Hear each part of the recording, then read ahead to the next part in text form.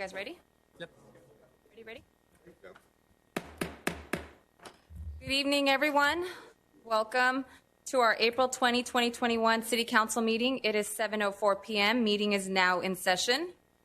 Tonight's invocation will be led by Pastor Samuel Martinez from Amazing Love Ministries, and Councilmember Tabatabai will be leading the Pledge of Allegiance. All rise. Through the chair, if we can ask Mr. Samuel Martinez to come to the front, please.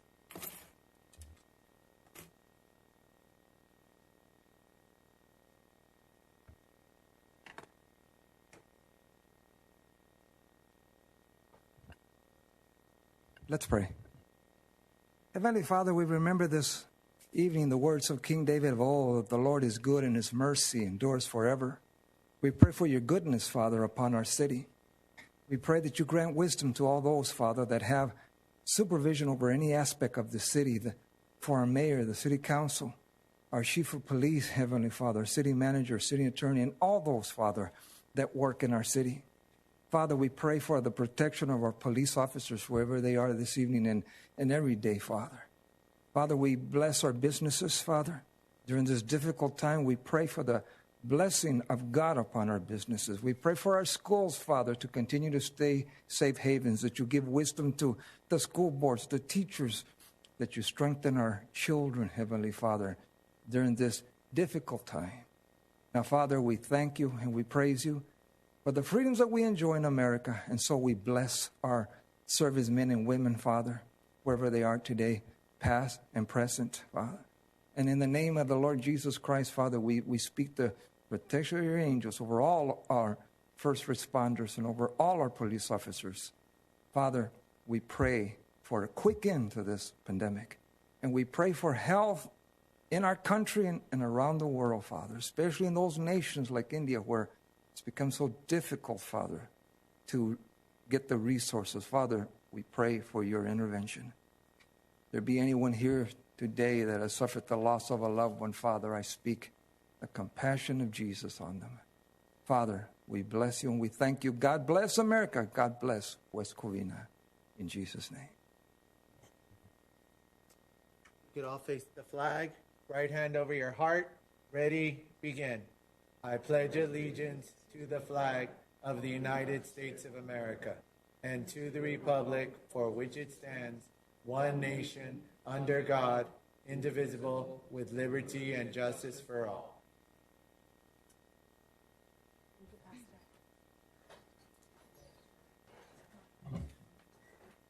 City Attorney, is there anything to be reported out of closed session? Yes, Madam Mayor. With regard to item number 2, on a vote of 5-0, the City Council directed staff to initiate litigation, and the identity of the defendant will be disclosed upon the filing of the lawsuit. Thank you.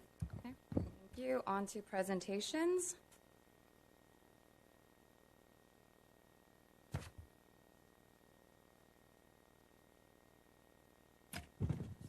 Testing.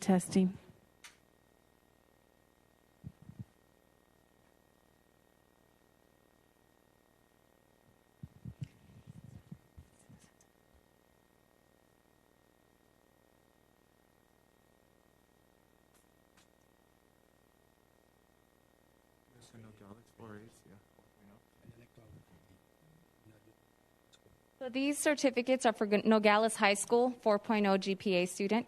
Can I invite Dr. Laura Rivas and Mr. Eric Venegas to the front?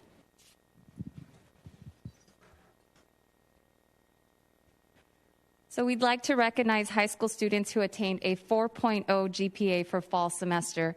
This year has been so different for our students, and we want to take this time and recognize the students for their hard work. You know that everybody's on virtual learning, so the attention span and everything it's very difficult to get this. So thank you very much. We'll go ahead and start calling them out. And actually, did you want to? Okay. Ronalyn Arbus.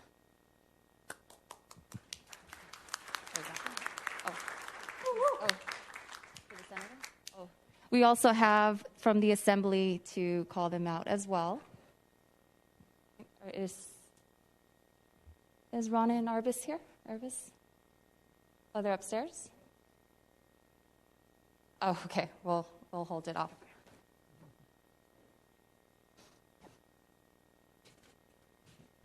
Lawrence de Guzman. Come on up.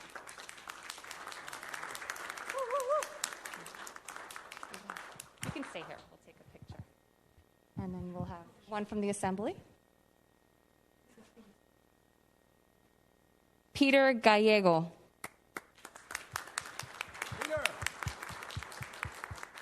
Mr. Gallegos? Sorry. Peter Gallego? Mariana Perez Diaz.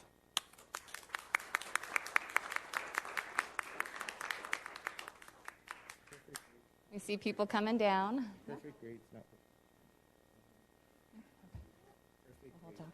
Jason Theo.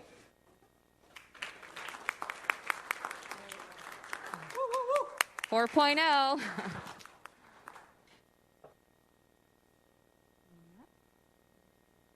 And then one from the assembly. Jason. Soroya Zarusua. Oh, yeah.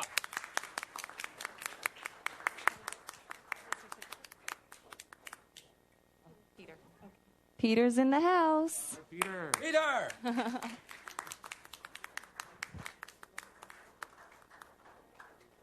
We'll take a group photo after.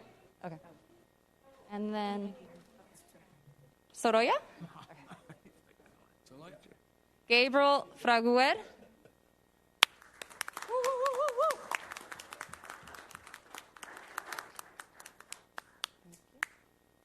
And then that's it. And I'd like for you to say a few words and let us know about this whole thing, and we'll take a group photo. Mr. Eric from Board of Education. Great. I'm also a West Covina resident, so. I really do want to congratulate the students. This is a tough year, and getting a 4.0 is truly amazing. Staying focused, that's amazing. So I congratulate you from the Board of Education. We congratulate you. I want to thank your support, your family, all the members that are behind you. It's really meaningful. So thank you to you as well, and along with the council, mayor and city council, to invite us up here. You know, I'm on the south side of the district, the city, so I'm happy to be here and represent us as well. So thank you very much. I also just wanted to take a minute to thank the council for this honor and recognition, as well as Assemblywoman Blanca's office for honoring our kids. And just to second what was said earlier, is earning a 4.0 is hard enough as it is. The competition is really tough, and it takes a lot of commitment and resilience to persevere and earn that. And to do it during the pandemic just absolutely shows what our kids are made of. So I'm really happy, and I want to congratulate them and hope that they continue to earn those 4.0s as we move forward. So thank you so very much for the honor. Oh, she's here. Mariana Perez Diaz, she came here as well. Can I have... Would you want to say a few words? From the assembly, she'll like to say a few words. Hi, everyone. My name is Jalissa Zapata. I'm here on behalf of Assemblywoman Blanca Rubio, and we just wanted to congratulate you all. I can't express enough. I understand how difficult it is to get a 4.0 GPA, yet alone during a pandemic. So congratulations and best wishes. Can I have all the students come up to the front, please? We'll take a group photo. And I want to ask you a quick question. Maybe you can answer. How did you guys get that 4.0? What's your secret? Cheating. Come on in. That's your answer for today. No cheating, right? Go ahead. Google. Would you like to say anything in general? So feel free to say something. Well, I don't really know what to say. Okay. Good job. Well, I just try my best a bit of all the experience we're having. Like my freshman year is this year. And it's been kind of difficult for me. But, I mean, everything you can do it. So. Hi, my name's Peter. And, well, I just really try hard. I don't know. Natural gift. Yeah, natural gift. Just try hard. Yes. I probably worked harder and spent more time on doing my homework, on classes and doing work instead of goofing off or playing games. I just try my best to not let anything bother me. So I guess no matter the situation, I still persevere. No matter how much work they give you, you always know to just push through. Yes. Yes. So it takes a lot of hard work and dedication, and especially it means extra hours doing your homework, Like, you have to be committed, and I just want to give a thanks to all my teachers for helping me out during these times. Thank you, everyone. And you know, it was very difficult, but you've heard the same thing. Hard work. You guys are our future generation, so we greatly appreciate that you are here today. We'll just take a group photo. Good job.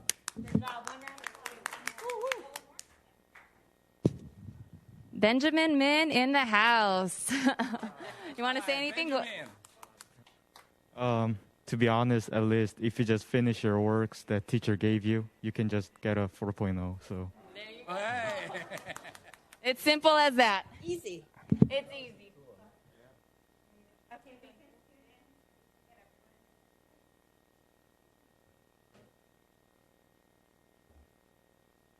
People see they cannot get used to even not too sure. Definitely. So tough. Tough for the.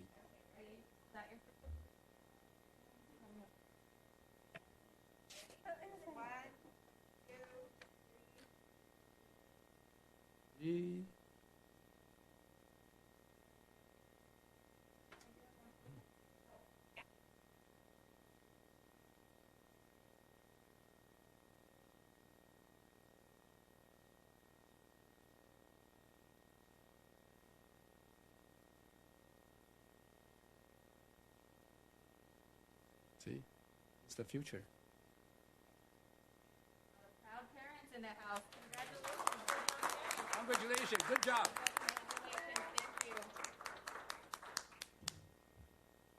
Enjoy the rest of your evening.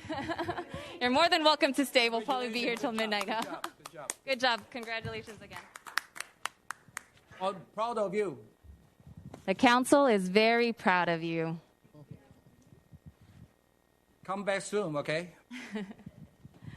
So the next one, we have the presentation of Proclamation for National Nurses Week. We'd like to invite Jonah Corbett to the front.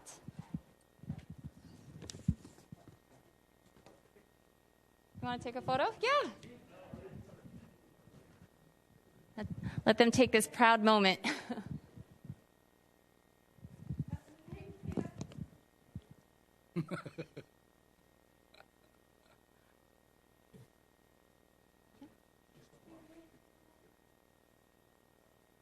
Thank you. Do you have one more? Oh. Sure. Okay, we'll do the nurses and we'll come back. So, National Nurses Week begins each year from May 6 to May 12 on Florence Nightingale's birthday. The national recognition is to celebrate the nursing profession across the country. The celebrations recognize the contributions that nurses make in the community every day, and for that, we have a proclamation. And we know during this pandemic how important our nurses are, education and healing and taking care. So we greatly appreciate the nurses. So here you go. If you'd like to say a few words. I'm just super proud to be working with a group of amazing gentlemen here in the fire department for the city. If it weren't for you, I wouldn't obviously be here helping you do your job. But you also make me a better nurse, and so thank you to you.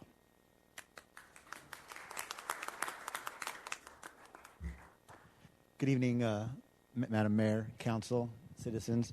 I would like to say a couple words. Jana is our nurse educator. She's been our nurse educator for 8 years. And a lot of you probably don't even know that we have a nurse that helps the fire department out and teaches us what we need to do and keep us in line with the laws and rules of emergency services. Some of the things that Jana does is she handles our continuing education.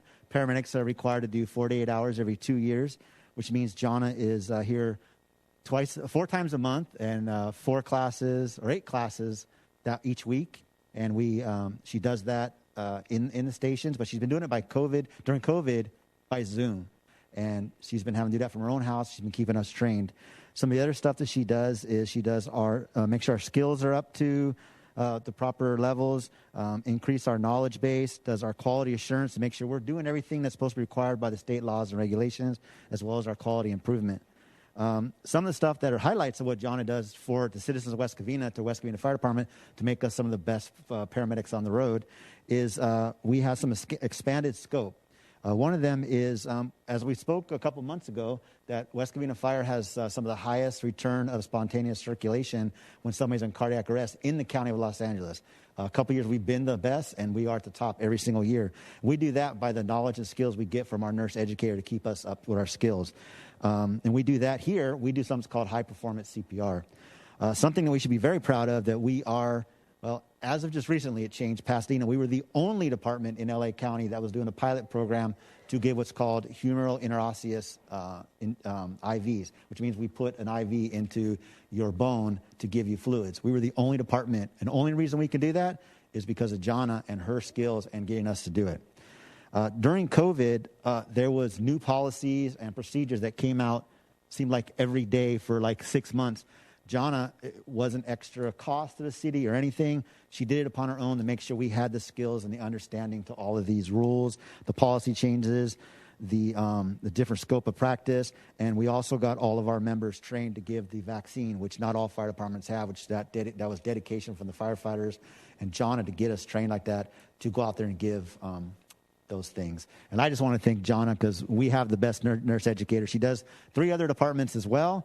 But talking to other fire chiefs, I know we have the best, and I know the firefighters feel the same way. So thank you, Jonna, all the work you do for us that people don't even know. So thank you again. We have your supporters here as well.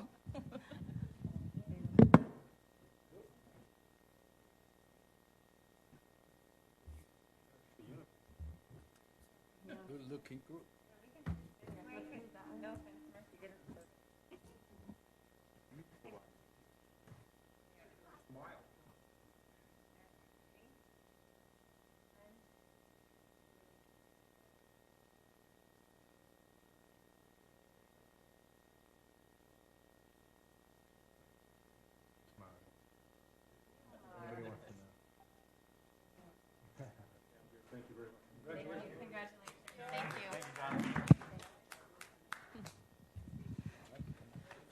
That's wonderful. Thank you, thank you. Oh, do we have a student? Okay. Thank you.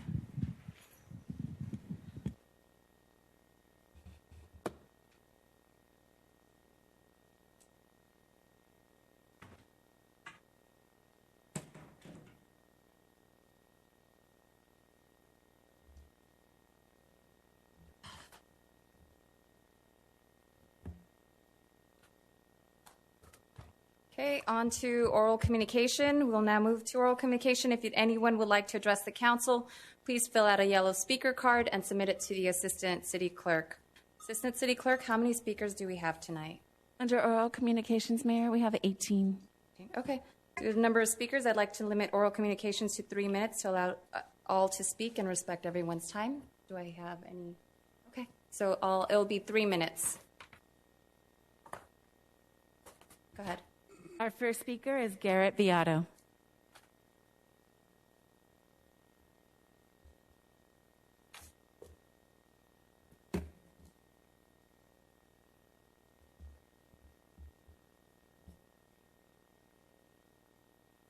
Hello? Oh, okay.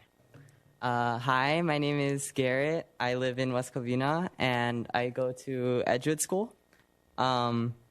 I'm here with my family, my dad and my sister, and we know this quarantine is hard, and as a child, I know that a lot of times parents, and especially moms, don't get enough recognition. Oh, wow. So with saying this, we have come for 2 things. One is Happy Mother's Day to all the mothers or female guardians, and then second is to say happy birthday to my mom. Woo! Happy birthday, Mayor. So happy birthday, Mom. I know how hard you work in your job and as a mother. And to appreciate all the mothers and female guardians, we got flowers, roses here from Heavenly Flowers in, where was it? West Covina Parkway to give to all the ladies. No man, no father? No. You're next month. I know. Even if you don't have a child, you could still be a motherly figure, even if it's with your friends, dogs, or plants. Happy Mother's Day and happy birthday, Mom. Oh, thank you. Love you. So sweet. Oh, so nice. Bill Elliott, followed by Sophia Chavera, followed by Mike Greenspan.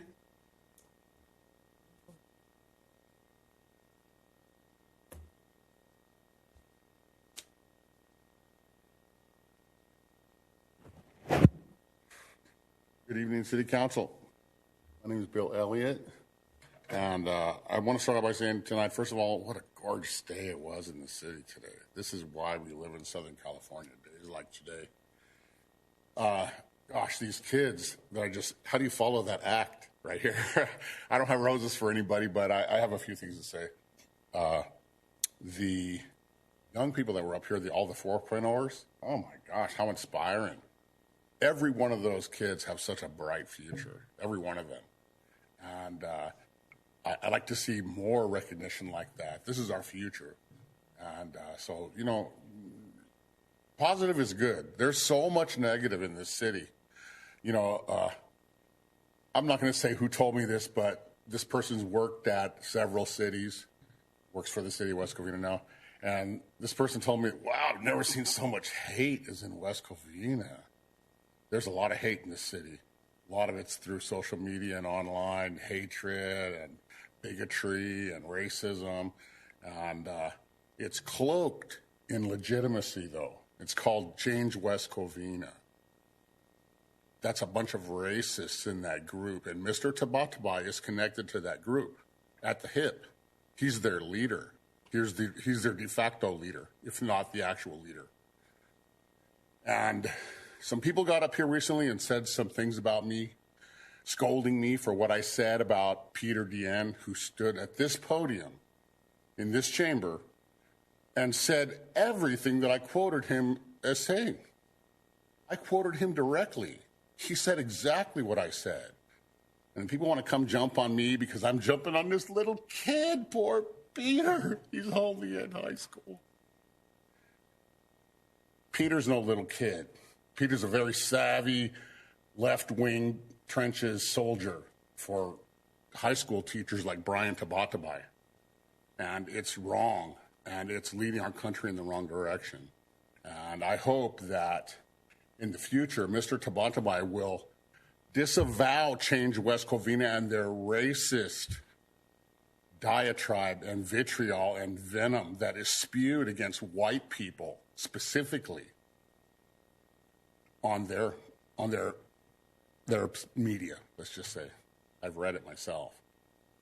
And, you know, I was very busy this week. I wanted to get the city manager a thumb drive with pictures of my two grandsons, but I didn't get it done in time. But I wanted to put it on the screen, and I wanted to ask, are these the white people that offend you so much, Mr. Tamatame? Change West Covina. Are these little kids, do they threaten you that much? We need unity in this city. We need positivity. Thank you. Sophia Chavera, followed by Mike Greenspan, followed by Herman.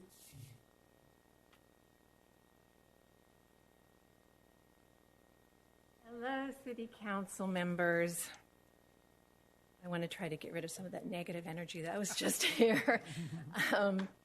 I would like to say, first of all, to all the mothers, Happy Mother's Day.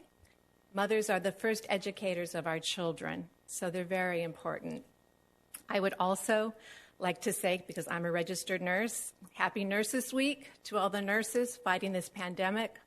And I would also like to acknowledge that this is Asian Pacific Islander Heritage Month.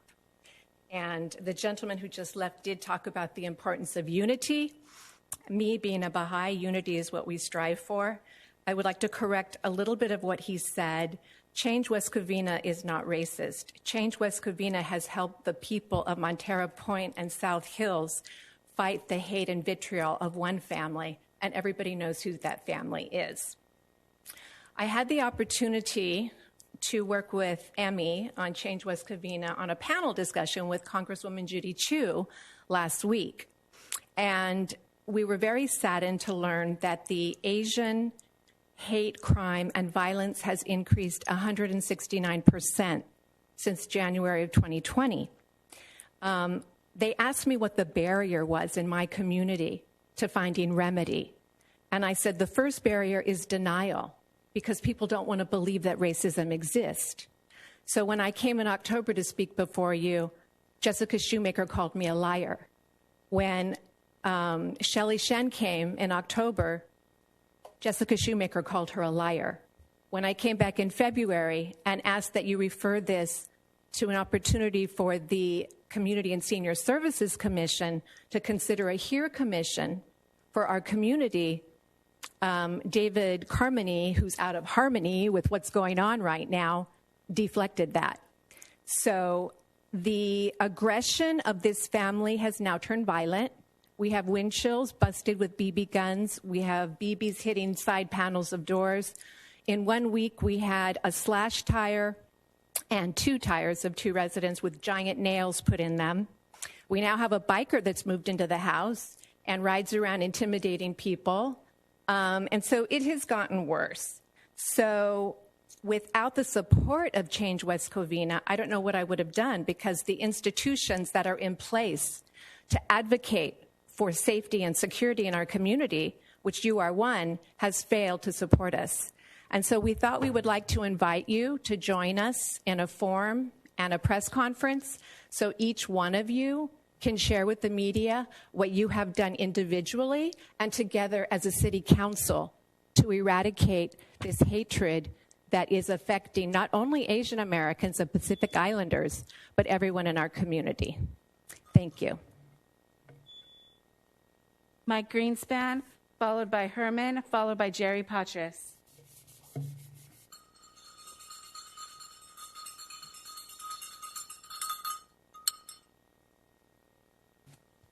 Mike Greenspan, and I definitely would not be getting an award for being a 4.0 student. I'm the guy who following behind an honor society brother who, skipped school, cut class, would get involved in community stuff or go out and work. So, but anyway, now, but I did drop out of Jewish Sunday school 3 times. But for everybody that gives the prayer, I'll always tell these pastors, 1 Corinthians chapter 5, verse 7. Let them read it on their own, even if they're not a 4.0 student.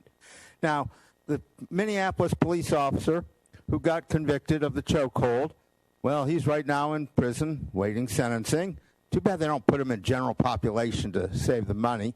And then all the willies could put their Wonkas in his bitchy chocolate factory, and he'd become bat mitzvah qualified, even if he's not Jewish, as a prison bitch. Well, let's look here at L.A., because right down the road, it's not Minneapolis with all the press. No, there's this guy named Joe Buscaino, Chokehold Joe. He's been trained. He's on the city council now. He's running for mayor. Speaking of racism, he's a racist, white Republican pig who thinks he's going to be mayor of L.A. L.A. will not elect a Republican mayor. That is for certain. It's a big-time Democratic city. But Buscaino is going to get trounced in council districts 8, 9, and 10. African-American council districts. I mean, that's all they need. A guy who's been trained to give, at the expense of the taxpayers, to put the chokehold on the schwarze. I can't breathe, Chokehold Joe. Yeah, they're going to elect him for mayor. That's right. Yeah, that's right. And I'm going to be president. Yeah, that's right. No, he's not going to get elected mayor. He has 2 chances, slim and none. He's very delusional. Maybe he's on LSD. I'm just not on the LSD he's on because I won't see him being mayor. He's going to get trounced so bad in council districts 8, 9, and 10 that UCLA's loss on the basketball court to the Florida Gators will look like a victory by comparison. I mean, this guy hasn't got anything else going for him. He's a big lunk who happens to be council president pro tem in Los Angeles. That's number 2 in charge. And he thinks he can be mayor. No, with all these chokehold people, the last thing we need is another chokeholder. I can't breathe, Chokehold Joe, to be mayor of L.A. then he would just make the chokehold legal by executive order. The last thing we need is a racist white Republican pig being the mayor of Los Angeles. I am not dissing on any of our fine police officers in this room, in this city, but when it comes to Chokehold Joe, I can't breathe, Chokehold Joe. We don't need him. Herman, followed by Jerry Pachas, followed by Peter Dien.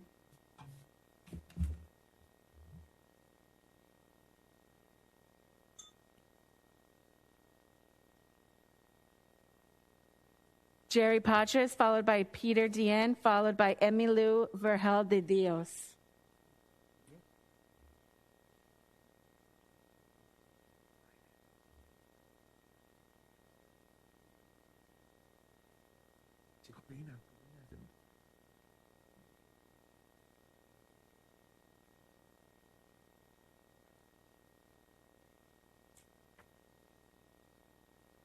Jerry Patras, West Covina resident.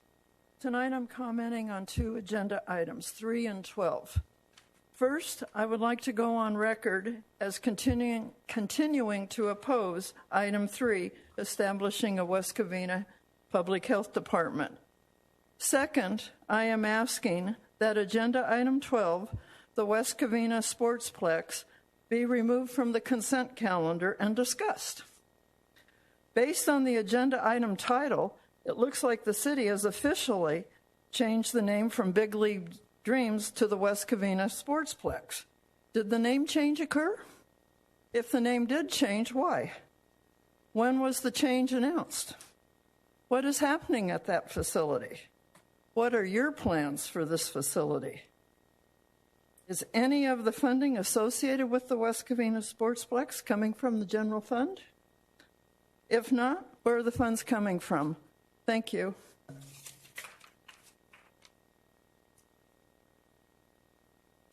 Peter Dien, followed by Emilu Vergel de Dios, followed by Jay Meter.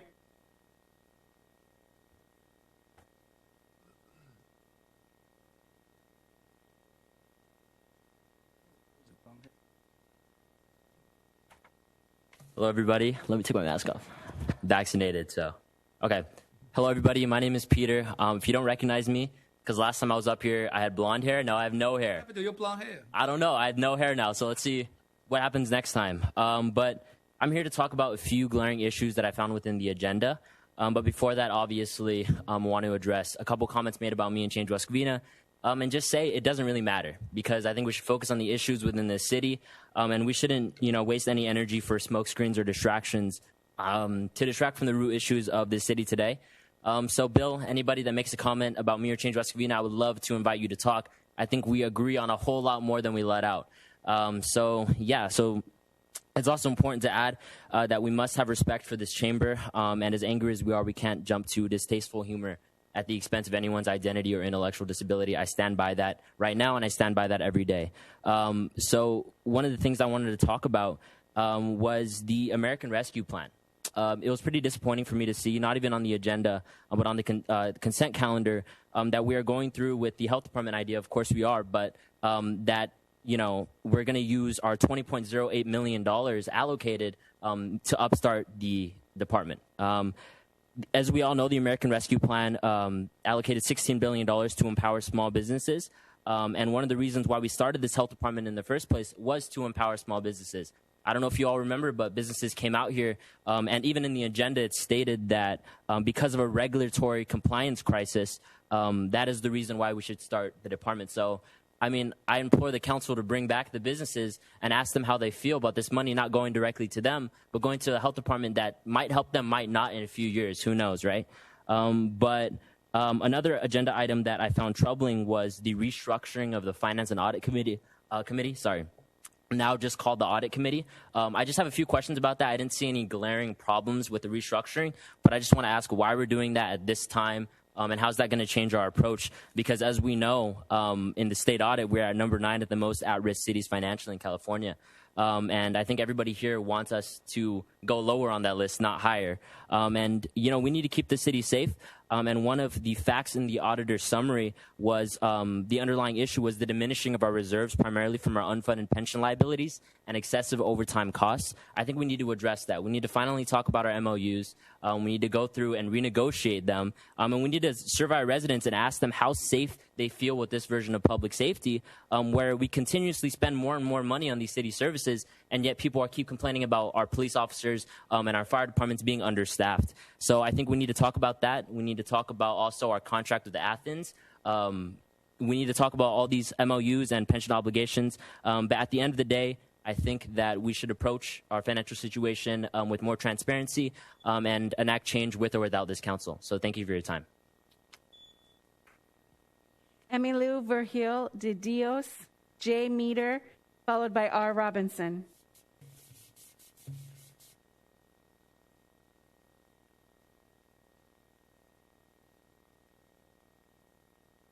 Hi, good evening, Council. My name is Emmy, or Emilu. So just to echo some other public comments, May is Asian Pacific Islander American Heritage Month, and West Covina is home for many people who trace their heritage to the Asian Pacific, with about 30% of our residents identifying as Asian and Pacific Islander. And this community is currently under attack, as you guys have heard. Anti-Asian hate crimes have increased 169%. And with this rise, with the reporting incidents being led by Chinese Americans who are experiencing it at the largest rates, which is 42.2%, Korean Americans reporting at 14.8%, Vietnamese Americans reporting at 8.5%, and Filipinos at 7.9%. And of course, with these rates, these are actually like underreported because people in our communities are very hesitant to speak out and talk about their problems, what they're experiencing. So I want to ask, what has the city done to address this issue? What does the city plan to do to support individuals from these communities that are living in fear and under terror? As you guys had heard from Sofia Shavira, her neighborhood right now is under attack by a family, and they're always attacking minorities, largely single women of Asian descent. So again, I ask, is data being collected by our residents, by City Council for our residents to help support these communities? And of course, if you guys could, please reply to Sophia's comment. Hopefully, we can have your guys' voices, your guys' plans on how to better serve our Asian Pacific Islander communities. Thank you. J. Meter, followed by R. Robinson, followed by Jim Grivich.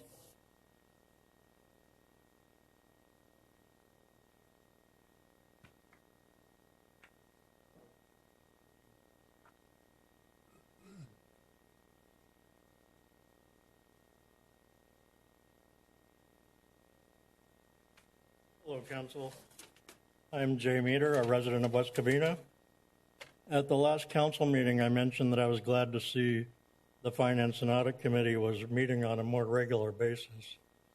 I watched the meeting when the committee and Mr. Carmody discussed the point-by-point reply to the state audit, and I thought that was another positive step towards transparency and building trust between the council and its residents.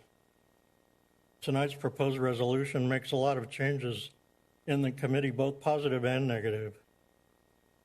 The elimination of voting by committee members that are in elected positions is probably a positive change since they're in a conflicted position.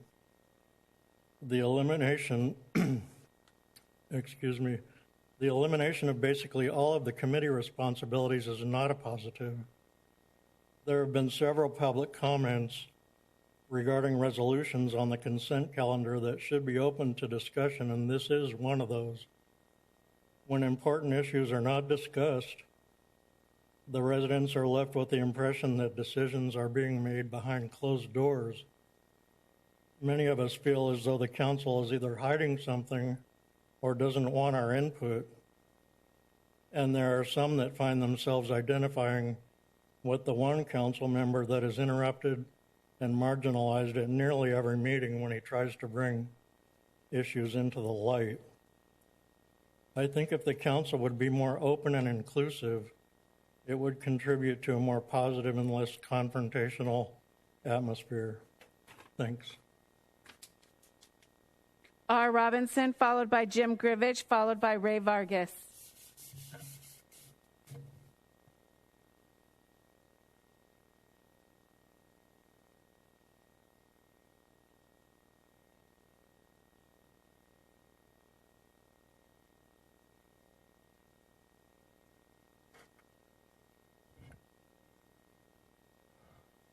Good evening, Council. Bill Robinson, resident.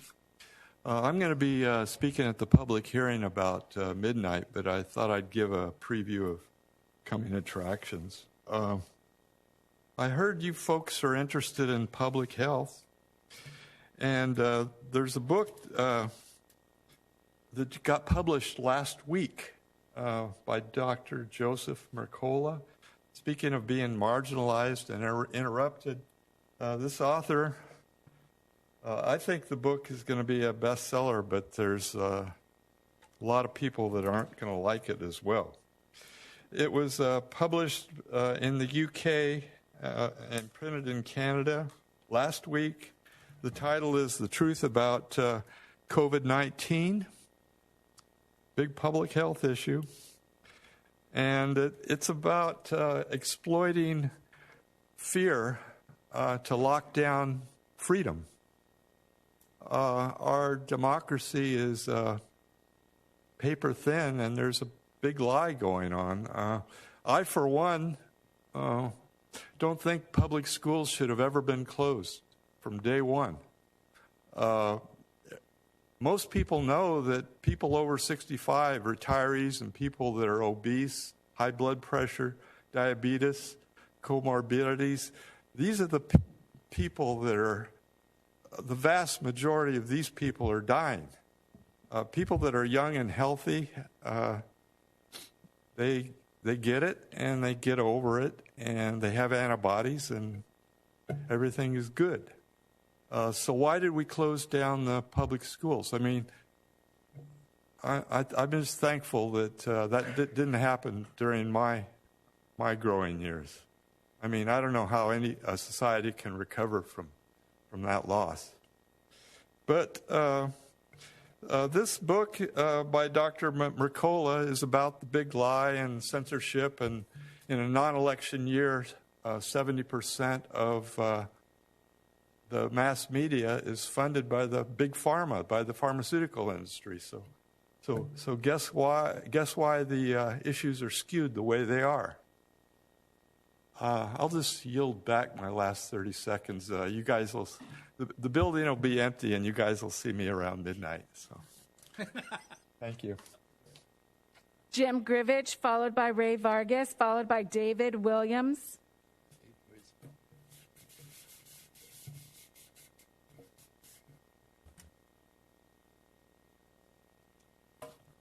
Jim Grivich.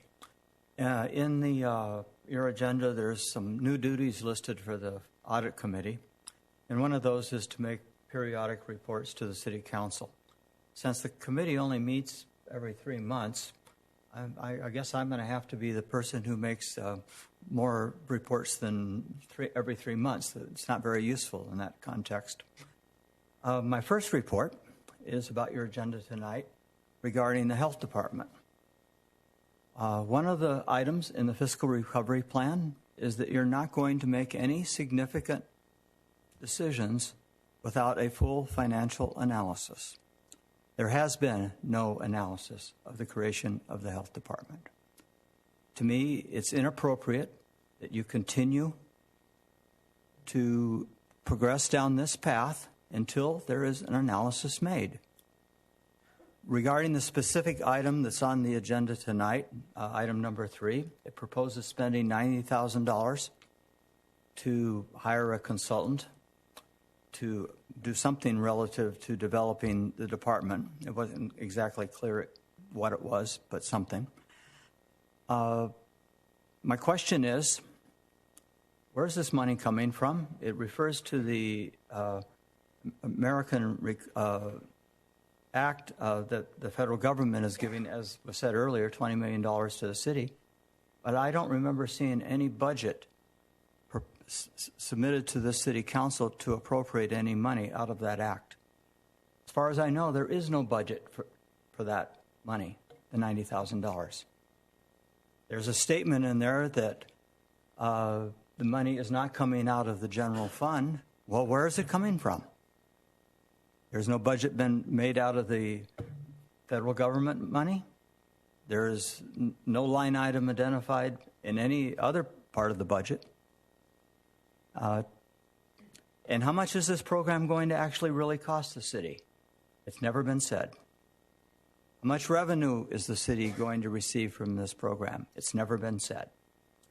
To me, these are all violations of the fiscal recovery plan that you adopted, your own plan.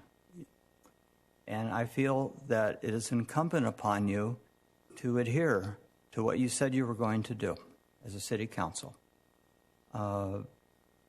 I think it's fiscally irresponsible, and the state said the same thing, to not do so.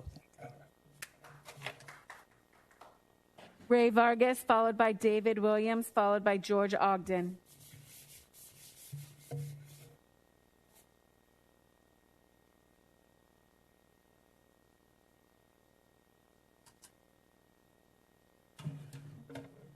Hello, my name is Ray Vargas. I brought my daughter, Alyssa Vargas. And the last time I was here talking with the board members, my guy Lloyd Johnson was here. That was December the 1st. And actually after that, I got rushed to Covina Emergency Hospital because I got the COVID. I had the breathing problem. And thank God for our fire department, West Covina Fire Department. They rescued me. I thought it was a flu. I would be able to get over it. And it was more complications. But Covina Emergency, the doctors, the nurses, the specialists, they really took care of me. They didn't put me down on the coma and the big ventilator, stuff like that. And I went in December the 4th, and I came out December 22nd. I was actually able to walk out of there, thank God. Anyway, I had some issues at December 1st, and I got more homeless people, homelessness up in, I live in the north side of Vincent on Puente, and Edison building is right next to me, and people are still trying to shack in there, put their carts in there and whatnot. They want to sleep in there.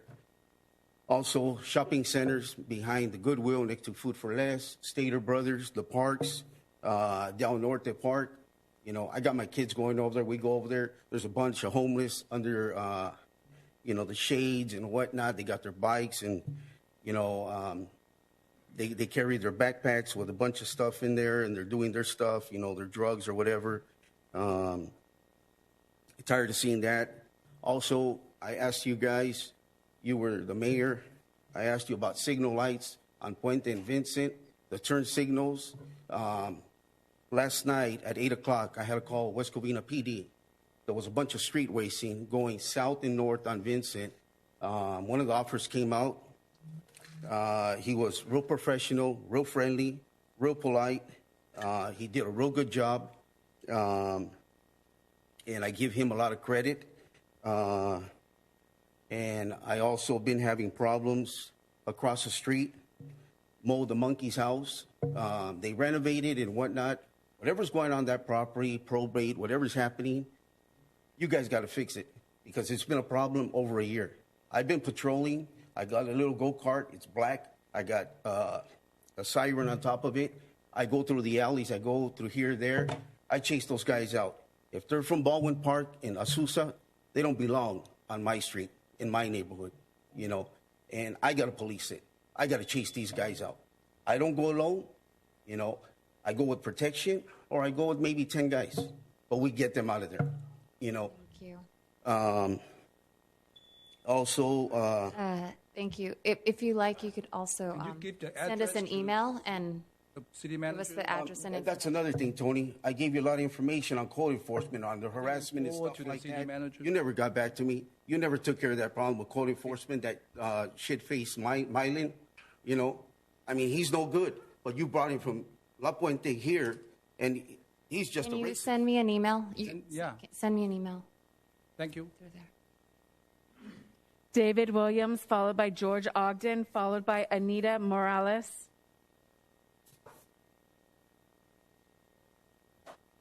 Council, Madam Mayor. On April 27th at 12:55 this year, police officers were sent to Figueroa and Exposition Boulevard, where a driver sustained a gunshot wound to the head. His vehicle was riddled with bullets. Approximately 5 minutes later, on Figueroa and 1 block away on 28th, a young couple, newlyweds, drove into a drive-thru to get coffee, and they were approached by that same suspect who shot into their vehicle and killed the husband. 20 minutes later, a 42-year-old father was driving and engaged in rideshare work early in the morning and was killed by the same suspect. The person responsible for these acts of violence later died after gunfire exchange with police officers in Los Angeles. But for a moment, consider if this individual had survived. It's a fact that a year ago, he would have been, enhancements would have been utilized with regards to his use of a firearm. His criminal record would have been given consideration in his judgment, and he would have either faced life without the possibility of parole or the death penalty. A year later, which is now, that's not anymore. George Gascon has done the following since taking office at the Los Angeles County DA's office. He circumvented the law pertaining to the death penalty and has prevented DAs from seeking a death penalty, which over 7 million voters retained and agreed that we should retain capital punishment.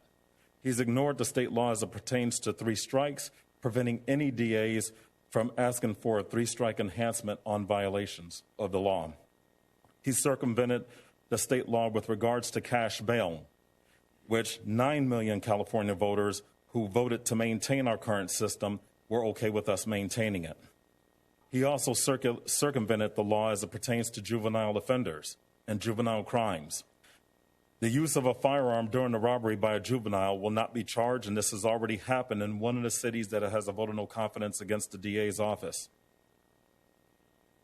This directive will be exploited by gang members who will try to utilize our youth rather than utilize someone 18 years of older to commit crimes. Consider this for a moment. Think back when you all were elected to city council, the first time. Think about that. Think about how much effort and support that you put in to trying to get on the council. Think about the day that when the count was finished, they told you that you had accomplished the goal and the mission that you were trying to accomplish.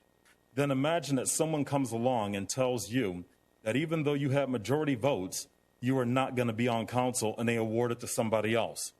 And that feeling that you have, if you're thinking about that, is the same feeling that the 9 and 7 million voters in California feel when Mr. Gascon has decided that he's going to do his own thing.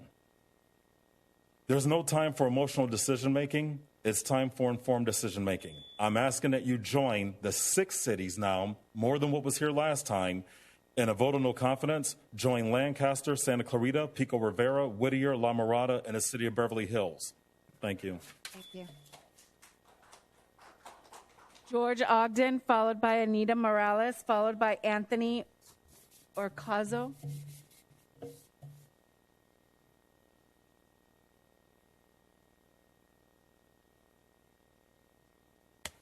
Good evening, council and staff. My name is George Ogden, City of West Covina.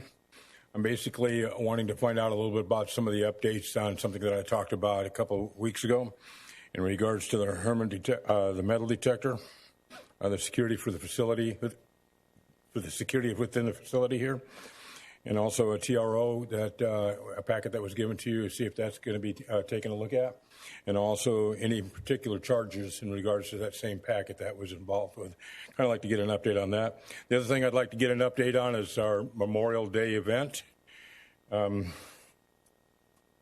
had a call from Hilda Solis's office as to what was going on, and I directed it to our city manager.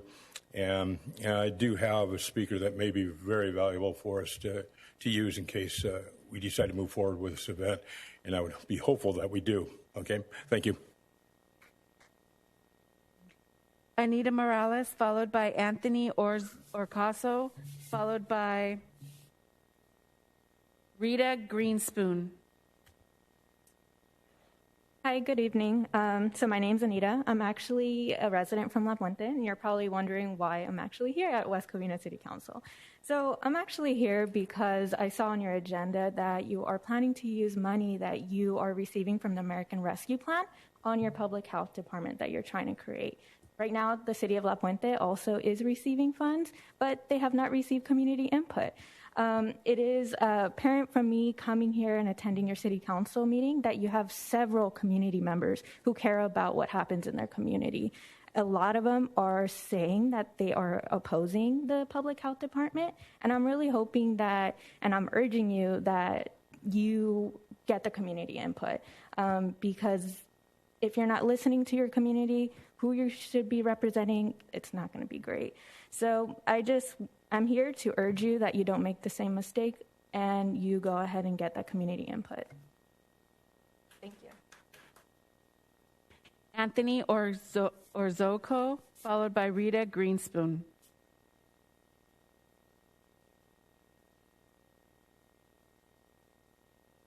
Anthony Orozco, but it's okay. It's a tough name.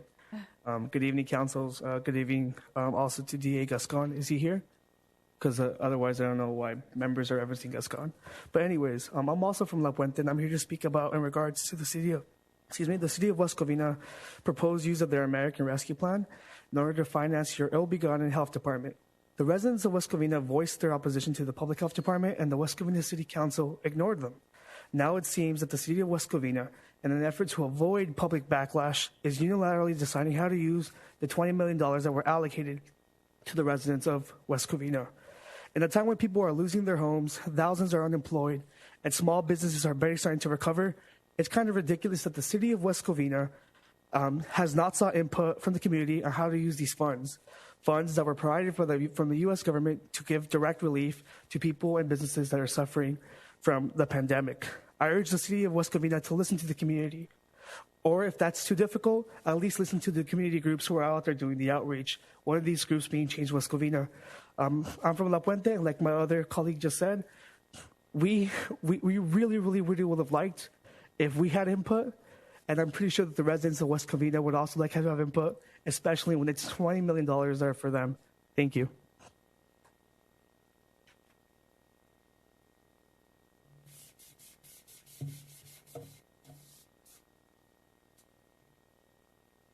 Rita Greenspoon, followed by Steve Bennett, followed by Angie Gillingham. Howdy, you got it right the last time. It is Greenspawn. I'm another one from La Puente. I also saw about the agenda that you decided to allocate the money West Covina is receiving from the American Rescue Plan, which should be for the residents of West Covina to begin funding your health department idea. Like my colleague said, yeah, we're from La Puente, but we believe in the importance of different communities coming together and having each other's backs, so that's why we're here tonight. The fact that these funds are being proposed to fund this pet project health department without any community input is very concerning. It shows disdain for the community. The people deserve a say on these funds that are meant to help them. They're doing the same thing in La Puente. They're using our funds that are supposed to be helping us to do all these just useless ideas, really. These $20 million could do so much for the community and should be going to the small businesses and the residents of West Covina. Small businesses are struggling. The people deserve a say on these funds that are meant to help them. The American Rescue Plan gives you the opportunity to help them directly. Do not waste that opportunity. People are here. People care a lot. The people are asking, but the people are not asking for this health center. They're asking for your aid. Thank you. Steve Bennett, followed by Victoria, followed by Sarah Love.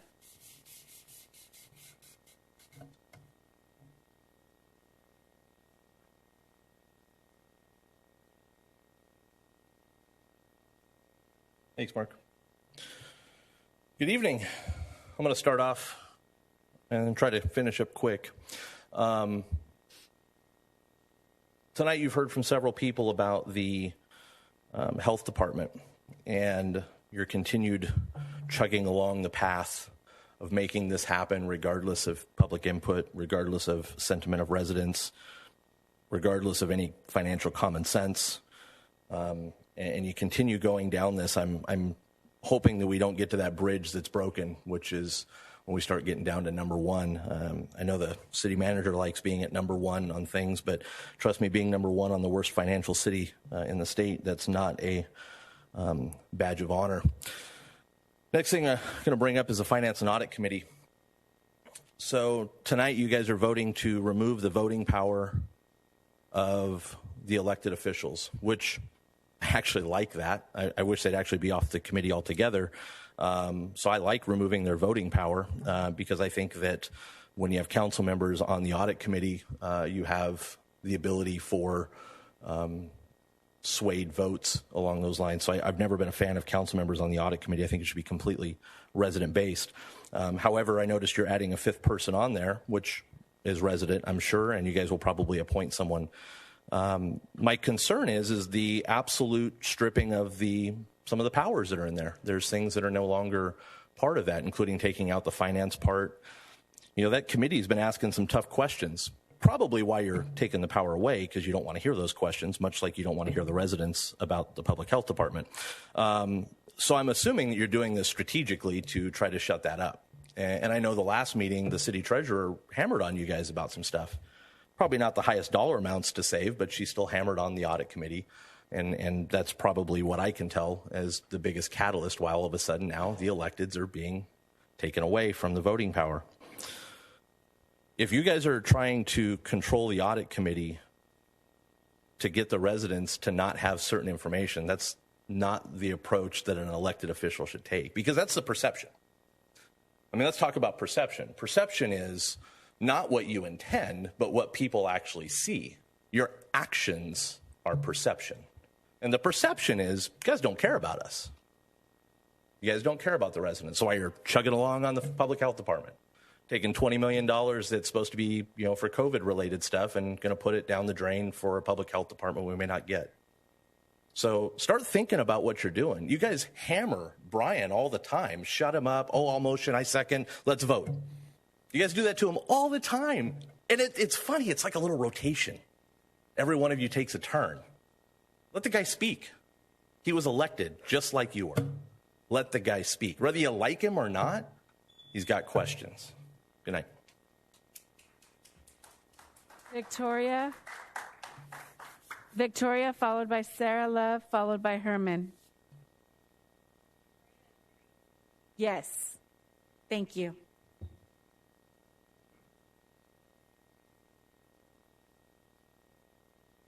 I didn't want to butcher it too badly. Hello, I'm a resident here at West Covina, and I was just mainly trying to talk about, I believe it was agenda number 3 about building the health department. I really don't think that it's necessary, especially when it's coming from the budget of the American Rescue Plan. I genuinely think that it should go towards directly what it's for, the small businesses. I think if you're trying to build up the economy of our city, you definitely need to go into the businesses where the community goes. I mean, I personally would more so like to spend my days at home. West Covina is my home. But instead, I go out to other cities. I look for other places to go to instead of putting my money into my own home. And I definitely don't think that the health department will be able to do that as efficiently as the businesses. And then more so, too, if you get your community members to go into the businesses that are in the city, they will bring other people with them as well. If there are good things being said about the city and what it has to offer, more people will come. So that's what I believe in. I also believe, too, that definitely this is a divided city as well, but I also think that if we just listen to the constituents and what people have to say and what they have to offer, I believe people will be more happy and people will want to stay in West Covina and people will want to keep coming. And that is my hope. I also believe that, you know, a lot of the things that have been happening in my home, I haven't really agreed with. And I think seeing a lot of people here, that is the case. So that is all I have to say. I really do hope that changes are made. And I really do hope, does West Covina have an online forum where I can get information from?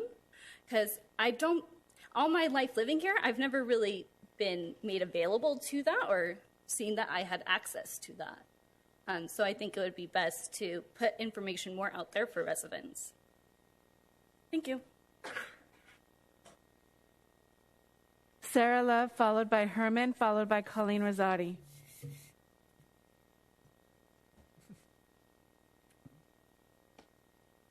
Greetings, I'm Sarah Love. Greetings, Mayor, Council. I have owned my house here for probably like 16 or 17 years. So I actually live in West Covina. I didn't get the memo. We're supposed to invite our friends from La Puente. So I have nobody here with me.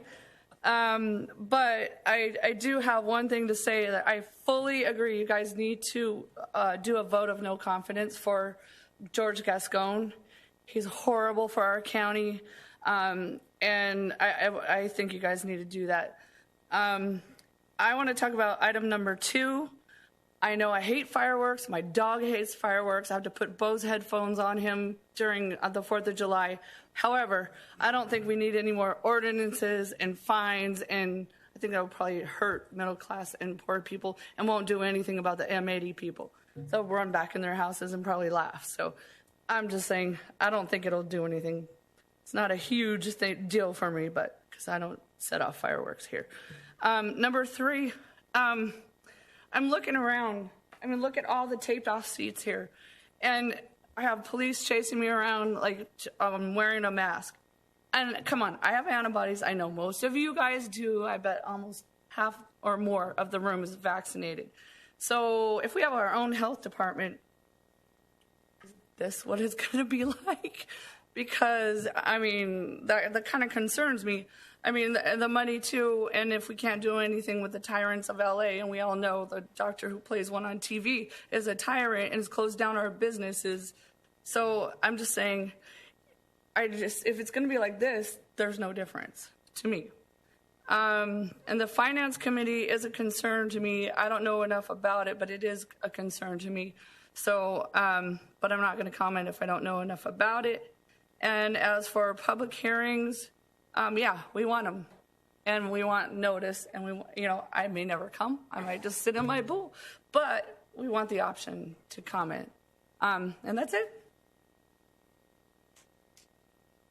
Herman, followed by Colleen Rosati, followed by JD.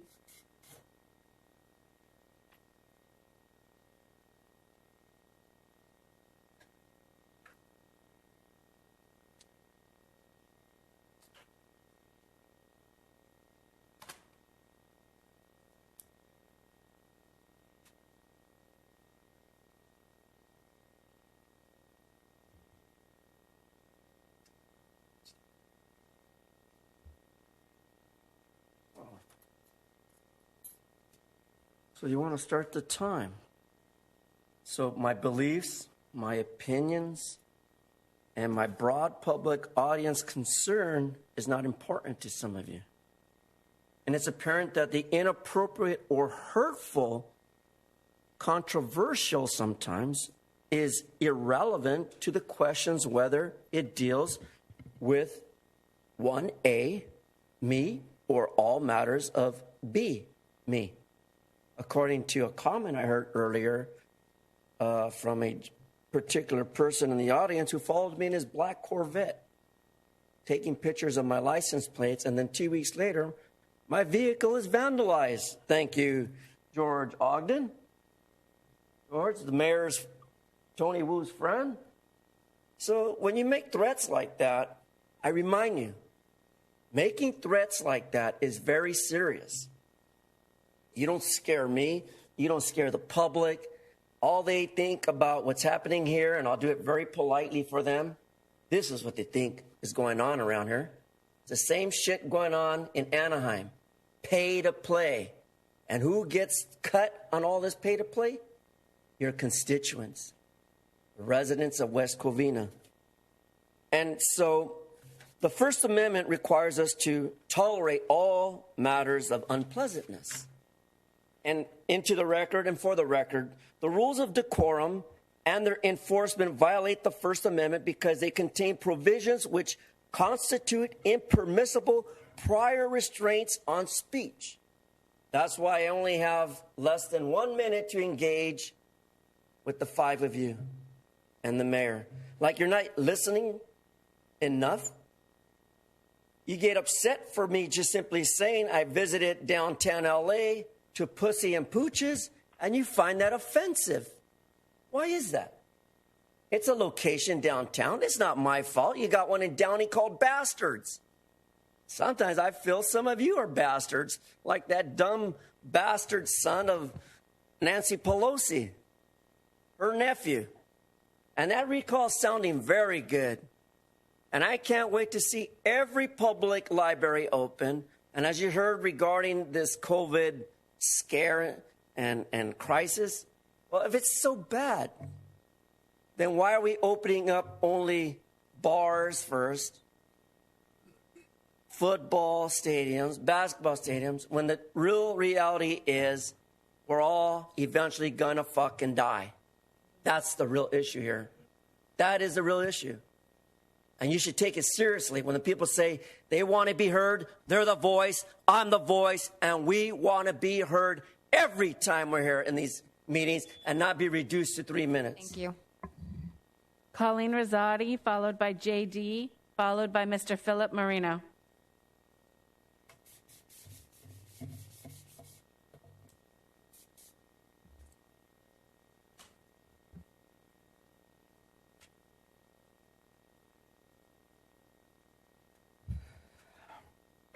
Good evening, everyone. Colleen Rosati, elected city treasurer and member of the Audit Committee since 2016. I'm here tonight to speak on agenda item number 4, subject consideration of resolution 202133, amending the name, procedures, rules, regulations of the Finance and Audit Committee.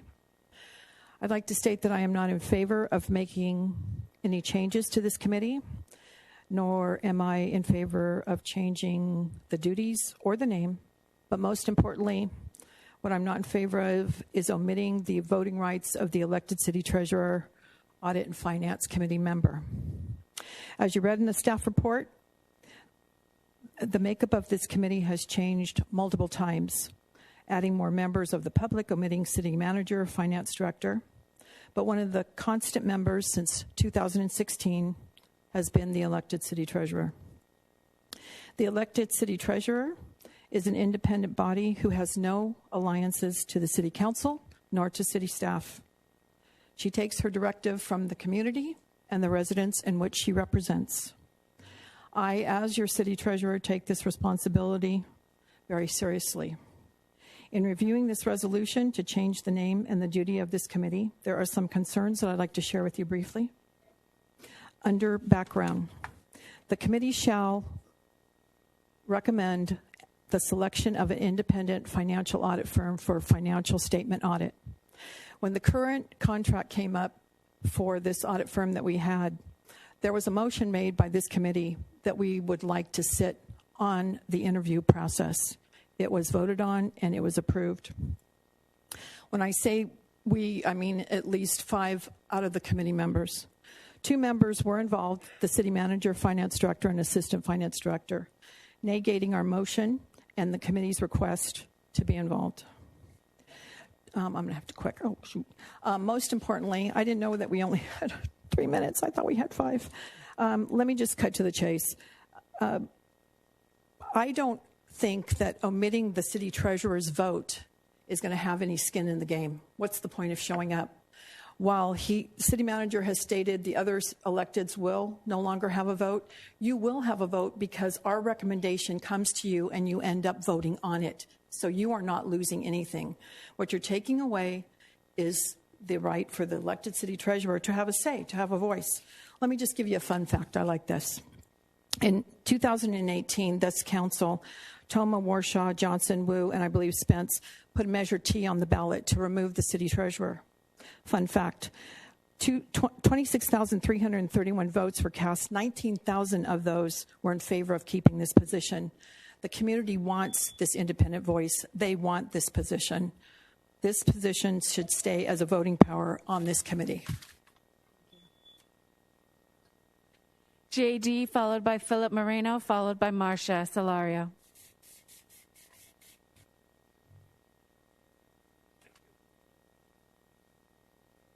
Good evening. Happy Mother's Day, Mayor, and all ladies in the House, and those that my voice reaches, whether you're a mother or not, I'm sure you are in countless ways. Reason I stepped up tonight is to underscore what was said earlier about Mr. Tabatabai's participation. At the close of your last meeting, his request to have a homeless presentation was denied.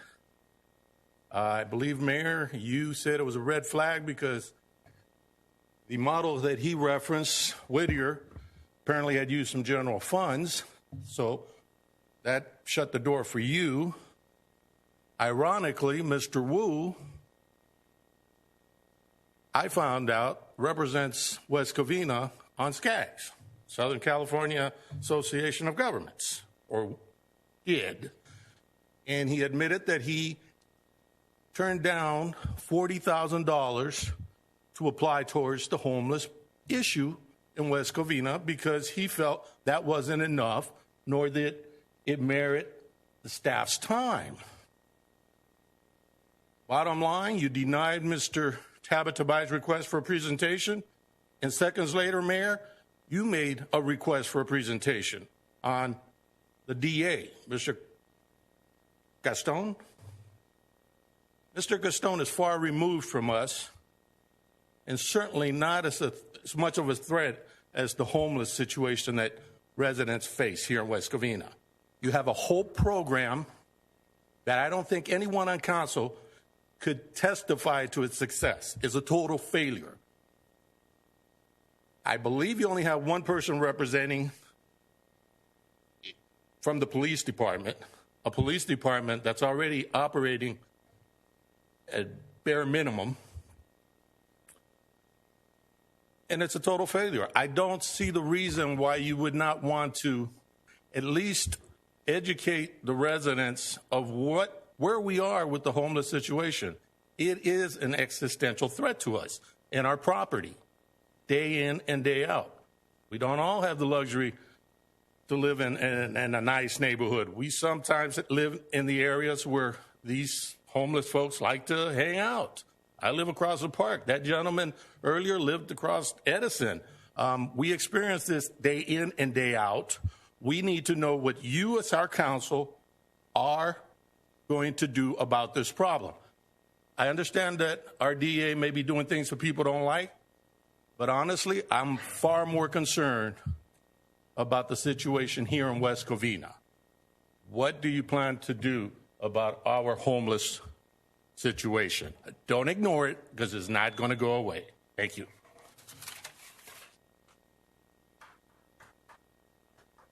Mayor, our next speaker is Mr. Philip Moreno. He's on the line. Mr. Moreno, go ahead and unmute yourself and please start talking.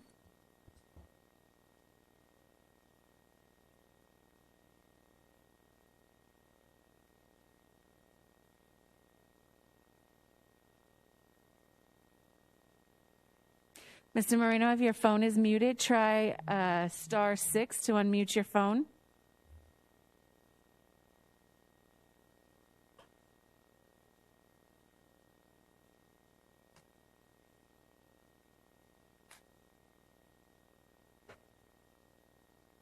Marcia, can you unmute yourself?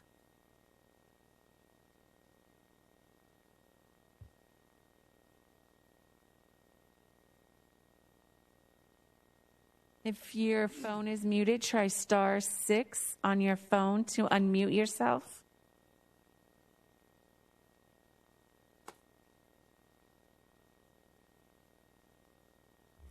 Hello? Marcia, go ahead. We can hear Can you you. hear me now? Yes. Thank you. Good evening, Mayor, City Council, City staff, and residents.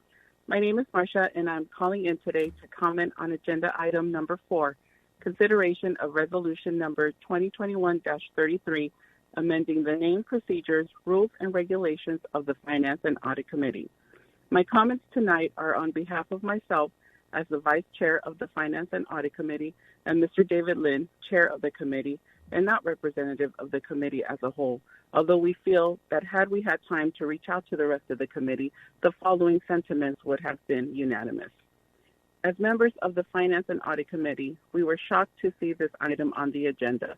The committee recently had a meeting, and this idea to change our responsibilities, name, and makeup was not mentioned.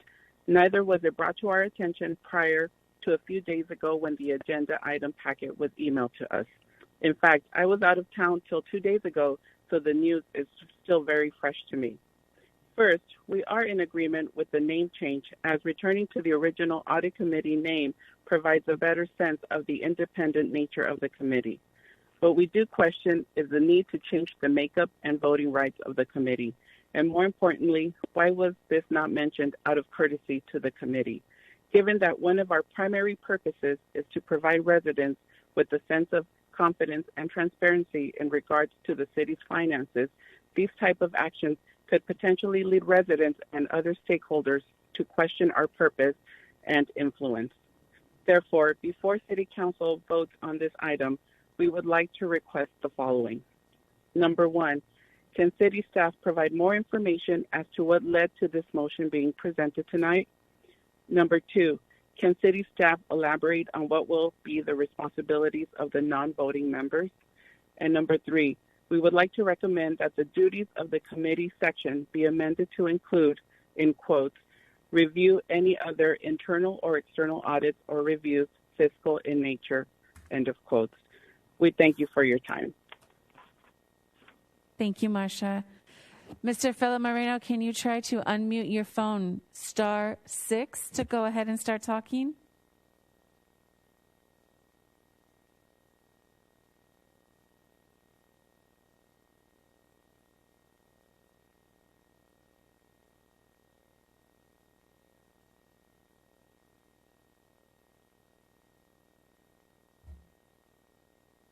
Mayor, I can see he's on the line, but he's not coming through.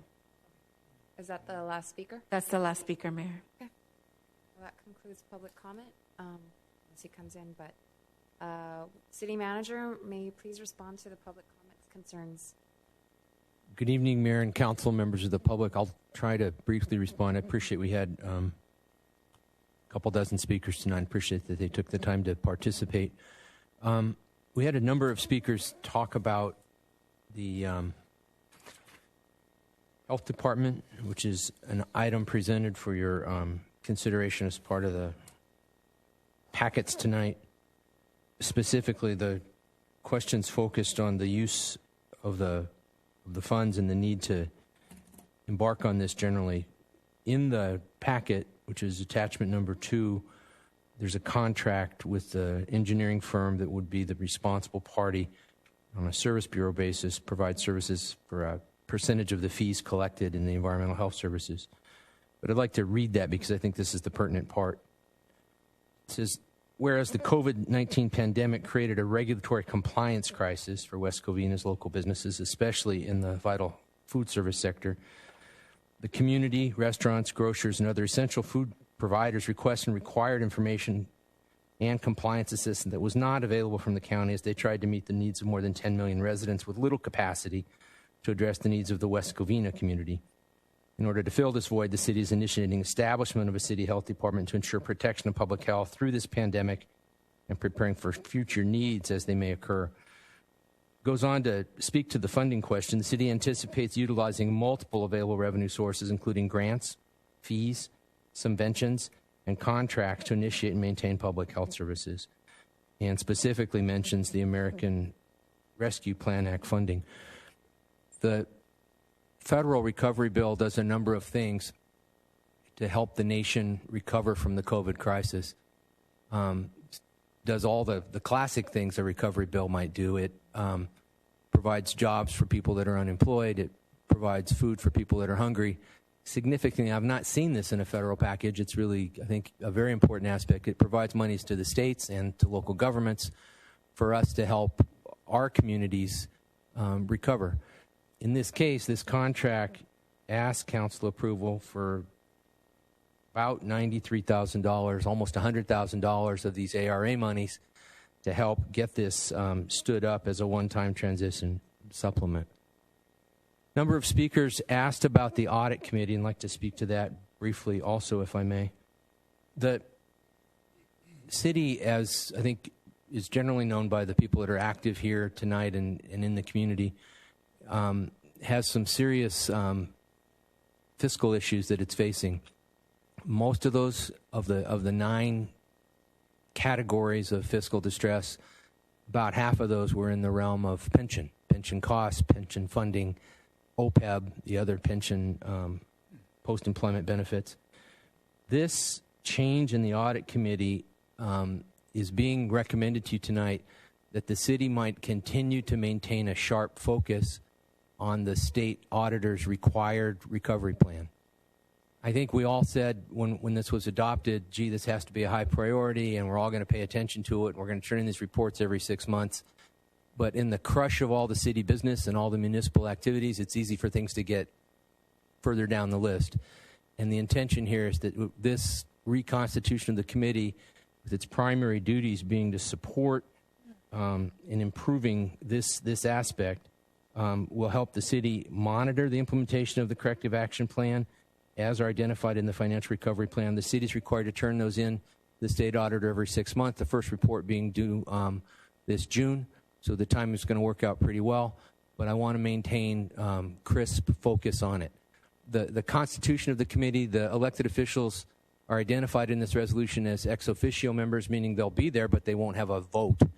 But I would expect and hope that they would continue to participate and share their opinions. It creates a 5-person public body, similar to the way the Planning Commission is constituted. One of our speakers who's been here before talking about the policies of the district attorney, Mr. Gascon, asked about a number of those. And we have been in communication with that office. I'd like to announce to the council, to the public, that a conversation with that office, with the district attorney or one of his representatives, is scheduled for your council meeting on June the 1st. And we've asked for a question and answer format because these issues are obviously of importance to all of us and of great importance to crime victims. What's going on with 3 strikes? What's going on with cash bail? The question about whether this city would join some other cities in a vote of no confidence will probably follow that conversation with Mr. Gascon in his office. One of the speakers asked some questions about what's happening with the West Covina Sportsplex. Is it being renamed? That's the name that's been on the monument sign there, Sportsplex, since the building or since the facility was built. There's a badge there for Big League Dreams, which will probably need to be removed because they've parted company with the city in terms of being a tenant. It's our intention to open that facility back up, that we can get some of our community groups out there. There's a crushing need here for practice fields. We're going to have to spend some money.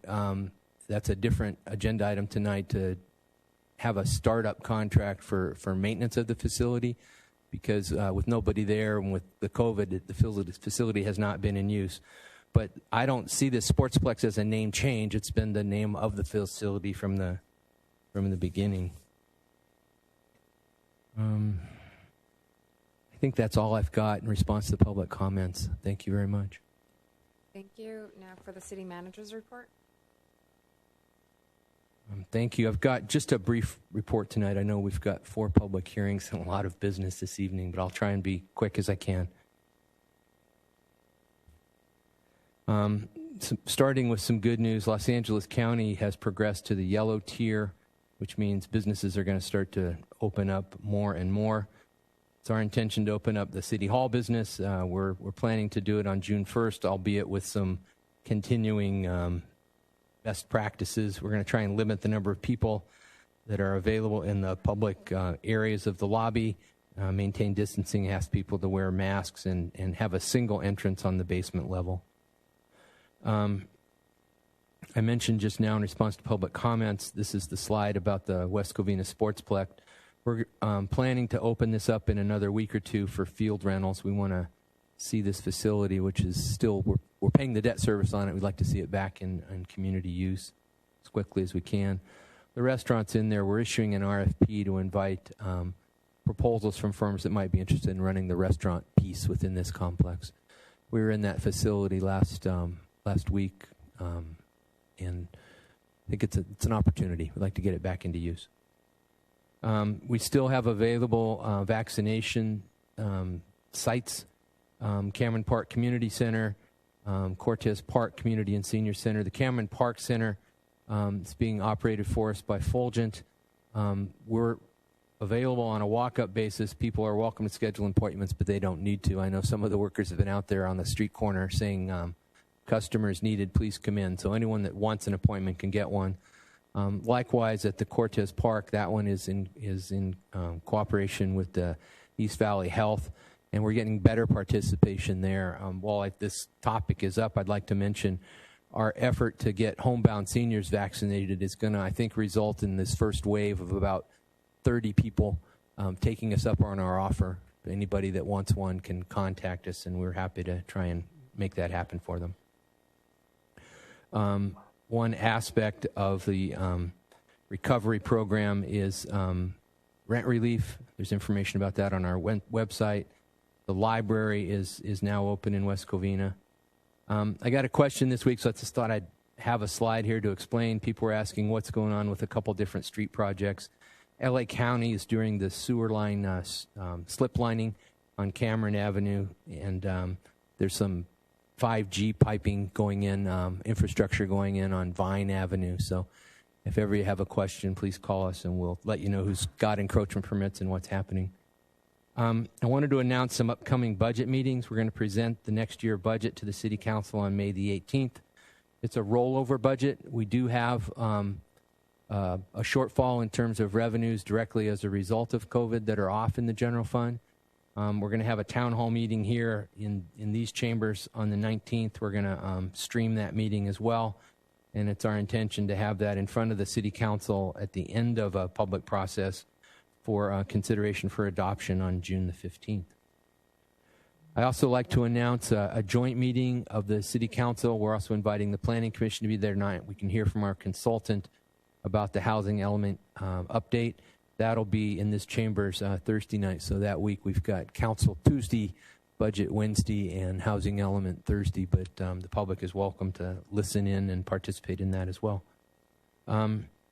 I've got an item on your agenda tonight about fireworks. Just a final reminder that fireworks are illegal in West Covina, and you're going to consider tonight whether to raise the fines to $1,000. We've got a publication that I'm very proud of. We're going to have on the website and a link to it probably tomorrow. Kind of a recap of the accomplishments of the city. A State of the City report will be available on our website tomorrow, and we're going to get a donation for some printed copies. It's really, I think, a good piece that aptly describes some good gain that the city's made in a whole number of areas and departments. And that's all I've got this evening. Thank you very much.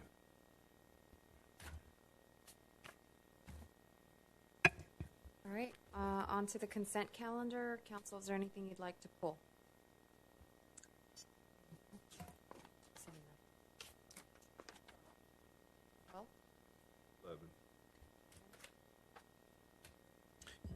Thank you, Madam Mayor. I'd like to pull items 2, 3, 5, and 8. Okay. Do I have a motion to approve the consent calendar, items 1 through, is it 12? 1 through 12, with the exception of 2, 3, 5, 8, 11, and 12. So move. Second. Roll call. Mayor, before I take roll call, I'm going to read the title of the ordinance for item number 9. Ordinance number 2477, an ordinance of the City Council of the City of West Covina, California, repealing Article 10, Public Works Contracts, of Chapter 19, Streets, Sidewalks, and Public Places, and adding Division 3, Contracting for Public Projects, to Article 7, Purchases and Sales of Chapter 2, Administration of the West Covina Municipal Code. I have a motion by Councilman Wu and a second by Mayor Pro Tem Castellanos. Councilmember Tabatabai? Aye. Councilman Wu? Aye. Councilwoman Diaz? Aye. Mayor Pro Tem Castellanos? Aye. Mayor Lopez Viado? Aye. Motion passes 5-0. Okay, on to item number 2, pulled by Councilman Tabatabai. Questions, or is there a presentation, or is it presentation first? Or? It is a question first. Do you have questions? If I may hear a question through the chair. Councilman Tabatabai?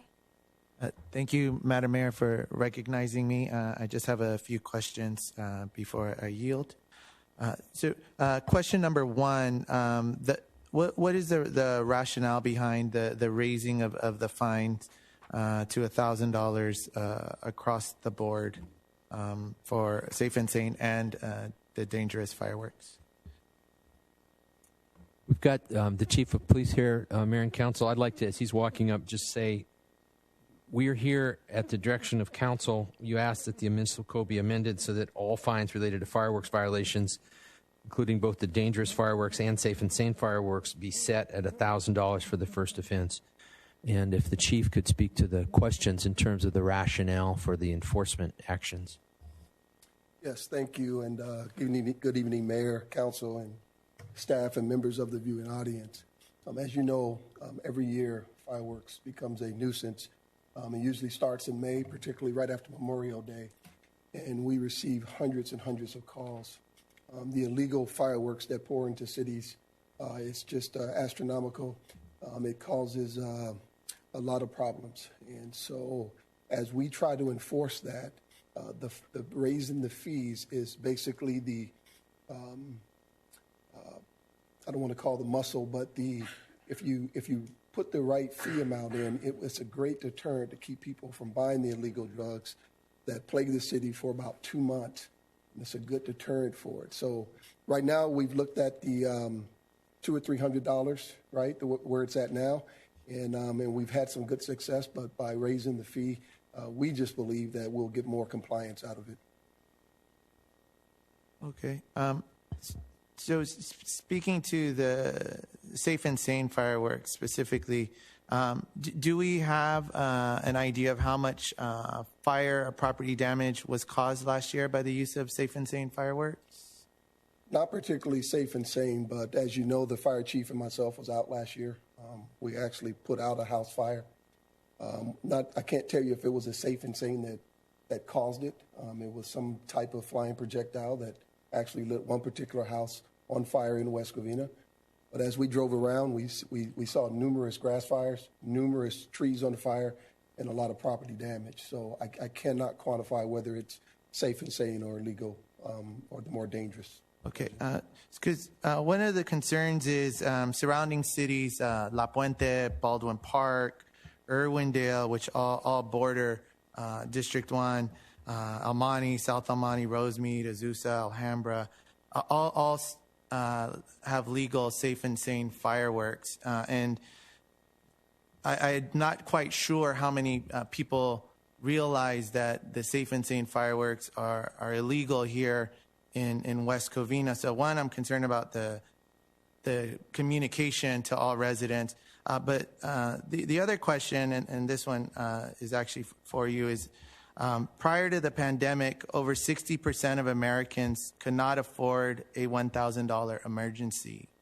And so have we weighed the social cost on families and the community of such a heavy fine for specifically the safe and sane fireworks, which are legal in the neighboring city, versus the perceived benefit we'll get from the heavy fine on safe and sane fireworks? Well, let me address the latter part first. It's illegal to have fireworks in the city of West Covina. That's an ordinance that's been adopted by this city. So if it's illegal, it's illegal. You shouldn't be doing it. So it really shouldn't matter what the fine is. If you're not doing it, you won't get fined. So I'm not sure what you mean by your question, but we don't put the fine low enough so that people can violate it so that they can then pay it. The whole idea is that we don't have it. If the city council wishes to address that issue and make safe and sane legal, then that would change it a bit for me. Well, so my question though is, so when you create your fine, you don't want to create a situation where, because the fine is so punitive, that it's going to create a greater cost on the city, right? So you're hoping the benefit is high fine will cause people to not, right, use the fireworks, and I understand that rationale, but you also don't want to make the fine so punitive that it ends up causing another cost to the community. And again, I'm specifically the safe and sane because La Puente, Baldwin Park, Irwindale, which all border the west side of West Covina, allows safe and sane. So do we know the cost to our city regarding the calls that police and fire had to respond to on our prohibition of safe and sane fireworks? Again, I don't have a separation. Usually what happens is when fireworks go off and you're a particular animal that's outside is scared, or they run away, or they jump the fence, or whatever, whether it's safe and sane or dangerous, it's enough to cause the owner of said pet to call us and say, hey, can you do something about it? We don't separate it out whether it's safe and sane or dangerous, because a lot of times when we go out, we can't identify exactly where it's coming from. So all we do is we hear the noise, but we do get a lot of responses for it. I've been doing this for a while. Over the last couple of years, it seems like it has increased. So the number, there are times as we get close to the 4th of July that the fireworks calls overwhelms our dispatch. We get more calls on fireworks than any other call. So it is a burden on public safety. Okay. Just the last question. Do we know which of the 4 service areas in West Covina had the most calls and citations for fireworks? I would have to go back and research that. I can say that on the days that we were out, particularly the 4th, you couldn't tell which district, which beat was more than the other, because we were surrounded by numerous fireworks going off from every city. So, I don't have that number, but I can research it for you. Okay. Thank you, Madam Mayor. Okay, thank you. Okay, I think it's about 7 years ago or 8 years ago, we have Chief Bell. Sorry. Out of here. I know you can. Not yet. Not yet. I will quickly. Okay, 7, 8 years ago, I think we have a resident. We have a vote. Okay, put this on ballot. Okay, I think overwhelming 80% of our residents vote for zero tolerance. Okay, meaning no firework, no matter what kind of firework. So since we have 80% of residents vote on this, we just enforce what they want. Okay, I think public safety is very important, especially we have a drought. This drought is coming to us, and we already have a warning from state, from the county telling us we have to be careful, aware of potential wildfire. And last year, I think last year we have a Gloucester Park, because we have a wooded area and we have so many trees, and because we have some protected land and we cannot touch. So that is extremely dangerous. And why the fire over there, potentially firework? And last year, July 4th, I think you remember, you came to my home, you say, hey, how's everything? I say, look at what's going on. We're in the war zone. And we're so worried about the property damage. On the hillside, with the Gloucester Park, if it's not all the joint venture, I think it's going to burn down a lot of houses. So we want to avoid the catastrophe, protect people's life and property, and that's why I think that's what you're trying to do is we want to use the fine to stop people just get enjoyment. We hope, one day we can go back, have enough funding, we can do a July 4th firework like before. But due to the pandemic, due to we running out the budget, so we need to kind of control that $150,000 one night is burned. But we need to, I understand a lot of people like firework. I love firework too. But the thing is this, we need to think about the public safety. There are a lot of people's property live in the wooded area, and we have a lot of hillside, and we have a lot of park, and this is really dangerous. So I think this is a good move. Okay, I understand. We don't want people violate. Okay, and create a public a safety issue. Have our fire engine running around all day and try to put out the fire because they have a misfire and they burn the palm tree. The palm tree is I have a lot of palm tree. I decided to just chop it because it's just not safe.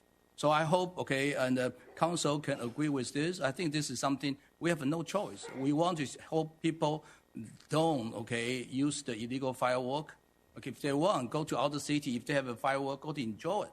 Okay, or go to other city. They allow them to do it, but not in West Covina because voters already spoken that they do not want, the firework in West Covina. So I support this. So how do you think? Like last year, can we stop this nuisance that really create a problem for our city?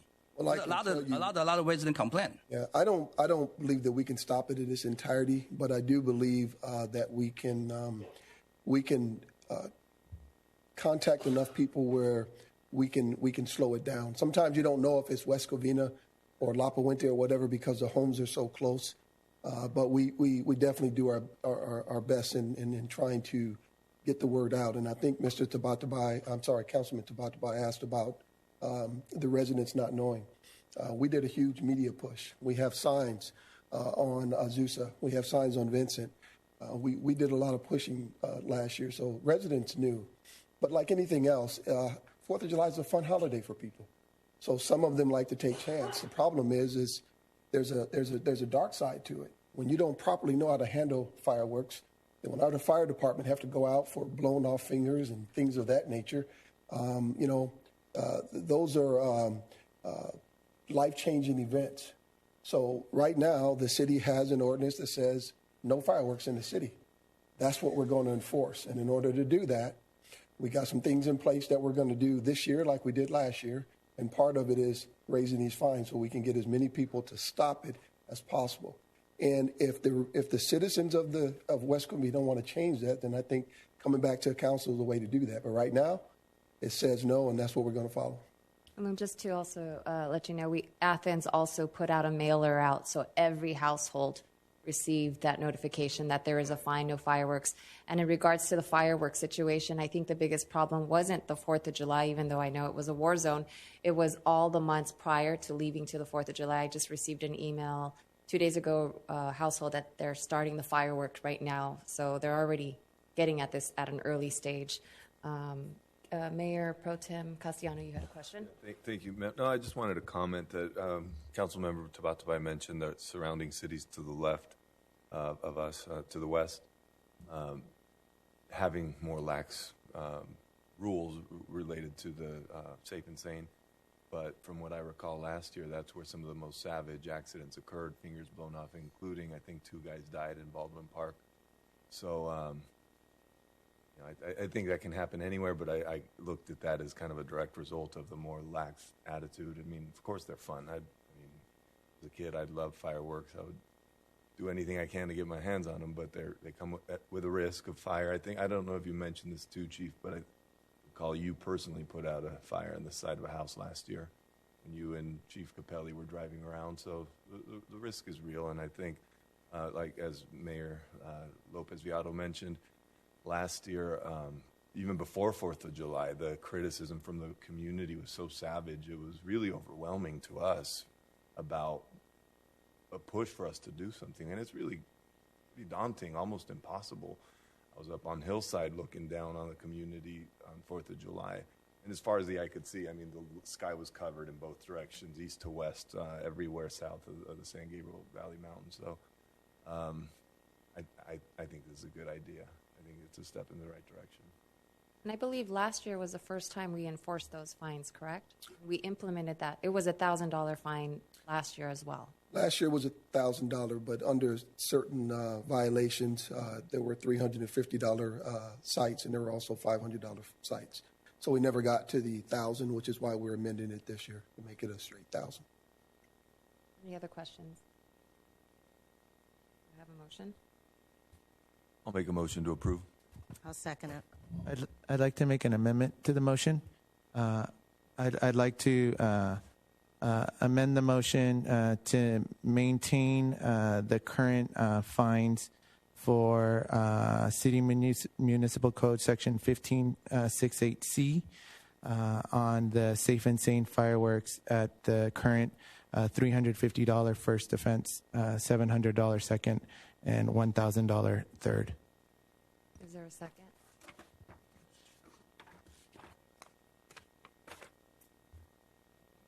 Roll call.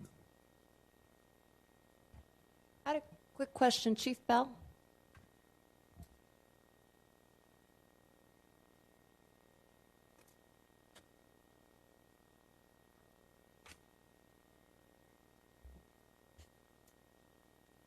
In regards to the first offense and so forth, if you have children that are out there without, are they, wanted to make sure, are they automatically given the $1,000 fine?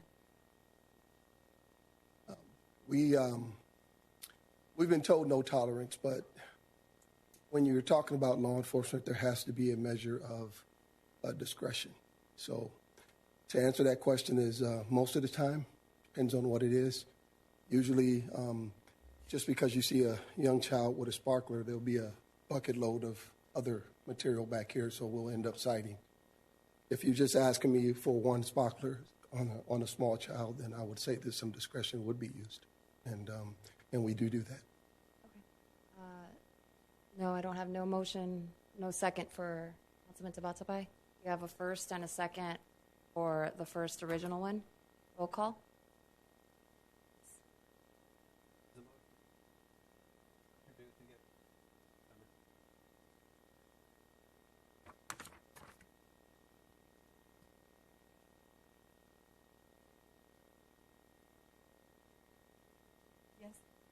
Sorry. Before I roll call, I wanted to go ahead and read the ordinance into the record. Ordinance number 2481, an ordinance of the City Council of the City of West Covina, California, amending subsections B and C of Section 15-68, administrative fines of Article 3, fireworks, of Chapter 15, miscellaneous provisions relating to public health and safety of the West Covina Municipal Code. I have a motion by Mayor Pro Tem Castellanos and a second by Councilwoman Diaz. Councilmember Tabatabai? No. Councilman Wu? Aye. Councilwoman Diaz? Aye. Mayor Pro Tem Castellanos? Aye. Mayor Lopez Viado? Aye, motion passes 4-1. On to item number 3, pulled by Councilman Tabatabai. Thank you, Madam Mayor, for giving me the floor. I just have a couple questions before I yield. On agenda item number 3, so according to the professional services agreement, the city is making this move because of a perceived lack of capacity of the county to address the needs of West Covina. Yet TransTech's scope of service, they state it's impossible for a full-blown, full-service department to be created and operational by July 1st, as well as we do not anticipate that the initial rollout of services will be trouble-free. So considering we'll still be in the midst of the pandemic July 1st, how concerned should residents be about TransTech's ability to take over the responsibilities associated with the pandemic?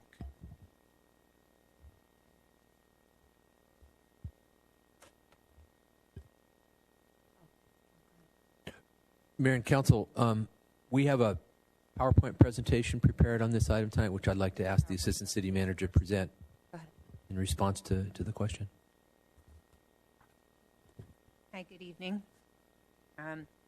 So just as a summary, the actions taken by the City Council to date include most recently, on April 20th, April 6th, you adopted Ordinance 2479 that adopted by reference the County Health Code provisions. So in those Health Code provisions, it references these, wrong presentation. That's the one for later. So the actions tonight before this staff report is the first hearing for Ordinance 2484, which is establishing the Public Health Department in the city. in their municipal code, and then approving the PSA, or the professional service agreement with Transex Engineers for the health department services. I can go straight to the PSA. So the professional services agreement, the city conducted a request for qualifications. The Transtech and in association with Constance submitted the only statement of qualifications for the RFQ, which was closed on April 15th. So the proposed PSA is for the term of 1 year with 2 one-year extensions. As previously discussed, the compensation of $100,000 would be from the American Rescue Act funding.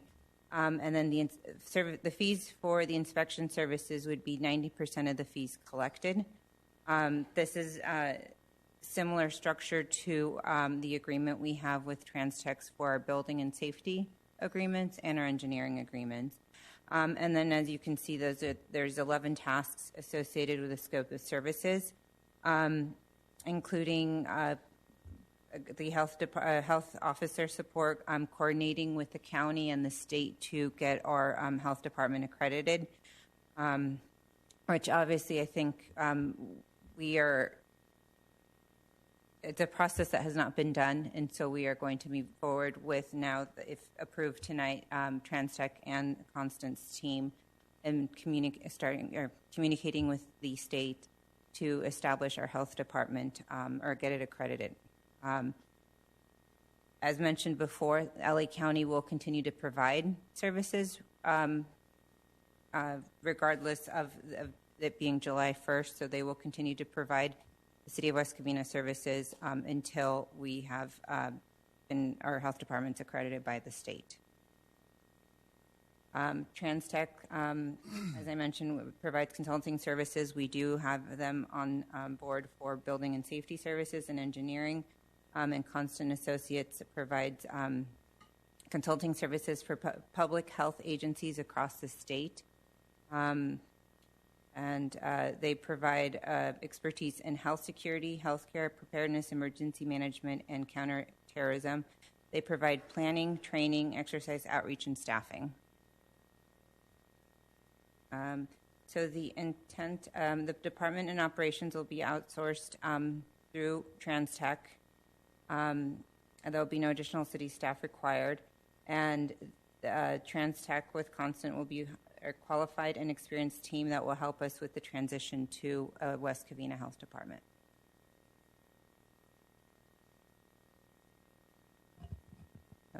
Not sure if I answered your question. No, you didn't. But that's okay. Thank you for the presentation. So, like I said, I only had a couple questions. So again, in the scope of service from Transtech, they stated it's impossible for a full-blown, full-service department to be created and operated by July 1st, as well as we do not anticipate that the initial rollout of services will be trouble-free. So they do anticipate issues with the rollout. And so the question was, considering we will still be in the midst of the pandemic, which we believe will be in the pandemic through 2022, right? So how concerned should residents be about Transtech's ability to take over the responsibilities associated with the pandemic? Well, as I mentioned, they're going to be an association partnership with Constance that has a depth of knowledge in providing consulting services for current health departments throughout the state. And I think in the staff report I mentioned they work with LA County, with Pasadena Health Department, and I think that they're here, Jim Sims, so he can speak more to their experience. But in that partnership, if you'd like, we can have him come up. Mr. Sims?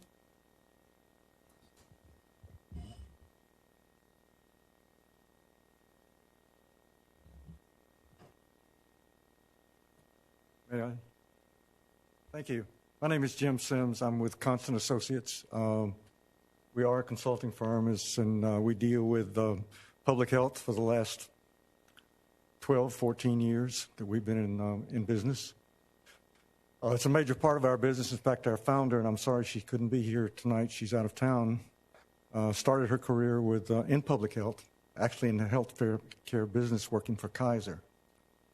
And I myself have provided consulting services to LA County Public Health, Pasadena, City of Pasadena Public Health, Long Beach Public Health, and several county public healths in Northern California and other parts of the state.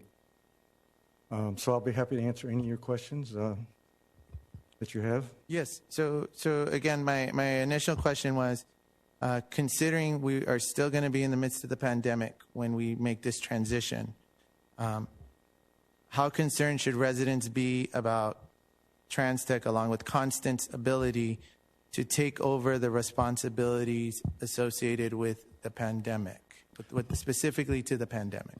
Right. And I think that's a valid concern.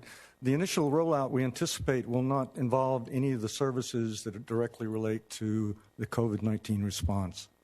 The initial rollout we see for the first year would be primarily retail food inspections.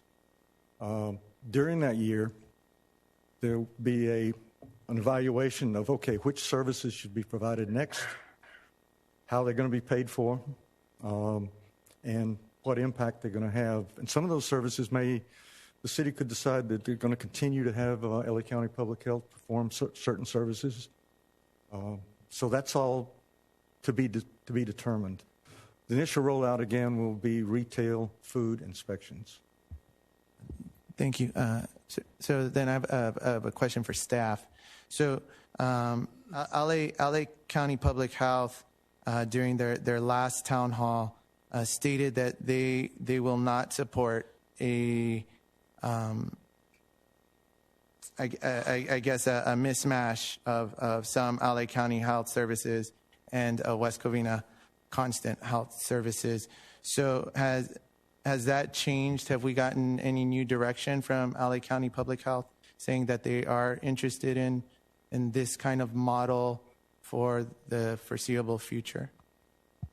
Through the chair, we have been in communication on multiple occasions with representatives from LA County Health.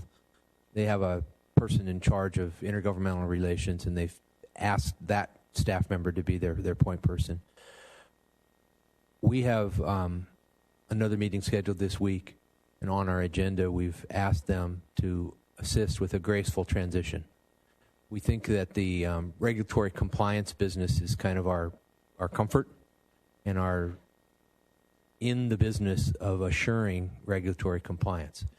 So especially for the restaurants and the food service businesses, we think that's a business area where our city can provide responsive and quick services with respect to plan check of restaurants and restaurant inspections as they go.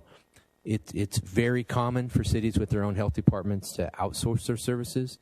So when expertise is needed and we need to bring in other kinds of expertise, regulatory expertise or medical expertise, we will do so under this third-party agreement with TransTech, and they'll have sub-consultant agreements with firms including Constant Associates and others. Okay, so I take that as no.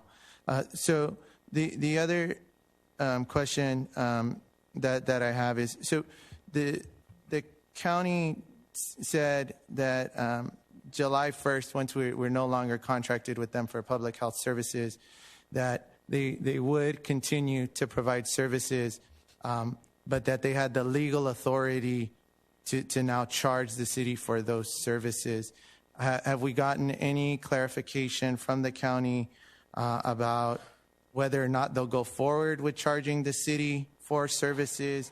And if we have we an amount provided by the county as to how much those services will cost the city? Through the chair, we have been in communication with the county a number of times about several of these issues, and we have an indication from them, actually a letter in writing, where they say that they intend to continue services which are tax supported. In this case, a goodly portion of property taxes from West Covina go to the county, and a major portion of those go to support public health programs. So I'd like to rely on what they've told us and what they've told us in writing, and we're going to get further clarification when we meet with them later this week.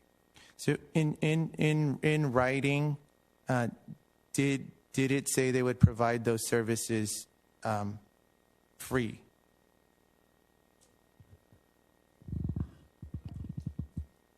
I didn't attach the letter to this report, but I've attached it to previous reports.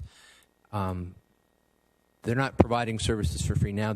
It's a tax-supported service. They're providing those services based on property taxes that have been paid for by property owners.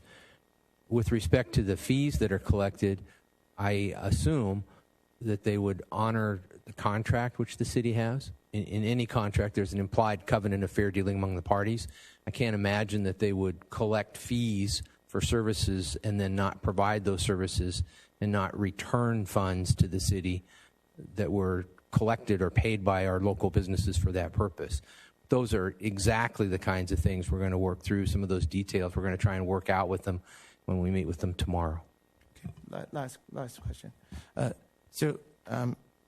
Is city staff aware that LA County Department of Health said that they had the legal authority to begin charging the city of West Covina starting July 1st for public health services? Are we aware that they have said that? Well, through the chair, I have listened to their town hall meetings that they hosted. Thank you. Thank you, Madam Mayor. Anybody else have a question? No. I have a motion. I'll make a motion to approve. I'll second it. Roll call.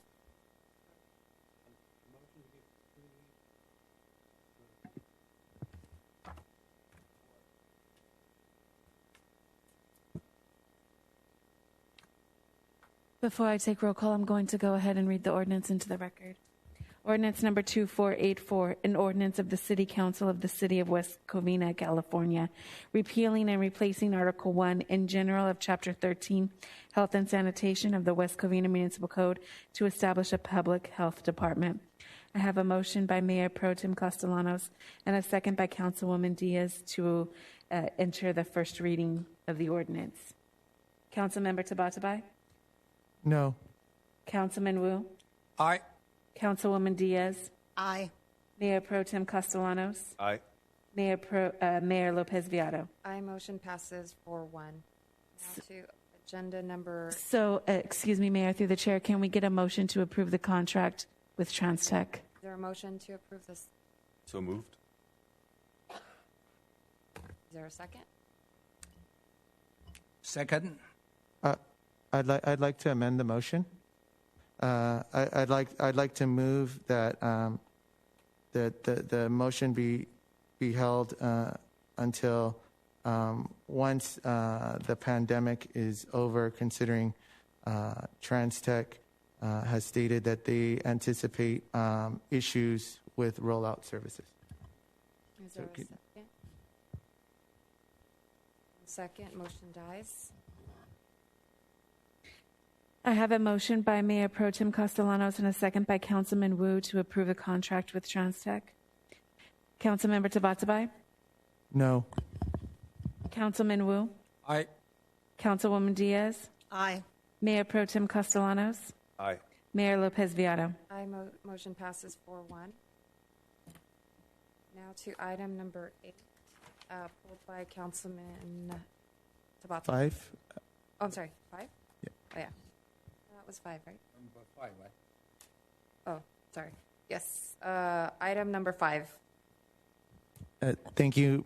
Thank you, Madam Mayor, for recognizing me and giving me the floor. I just have a few questions before I yield. So on agenda number 5, this is for the city manager. Is it true while the local emergency remains in effect, the city manager is granted powers to exercise actions directly related to responding to the COVID-19 pandemic? Through the chair, yes. Okay. So would spending of American Rescue Plan funding or any other funding towards the creation of a health department in response to the county's perceived lack of capacity to deal with the pandemic fall within the city manager's emergency powers? Through the chair, I would assume so. The powers granted under these continuing resolutions are in place that we might respond to the crisis. I'll give you a couple real-life examples from this week. I mentioned in the manager's report that we are continuing to offer our homebound seniors vaccinations. Those activities, the overtime associated with that, the cost of the vaccines at the two senior centers, all of that, we've got an incident number and we were able to claim reimbursement from OES and FEMA. Under the American Recovery Act, we can't claim reimbursement for monies that are being reimbursed elsewhere. And during this pandemic, we have brought forward to council any contracts and sought budget authority and contract ratification when necessary. With respect to the use of the ARA monies, I'm expecting that we'll come forward with a budget amendment that we could have budget authority authorized by the council. Can't think of a time during this entire pandemic when we haven't treated those powers in that way. Okay, so just to be clear for the residents, under the local emergency, the city manager does have the power to spend American Rescue Plan funding on creation of a public health department through your emergency powers. That answer was yes. So the last question, during a proclaimed local emergency, would the city manager be granted with the power to spend on all health department actions dealing with the emergency without council approval?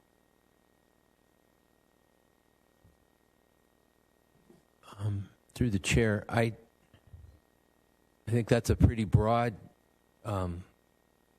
expansive question. We're going to get the city's going to receive, scheduled to receive some $10 million on May 11th. If the question is, do I intend to spend $10 million on May the 12th, the answer is absolutely not. Although there are a number of things related to COVID recovery, pandemic recovery, essential things that I think are appropriate and I intend to recommend to you. We've tried to be very judicious in these powers, and I've tried hard to never overreach. We've got the recovery from the pandemic, the response to the pandemic crisis at the top of our mind, and I would hope that the council is aware of each and every one of those incidents and contracts as they've come across our desk. Last question. Thank you. And I'll narrow it a little bit, but health departments last a long time. They outlast city managers. So during a proclaimed local emergency like a pandemic, a future pandemic, the city manager in our outsourced model would be granted with the power to spend on health department actions without council approval. Is that correct? Would that follow the local emergency powers?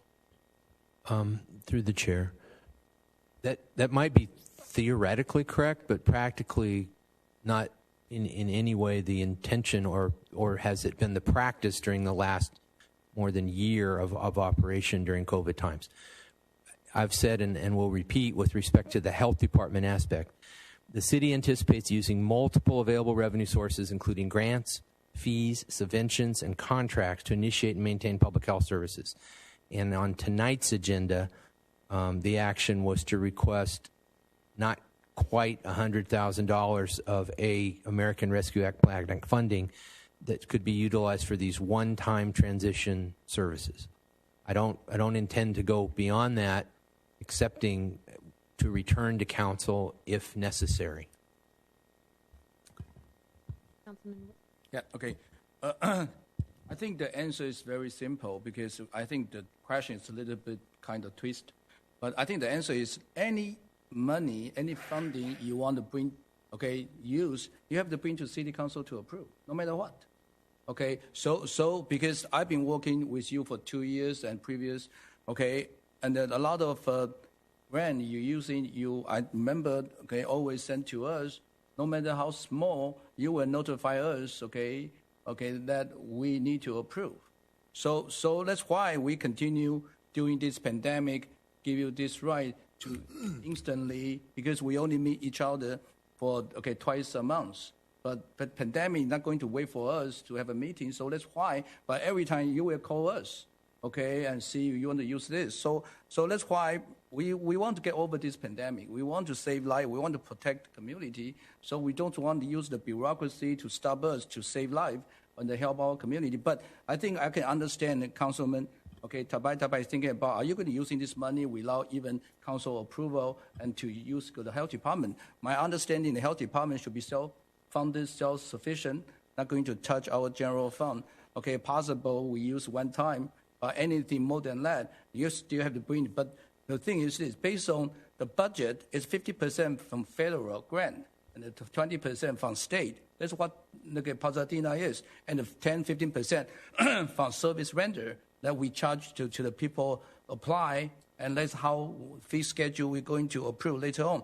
So I really have no problem, due to we need to make sure the efficiency of the government to do the right thing to make sure we can overcome this pandemic. So I want to move the motion to approve. I have Mayor Pro Tem add a question. I'll just add briefly, I want to second what Councilman Wu just mentioned. David has been very responsible with communicating with us in relation to how he has used his emergency powers. If I thought that was not the case, then I would not go along with the emergency ordinances.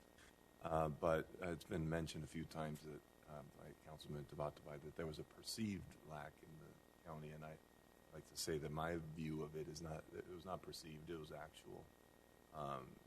We got a lot of bad guidance, and so I wanted to, with that clarification, I'll second Councilmember Wu's motion. Madam Mayor, may I respond?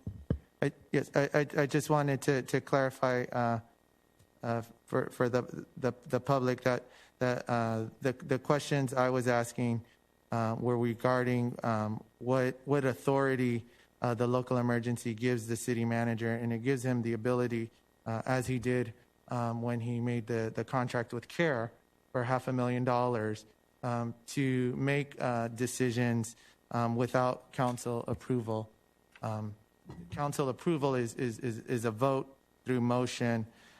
It isn't letting us know what he's going to do. That isn't the council approval process. So I just wanted to clarify.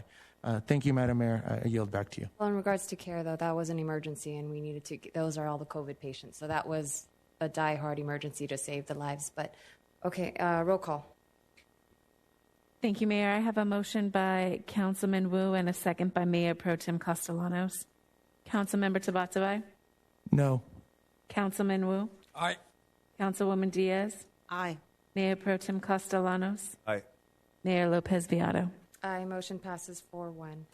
On to agenda item number 8, pulled by Councilman Tabatabai. Thank you, Madam Mayor, for recognizing me. I only have a couple of questions before I yield the floor. City Manager, on this recommendation, we're recommending 25% of the awarded contract for contingency. Is the 25% contingency industry standard for street? Through the chair, this agenda item tonight asked you to consider awarding a contract which was publicly bid for the annual residential streets rehabilitation program. Just by way of introduction, I'd like to say we really love paving streets, and we like to pave them before they fail. There's some time urgency associated with this one because we're trying to keep up our maintenance of effort and we want to get this contract underway as quickly as we can. And there's a list of the streets in the report. With respect to the percentage of the contingency allowance, I would say that's a decision that's discretionary with the council. I'm recommending it 25% for a couple of reasons. If normal is 10 or 15%, this is got some very good unit pricing on this bid, and we've got available funds that would enable us to use that additional money up to the 25% of the contract amount for things that we see in the field when the project is underway. And we always see things in the field when the project is underway. Maybe it's a street that wasn't on the list that should have been. Maybe it's some concrete work that's far easier to take care of in the moment when the contractor is moving down the street. So it's discretionary with the council, but I recommend it that we have some latitude that we can put asphalt on streets very efficiently with that authority. Last question. So as part of our pavement management program, do we consider the socioeconomics of the neighborhood in relations to the conditions of their streets? And what I mean is, do we consider the capacity of residents to deal with car repairs when we choose which streets to improve and repair? I know this was brought up in a public comment a few months ago. So when we're choosing the streets, do we consider that impact on the community members? Through the chair, no, and for some very good reasons. We have a pavement management program that does a numerical evaluation of the streets and assigns a number to the entire city street system based on engineering conditions and a field review. We're not only paving streets worst first, streets that have already failed are the most expensive to repair, but we've got a systematic approach to pavement management that allows us to extend the useful life of the streets as long as possible. So it's related to the condition of the asphalt, not the condition of the people that happen to live on a street. It's purely driven by engineers' report, the pavement management program that is the backbone of that strategy. Okay. Can I just no, and I understand. Would it be something to consider when we think about the ability of residents to afford the car repair, considering the other cost that it might create in the community if residents who could not afford to lose their car, if we have certain areas where the streets are really bad, and those tend to be areas, if those areas are identified as areas with lower socioeconomics, might we be causing larger costs to the city by not paving those streets? So I guess I'm asking, is that something we may consider in the future as a part of our pavement management program analysis? May I interrupt, Madam Mayor? I just want to clarify. When you say car repair, you mean the... So if there's, let's say, potholed streets, and so a person is driving home, and that pothole creates... like a spring going bad or something going... Yes, and so now they lose access to their car because of their economic situation, lower income, their ability to pay for a repair is much more impaired. So modifying the engineering approach, making it based on socioeconomic, making it part of the analysis. So just we have our normal. We want to pave as many streets as possible. So some of the streets that are most disrepaired don't get repaired because, as the city manager mentioned, they'll cost millions of dollars. But the question is... I got you. So how would we account for maybe a nice area, but they choose to not purchase a newer car? No, well, so the people with higher socioeconomics have a greater capacity to be able to pay for car repair. The question really goes to, do we want people who may, because they lose their car, then lose their job, then lose their housing, then create, because it creates more cost, I guess more cost as For that, I public would policy. say, let's have them use our phantom buses.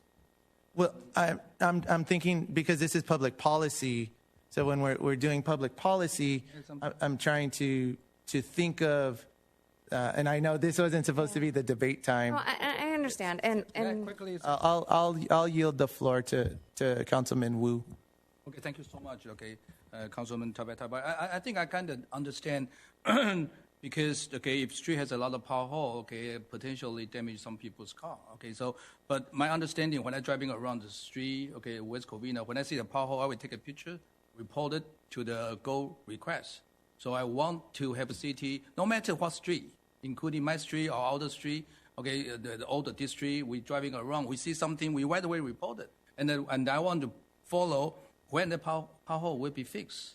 So I think all residents, including yourself, if you see the pothole, let's report it and let's chase our public work, staff, to make sure the pothole will be filled. If you go to my street, I can identify so many potholes over there because my street is very kind of aging, but they only kind of, fix here and there. You can see a lot of square. But I understand because I trust our engineering department to make sure the survey which street will be more priority to be fixed. So that's why I never complain. But I just want no matter where the pothole to be fixed. So please, if you see the pothole, so I don't think we need to waste our time to analyze what the neighborhood, their income. No, I think everybody should be equal. If the street is broken, if they have a pothole, we should fix right away, no matter what street it is. Madam Mayor, may I respond? Yeah. So I understand what Councilman Wu you said, but I mean currently we do an analysis. That's how we've made decisions on which streets to fix, and so I'm just asking the question if whether part of our analysis, because again it's all about cost benefit to the community, and so again I'm asking if we are considering the cost that can be created if we have streets in lower socioeconomic areas that are in disrepair that cause other costs on the entire community. So it's just again part of public policy that I'm asking. Is that something maybe we should consider in our pavement management program? Again, we obviously. My thing is streets are streets, and people's economic can go up and down. Somebody up can lose their job and lose everything. Someone down can, go up. In regards to streets, I know we've had that presentation with the street things, and I know you mentioned about the worst streets, they're not being taken care of because you like to do before the repair.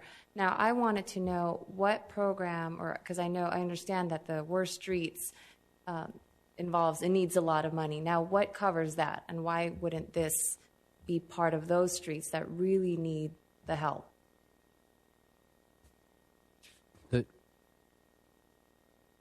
Mayor, maybe I could start by saying we're not spending enough money on streets. If I had my way, we'd double the budget every time because we're a little bit behind the curve. As I recall, our numerical index was 68 or a 69 out of 100.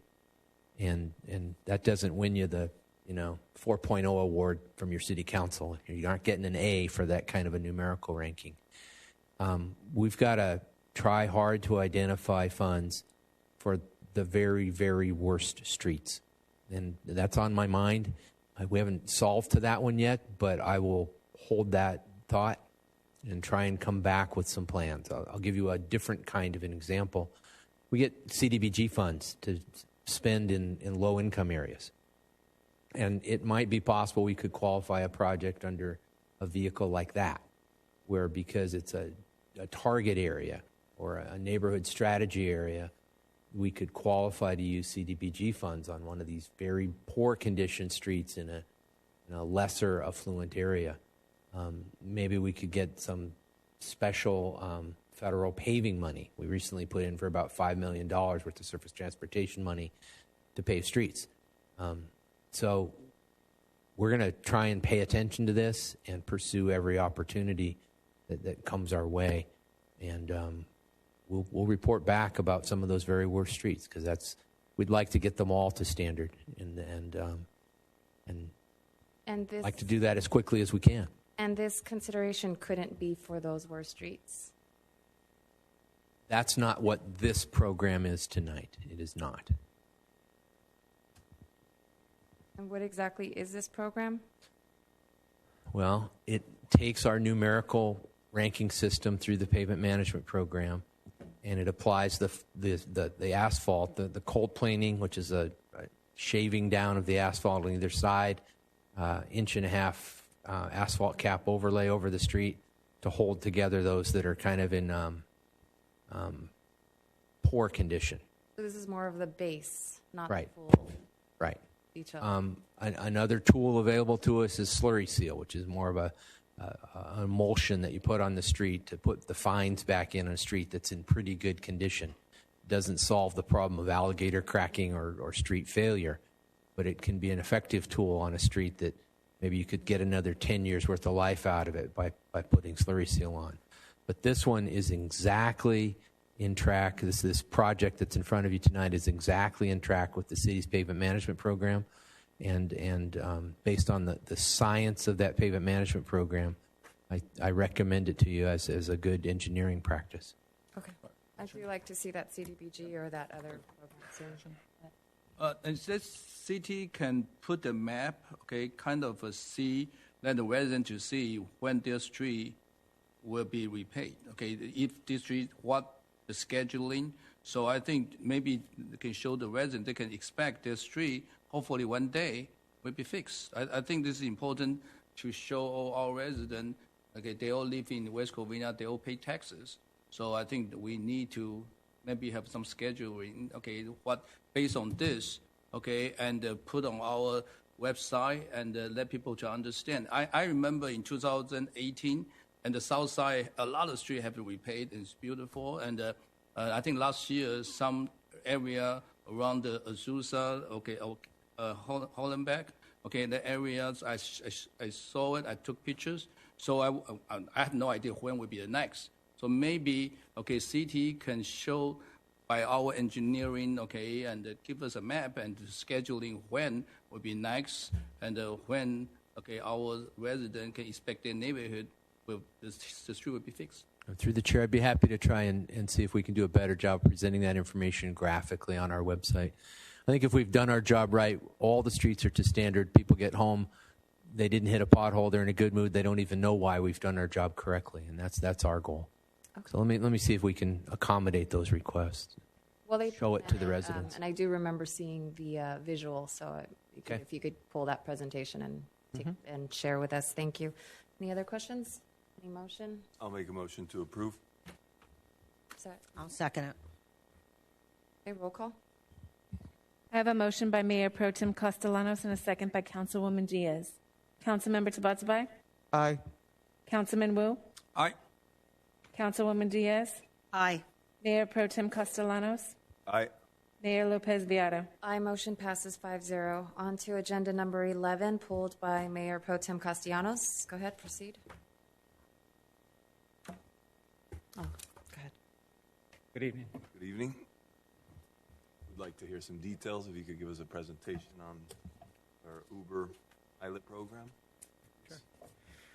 Well, this is the Fourth Amendment for the. Excuse me, the Fourth Amendment to the MV contract. This was considered by the council in March and approved, and there was on further review. MV wanted to add some language just in the event that there was a fluctuation in service of in excess of 20%. That's in the current agreement, so that's included as part of this.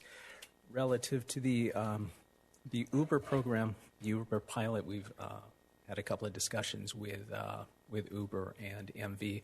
MV is negotiating a master contract with Uber, so that's where the contract is going to lie, and then we amend our agreement for MV, so it's kind of a pass-through.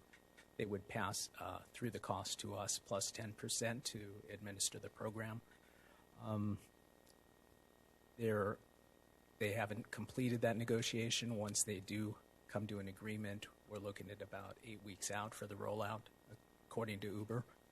And so this the pilot was based on the parameters that were approved by the council previously.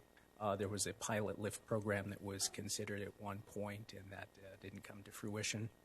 And so these are the parameters that were part of that program. 25 of the, we're going to look at a 6-month program, $50,000 budget, 25 participants to start. This is to supplement the Dial-A-Ride program. And there'd be, the limit is four trips per day, one-way trips each day to start, to see how that goes. And then the rider pays what the current fee is. That's $1 for riders, and it's 50 cents if you're 55 and over, and the city subsidizes the rest. So the rider would make that payment, arrange those rides either through the Uber app, or they would call in to MV to arrange those rides. And so they would have to have a credit card associated with an account, and then the city would be billed at the end of the month for the subsidy.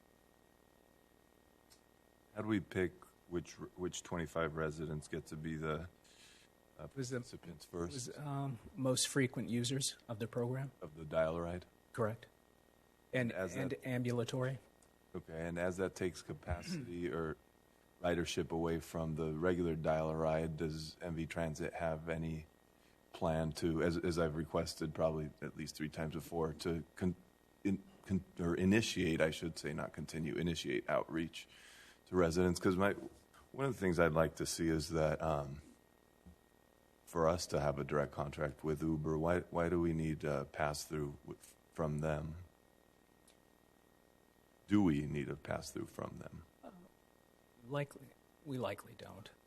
I don't know that for certain.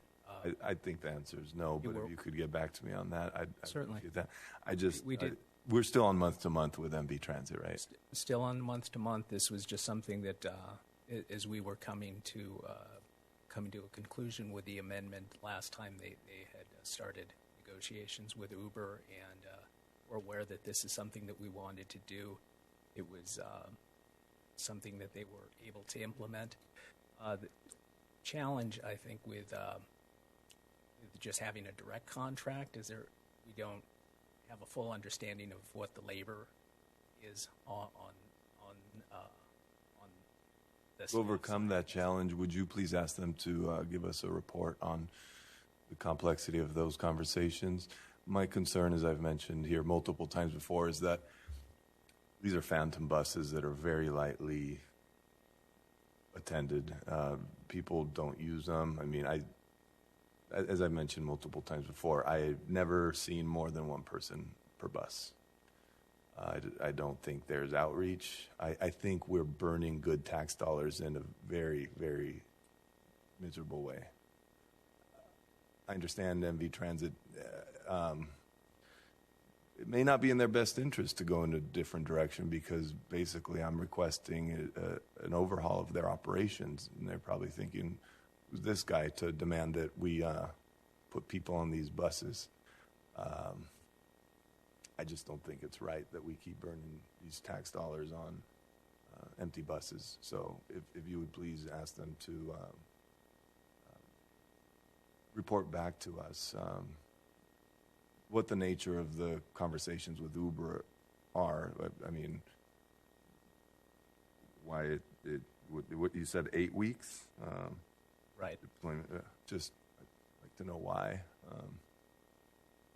And just continue to look at how we could do this better in terms of outreach and just transportation for our residents. We did release an RFP. As I discussed previously, that there's a transit evaluation RFP that has been released. We're expecting the proposals back on June 3rd, and then bring those to council on July 6th. So that's moving forward to analyze our services and the needs in the community, and propose a plan to address those needs. Thank you. I had a question. It's great that the seniors have option, but are they even trained on how to use an Uber app? No, not yet. Uber's going to take care. Uber and MV will educate folks. And they will do the outreach, contact the highest frequency users, and if they're interested, then they will set up a time for the training. I just want to make sure, just because there's fraud and so forth, and they're utilizing their credit card, that they will be, our seniors will be protected and yes. will be processed. Okay. Go ahead. I want to concur with Mayor regarding how the senior use the Uber. Okay, I use the Uber when my kids are around. Okay, so they call the Uber, I just take a loan. Okay, otherwise I'm driving around, so I don't even have an app for Uber. So I'm a senior. So I don't know how the senior, how they can utilize this thing. But this is something we might have to, show them how to do it. Okay, but my question would be, we have a active transportation plan, and we really want to kind of combine them together. I think we talked about that last time, right? We want to talk about our full hill transit, because now we open it up, and based on state, June 15, we're going to open up everything. So tomorrow, the yellow, and the level, so we might be open up more. So possible people we're going to utilize more. So we want to make sure the service is really useful for people willing to take mass transportation, or direct ride, or Uber if we need it. But I don't know how needed right now for this Uber, because I think we approved, I don't remember, a couple of years ago with Lyft, and we talk about maybe students can use it, maybe other people can use it, I think at the time, Councilwoman Jessica is asking some question regarding that, and I remember how we kind of using a plan and a route really our senior or people in need can utilize this service. And I want to follow, our Mayor Pro Tem, Casiano talking about see a lot of empty buses and potentially not utilized. I understand this is not from general fund. This is all from restricted fund, but still taxpayers' money. We really hopefully can utilize, and hopefully we can, and have people to use. But why 25? Why? An Uber agreement, why they cannot just use the direct ride? So I'm just questioning why we need to approve this if the direct ride is still working for people to utilize. This was something that was brought up as an item of interest to implement the pilot program that was approved previously.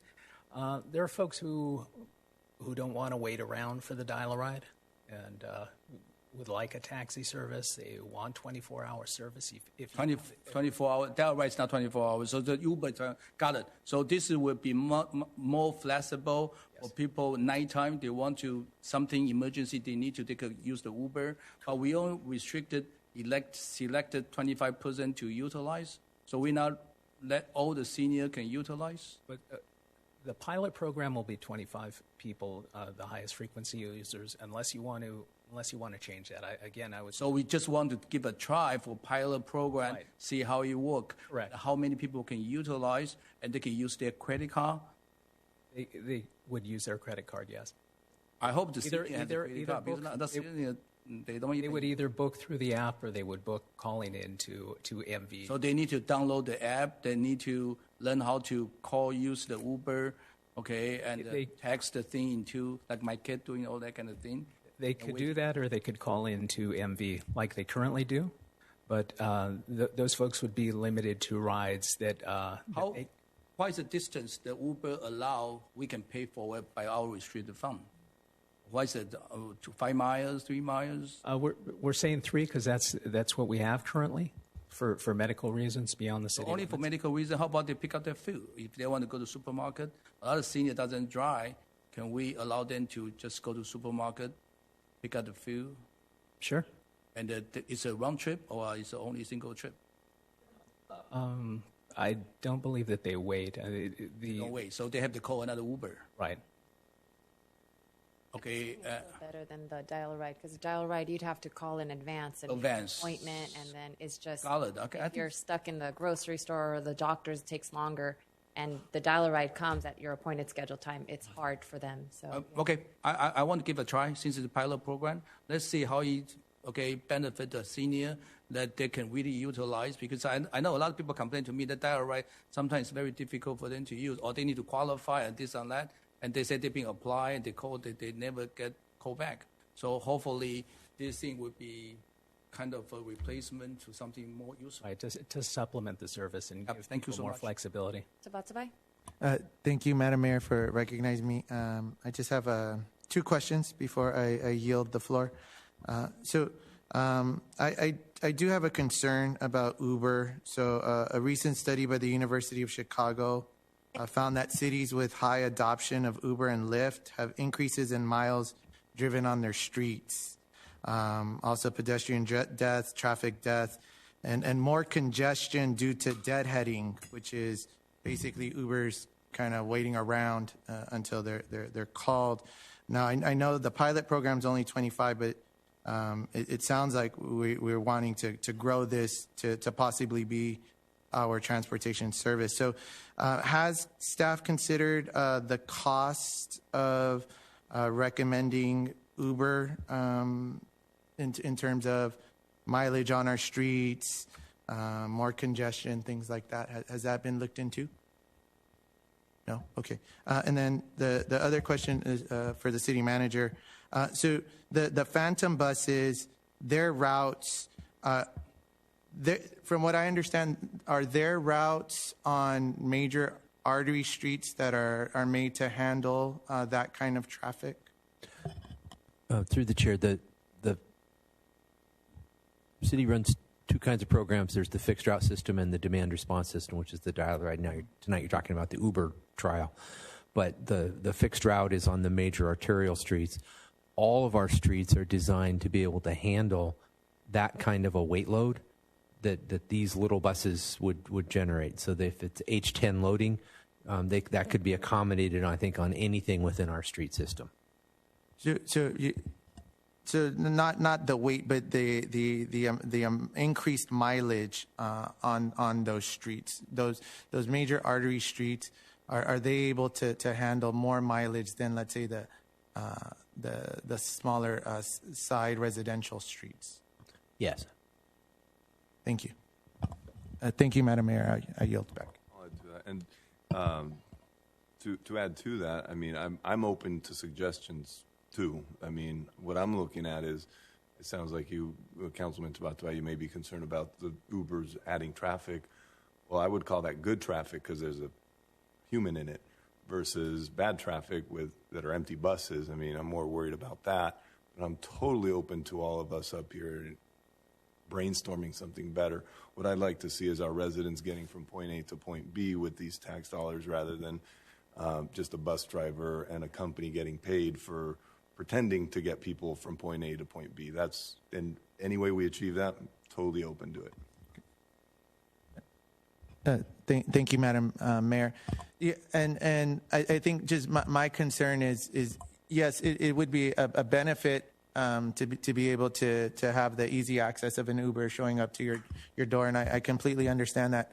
I guess my question is the cost to that benefit, the wear and tear on the streets, is it going to be equivalent, right? Are we going to gain more benefit for the residents versus the cost? And then that would be just what I would want to see. And if it shows, hey, this is a great I Uber all the time, Tony, so you can Uber with me. But I am totally for that benefit if the cost doesn't outweigh it. Obviously. And an alternative I've mentioned too is for MV Transit to please let the people know where this is available. Because if I saw the buses full, I wouldn't be bringing this up at all. That's what I'd rather see. It's easy. Yep. Okay. I like to drive myself. Okay. So I don't trust people driving around. But we all have nothing's free. Always have a cost. If we provide service, they might have some costs over there. But our job is provide service. Okay. And if senior need to have a little bit better service, and we want to give it a try, see how you work. And let's give it a try to 25 people and see how the feedback and how they feel this service. And I want to see the cost and how efficient. I think the pilot program, let's give it a try and see how it works and see if we can move our senior around. But we need to show them how to do Uber. You have to teach me how to do Uber, okay, and download the app, okay, how to this and that, okay. I know it's very efficient. You just then one time you can just but since I don't like people driving around, so that's why I don't like to download the Uber thing. But otherwise, I think this is a very service. It's hopefully inexpensive, okay, and but provide a service. So I want to move the motion to approve. I'll second it. Okay, roll call. I have a motion to approve by Councilman Wu, a second by Councilwoman Diaz. Councilmember Tabatabai? No. Councilman Wu? Aye. Councilwoman Diaz? Aye. Mayor Pro Tem Castellanos? Aye. Mayor Lopez Viado? Aye, motion approves 4-1. On to agenda item number 12, pulled by Councilwoman Diaz. Thank you. Mr. City Manager, I have a you're going to give a presentation. Wonderful. Thank you. Good evening, Madam Mayor. Good evening, council members. How are you today? So this amendment to the PO, what we're looking to do is we've been working up at BLD for the past 2 months, and what we did is we went out and got bids, and this is actually a stopgap. The facility was left in disarray. Not much was being attended to up there over the course of COVID and things like that. And obviously, as the vendor left, we had to come in and fill in. So what we're doing here is we're just trying to extend the PO, keep workers up there. This is not a full extensive contract. This is just 2 guys up there working around getting to what they can get to, which includes the interior of the facility, not counting the ball field, so not the dirt. They're not messing with the infield dirt, but they are mowing the grass, working on the parking lot, working on the exterior around the place. There are issues behind the facility with homeless and things like that. Parking lot too? Yes, the parking lot too has been addressed as well. So, but we are holding them to task. We are monitoring what they're doing, and also we're helping them. To give you an idea, in the last month, we pulled out of their 7 40-yard bins full of green waste. So they have been up there working and doing that. But I just want to make clear that this is not an extensive agreement. This is just 2 people as a stopgap while we figure out what we're going to do up there, whether it be our staff, another contractor, an extensive RFP. Those are things we're all working now. So as we figure out how operations are going to run, we'll address those issues. This is just to maintain the property while we're moving forward. So you're going to have 2 people there working 40 hours a week and 8 hours a day. I'm just wondering, do we need that many manpower hours there to clean that up? Councilwoman, we actually need more manpower. Really? That facility to run, when you go full operation, probably will need 6 people.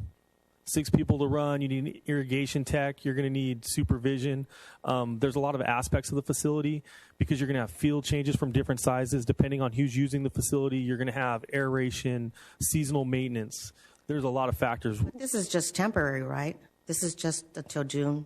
This is just temporary to get through. We can, as the city manager discussed, we are looking to let youth groups in, and this will be able to sustain that. But fully operating the facility, 2 people will not be enough. And I'm just wondering how much shrubs are we getting rid of? I mean, I went up there today looking at it, and there's a lot of trees. I'm wondering are they going to be removed? Are they going to be trimmed? Or I'm just not quite sure what all is entailed in the maintenance. I also saw a bunch of, I guess it was chairs and stuff. I just don't know what limit, where we limit it. Is it just Well, the grounds? 2 staff there now, like I said, a full a full proposal and a contract would detail from top to bottom, trees, parking lot, exterior, every aspect of the maintenance. This is not that. This is just 2 guys working, getting to what they can get to. Like I said, if you saw what it looked like 2 months ago, because I agree, it's not at, let's say, A standard yet. Mm-hmm. But it is improving. We are watching it, but this is just a stopgap to get to where we need to go. They are not addressing every tree and everything like that. They just kind of work on what they can, and they start on one side of the complex, and they're working their way around. So what specifically are they concentrating on? First thing I asked them to address was the parking lot, because the parking lot was overgrown and an issue, and then the interior of the park as well. We do have a lot of irrigation issues up there as well, so they are working on irrigation. So trying to tackle irrigation, keep the park in somewhat good shape, parking lot, hillside, and then the backside of the facility. So the whole, because if it gets overgrown, the homeless will hide under the stadiums, the facades. So making sure that's open and clear. Let's see. And I was thinking, $10,000 a month. That seems like such a lot of money. As you can see, we reached out to 3 vendors. Right. When we send out the RFP, I do not know what the cost will be, because there's also, it's not just the labor. You have equipment, mowers, hand tools, things like that. So there's a lot of factors into that. As mentioned, that is not included in this. How they can, we reached out to 3 vendors that can meet the city's criteria as far as insurance and everything that we need because of our purchasing policy. And these are the bids that came back, and we went with the lowest bidder. Okay. Can I say something? I want to follow through. Okay, do we have, because I remember the first time I went over there to visit the site, I think, I don't know, a couple months ago, when they abandoned the place, and we still have one guy from the previous operator. I forgot the name. Chemo. Okay, and he's one-man band, and he tried to make it presentable for us to take a look, because I think that place has been obsolete for a whole year, and he is working on it. Okay, and one person, I don't know. I think he know that all parts. Okay, like his finger. So I don't know. We give the estimate from this person that he has been doing that place for a long time. Rather than have 2 new guys from merchant and we spend $10,000, do we have another bid on this guy? We can maybe temporarily using as an outsourcing contractor and to clean this place, because they've been doing that thing for years. First, Councilman Wu, we did try to get Chemo to come over, whether it be work for us, work for merchants. Obviously, the historical knowledge at the facility, Chemo does know a lot. There was a lot of things he wasn't addressing, parking lot, exterior, things like that. That was not getting addressed. He can hire an assistant, and we can get an estimate, but we never have an estimation from this person that working in that place for a while. So I've been requesting city manager say, hey, can we have that guy working over there give an estimate rather than a merchant, because merchant doing a lot of our park. I think a lot of time we're not too happy about this contractor. So we want to make sure our park is clean. They do their job. We pay them a lot of money. Okay, now we want to pay them another $10,000. And then next week we want to open up for our kid to practice over there, because school doesn't allow them to use. So we kind of last minute we have to approve this thing so we can have our kid to practice. So I feel like, okay, I don't feel good. Like, again, the last minute we have to approve this $10,000 for these 2 guys. I understand the question. Because of financial constraints, we go with the low bidder. We're not tied to merchants. No, I'm not questioning that. I think this low bidder already pretty high. Okay, maybe I should do the gardener job for $10,000 a month. Okay, okay. I'll help you. Yeah, you help 2 of us. Let's go clean out the place, exercise. But it does $10,000. Okay, for 2 guys. Okay, so what I'm saying, I know you have to pay the prevailing wages, this and that, but they need to do a good job, or they need to maybe hire another 1 or 2 person for their money. That's what I'm saying. Okay, and I really want, the estimation from Chemo. I think that's a great idea. Yeah, why not? Chemo's not interested in coming over. We've reached out to him. We've asked him for estimates. Have you guys approached him? I have. I've approached him. I see him all the time. Give me the phone number. Let me call him up. Yeah, I can reach out again. I want to verify is that really have been talked, and have been discussed. Any offer we give to this guy. I want the phone numbers. I want to verify myself to see. And I've been request this guy to estimate, because it looked like he want to work for us. Because I talked to him that day. He's looking for jobs. So why we didn't? I've been request numerous times. I have a few questions, and I have a concern regarding their scope of work. For 40 hours a week with 2 people, and they're only limiting to what they do. I mean, mow turf once a week. I know the trim brushes and raise tree to 8 feet canopy and provide weed control. Now, all that doesn't take 40 hours, 2 people a week. Now, my second one, I know you mentioned irrigation as a system, and on their scope, it says irrigation tracking and repairs will be an extra cost upon written approval. So we already have an issue with the irrigation. Why can't they just include that? And I say this because at my park, we have one full-timer and one part-timer that comes and goes, but he does everything. We cleans everything, even does the dirt infield, which I know on this one, they're not even touching the infields. So that is my concern on why for that amount of work, that costs, and irrigation is not in there. Because what are we going to be spending for irrigation? Mergence is throwing in the irrigation tech. So irrigation is being included. We are buying materials. So they are doing the labor for free when we provide materials, and we're slowly working our way through the park. Okay. As far as the labor cost, we bid it out, and what comes back comes back. I understand that you want us to find cheaper labor, and we will continue to try to do that. We're not looking for cheap labor. We're looking for efficient and responsible, accountable merchant that they do their job. Okay, we're not here to try to shortchange people. We want to spend the money and we get a return. Like we got a clean park and then we get what we have. But we just don't want to get gouged. Like people continue to give us the bid, but it doesn't even do a good job. Look at our parks. So there's a concern we have. Okay, and with a merchant. Okay, we don't know he's really can do a good job. Look at our trash can. Look at our some park. Okay, and so this is the concern about the performance of this company. Okay, so we're not trying to nitpicking you. Don't take it. We just want to.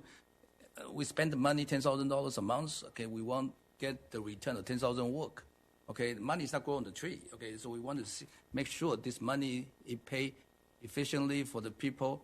Irrigation meaning sprinkler. I've been changing my sprinkler all the time. Okay, and the sprinkler head, how much it will cost us with a sprinkler head? Unless you want to redo entire irrigation sprinkler, no. I think just changing the head, some broken pipe, you just screw it with cement or that thing. I'm pretty good at that. You just cut it, you put it together, change the head if they spread the wrong way. So make sure our grass is still alive. So some of that thing I don't think it's really cost that much of money. I know it's a big place, and we really want this place to be presentable. I really hope, we can have more of a professional to look into it, and it will give us a proper, and the charge. So hopefully, we don't walk into the. Are we do this month to month, or we do this? This is just month to month. Like I said, this is not the end all be all what the contract's going to be. There's still a lot of things that have to be done up there. So whether it be chemo, our staff, another contractor, this is just month to month to make sure that we keep the place in somewhat of a good order. So who does chemo work for? Big League Dreams. No, he was working over there when we over there to visit the first time. Okay, when we took over, we checked everything, and it was a mess. But he's over there by himself, cleaning up everything, and then we just say, how about we hire this guy to help us clean this place up? Why don't we do that? Why don't we get a bid from him? I've asked him to do it. I've asked him if he wants to come work for us. I will ask again. I'll provide the number. Whatever we want to do, I'll give the number. I can do that. He wasn't interested. He's working for Big League Dreams, and he's back doing that. So. Okay, I don't know. How much would it cost to hire a full-time staff and a part-time? I mean, it's much cheaper than this, right? I don't think it is. The reason is a full-time employee, just under $4,000 a month salary, and then with their benefits and everything, you're right around $5,000 a month, and you throw that in there. But then you still have to buy equipment. You still need truck, gas. It's probably pretty. I mean, there might be a little bit of a savings, but I do not know how much. And obviously, those are numbers that we're working on for you. We understand that that's something we need to consider. That's about pension, this and that. But I'm sorry. Okay. Quickly. Okay. I don't want to take too much time on this, but I hope you understand the concern we have. We want a presentable, nice ballpark. It's a beautiful place. You just need tender loving care. Okay. Just need some taking care of that place, and I think our resident would be very proud. Okay, to use that facility. Okay, and a lot of people really say, "Hey, when it's going to open?" And we try to let our children to utilize, but At the same time, we want to make sure it's presentable, and then we can have a right person to really to do the job. So this is the best you can do for this 2 person and the $10,000. And they are cleaning up right now, right? They are working right now. They've been working there for the last 2 months. So we've been paying $10,000 for the last 2 months. Correct. Yes. So right now we just have to verify and concur and approve. Obviously, we'll follow your direction at this time. With the bids we got, the next lowest bid was $14,000. So, but we can follow any direction. Any other questions? Comments? I give my time. It's gonna. Well, we have till June, and we'll see how they handle it. See what it looks like. Is there a motion? I mean, they're already there. Is it a motion? We're either going to go to our own staff, or we're going to do a full RFP with a full scope of work. I want to move the motion reluctantly, but we have no choice because we have children going to play, and but. I'll second the motion. Yeah, thank you. But I want the phone number for chemo. Roll call. So I have a motion by Councilman Wu and a second by Councilmember Tabatabai. Councilmember Tabatabai? Aye. Councilman Wu? Aye. Councilwoman Diaz? Aye. Mayor Pro Tem Castellanos? Aye. Mayor Lopez Beato? Aye. Motion approves 5-0. Okay, on to public hearing. Item number 13. This matter set for public hearing consists of a request for approval of precise plan number 20-01, tentative track map number 83134, zone change number 20-02, general plan amendment number 20-01, and tree removal permit number 20-14 for the development of 158 residential condominiums units on property located at 1651 East Roland Avenue. City Clerk, will the City Clerk verify the proper legal notice has been given? Legal notice has been given, Mayor. Okay. At this time, I shall open the public hearing for the precise plan, tentative track map, zone change, general plan amendment, and tree removal permit. There will be first the presentation of staff report, then we shall hear from those in favor, then those opposed. Finally, the applicant will have the opportunity to give a rebuttal to any testimony received in opposition. There will be the presentation of the staff report, then we shall hear comments from the public. Mr. Carmody, who will present the staff report. Our Assistant City Manager, Paulina Morales, will present the report. Okay, go ahead, proceed. Go ahead. Good evening, Mayor and Council members.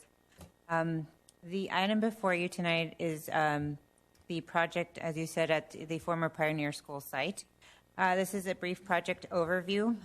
The site is a 9.1 acre site. It is a former Pioneer School site that is currently vacant right now. The project calls for the development of 158 units with 2-car garages. 66 units are 2-story single-family homes. 92 units are attached 3-story townhomes. And there's an additional 12 driveway spaces that will be provided with these 6-plex units right here. There will be a total of 413 parking spaces provided throughout the project. 85 guest parking spaces will be available on site. The project does include a 10,450 square foot common open space area for the residents. The open space includes a tot lot, a gazebo, picnic tables, benches, and open grass area. There's also perimeter and wall fencing along the project site, including the cul-de-sac Eileen. The project site would be accessed through 2 entry points along Roland. The cul-de-sac along Eileen would be used only for emergency cases, so it would not be open for the public. As you mentioned, before you tonight is the entitlements for the project. It's a general plan amendment number 20-01, changing the land use from civic schools to neighborhood medium to allow for the development of up to 20 residential units per acre. The project is that's proposed is for 17.5 units per acre. The project also consists of a zone change from single-family residential to specific plan ordinance. It calls for precise plan number 20-01 for the development of the 158 residential units, the tentative track map for the condominium subdivision of airspace rights, and the tree removal for 9 significant trees on the site. This is the site for the project. As you can see, here's the Eileen cul-de-sac. Adjacent to the east is a commercial development, and to the north. And then along the western portion of the property, it is single-family homes. So the project does intend to do the 2-story single-family homes along this side. And actually, let me go back to this side. So these are the single-family homes. Yeah, oh, sorry, Jan's doing it. Then there's the 6-plex and the 5-plex buildings that will be closer to the commercial side of the project. Yeah. And then these are street views of the site. And then these are views from the neighborhood, or along the neighborhood.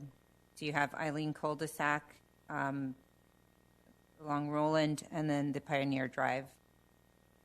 And then this is facing the commercial adjacent properties. The project consists of single-family residential cluster units that are 2-story single-family units with 6 different floor plans. The proposed units will consist of one of 3 architectural styles: farmhouse, cottage, and Spanish colonial. The project also consists of 3-story attached multifamily residential structures with 2 configurations, which are the 5-plex and the 6-plex. Each configuration comes with 3 different floor plans. These structures will either be Spanish or colonial or farmhouse. So the first floor plan that we're looking at is,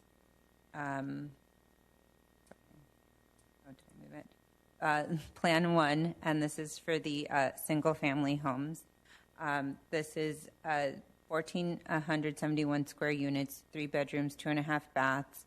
The first floor has a 2-car garage with the kitchen, the living room, and a great room, and a bathroom.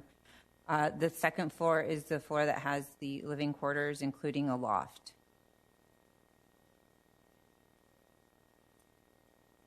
These are renderings of the second plan.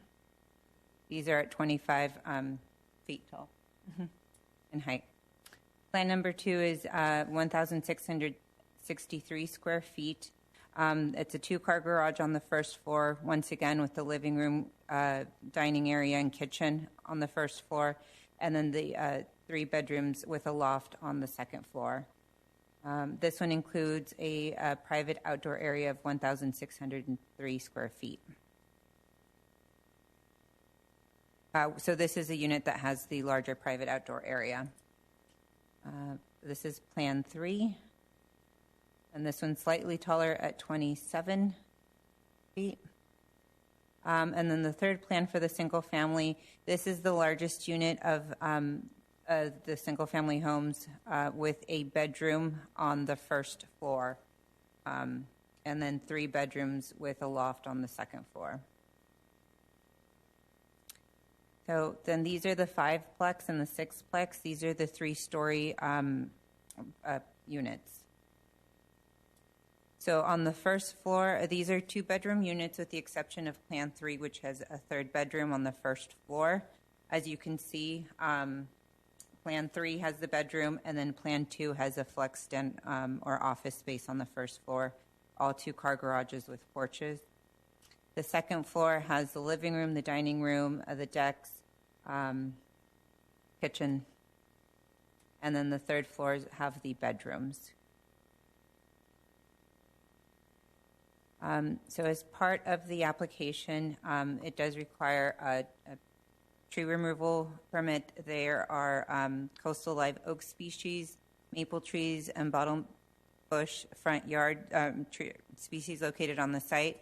A condition of approval has been included requiring the installation of at least 20 coast live oak trees to replace the 5 oak trees that will be removed at a ratio of 2-to-1. A combination of trees, shrubs, and ground cover will be installed on site, including more than 100 trees ranging from 24 to 36 box size. So mature trees. So in response to comments made from the neighbors and from the Planning Commission, the developer has revised some of the site plan. They did move the sixplex that was originally further in on the lot. They moved it forward to align with the rest of the single-family homes and the fiveplex to the east of it. And that did allow it to provide driveway parking for the sixplex structure at the back end. They revised the second floor windows on the west elevation to Celestry for 2 units of the property to protect the privacy of the single-family homes on the adjacent to the project site.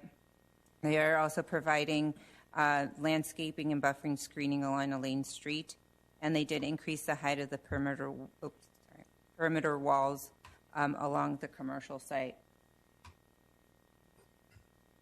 Additional requirements, so they're subject to the art and public places, equal to 0.5% of the construction valuation. The development impact fees are estimated at $226,542.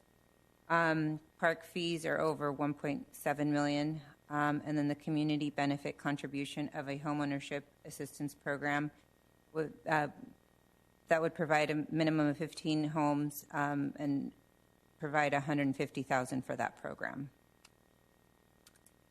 The project benefits addresses housing needs. As everyone, West Covina is subject to provide 534 housing units between 2021 and 2029. So this would be a huge help in addressing our requirement to provide or make those housing units in the city. The Homeownership Assistance Program provides homeownership opportunities for first-time home buyer with preference given to existing West Covina residents and or low moderate income individuals, families. This is a program that the city would work with the developer to develop and would be required to have the program approved prior to approval of the model home marketing complex. It would remove blight and eyesore. The school right now is vacant, and the police department has responded to over 162 calls to the site for homeless, transient, suspicious people, person trespassing, and have made 10 arrests on site. The Covina Valley Unified School District facility, as mentioned, it's been a closed school. Students generated from the project will attend Covina Valley schools. The need of the districts generated as a result of the development have been met. And there was community outreach because of the pandemic. There was a Zoom meeting, a in-person meeting in March 15th and 18th of last year, I believe. Oh, this year, sorry. Oh, okay. There was a neighborhood meeting in August 15th, 2020, and then in addition, after the Planning Commission, they held a couple meetings with the neighbors to help further address their concerns with the project.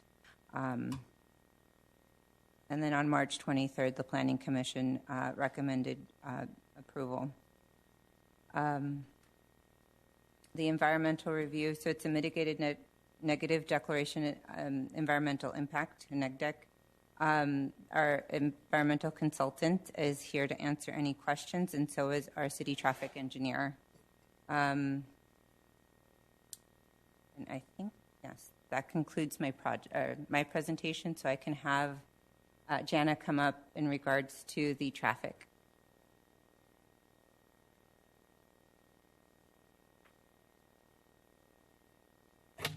Sorry. We can all breathe. Good evening, Mayor Pro Tem, council members. I'll try to keep this brief, but I know a lot of questions have come in on the new standards that we use for traffic studies. As you know, the new standard passed. Can you lower your mic? Yeah, thank you. I'm sorry. Okay, I'm just going to give a brief overview on the new traffic study process. As you know, as of July 1st, 2020, the state passed State Mandate 743, SB 743, which promotes those projects that reduce greenhouse gas emissions and air pollution, and literally has changed how traffic impacts are determined for CEQA. No longer is delay, volume, or congestion used to determine traffic significance. The new matrix in determining significance is VMT, or vehicle miles traveled. In passing SB 743, the state's goal is to get people out of their cars by encouraging development of those projects that are centrally located to shopping, work, and transit. It is the assumption of the state that projects located close to shopping and transit will have the opportunity to be less dependent on their cars and walk or bike or ride the bus to get to work or school or shopping. And that VMT can be reduced by shifting from a car trip to a bike or walk trip, or from a single occupant vehicle to a carpool or transit trip. Following the Office of Planning and Research, OPR's recommendations, there are several ways a project can be exempt from preparing a full, detailed project-level VMT analysis. 1, the project is in a transit priority area. 2, the project is in a low VMT generating area. 3, the project is a type that OPR considers to be local serving. 4, the project generates less than 110 daily vehicle trips. Azusa Avenue is considered a high-quality transit corridor. There are bus stops on the northwest and southeast corners of Roland. The Pioneer School site is also located near a broad commercial base all along Azusa Avenue with restaurants such as Norm's, Pizza, Wingstop, Stater Brothers, Dollar Tree, LA Fitness, all within walking distance for new residents. Due to the closeness of these bus stops, the project qualifies as being located in a transit priority area and therefore is exempt from a full VMT analysis. And since the project is considered exempt and can be screened from a VMT analysis, it is concluded that this project has a less than significant impact for CEQA analysis and does not trigger an EIR. Following the new traffic study guidelines by the City of West Covina and adopted by Council, the project completed a focused traffic study that looked at the number of vehicle trips generated, distribution of vehicle trips, access, internal circulation, parking, and site distance of driveways. Thank you. I'll be here for later questions that come up. Any questions by the City Council?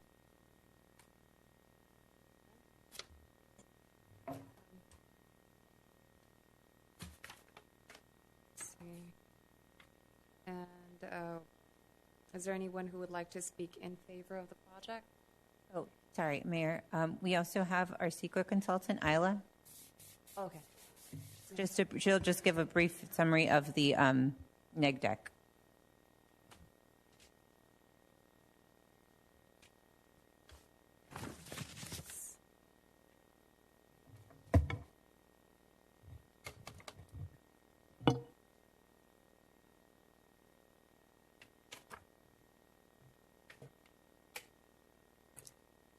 Good evening, council members, Madam Mayor. My name is Alia Hukoki. I am the Senior Environmental Planner and Project Manager with SOMAS. As the environmental consultants to the city, we have been tasked with preparing an environmental document for the proposed project. The environmental document that was deemed appropriate is called an ISMD, or Initial Study Mitigated Neg Deck.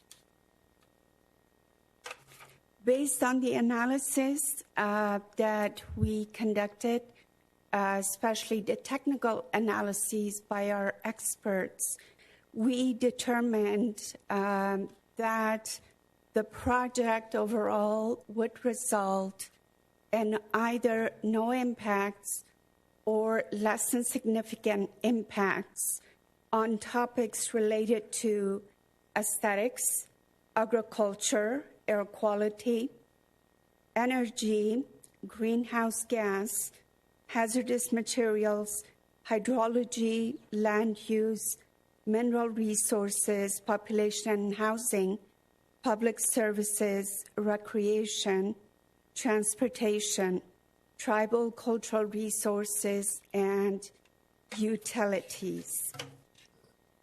Now, in 5 topics out of the 20 topical areas that are required to be analyzed as part of the environmental document, 5 topical areas could potentially result in significant impacts, and these are biological resources, cultural resources, geology and soils, noise, and tribal cultural resources.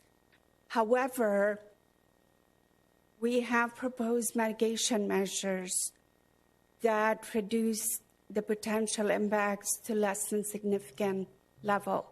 That's why an ISM&D is the appropriate CEQA document for the project. Thank you. Any other speakers? Oh, sorry. And just to conclude, so staff is recommending that the City Council conduct the public hearing and adopt the resolutions listed in the staff report. Also, the applicant is here. Actually, yeah, the first would be the applicant. Would the applicant like to speak first before we go to the public? I'm sorry, Mayor, if I may. I just wanted to also add that there is an ordinance. Today, we will be introducing the ordinance and we'll be having the first reading. That's part of the recommendation. Okay, that's addition to that. Yes. But right now, is the applicant here?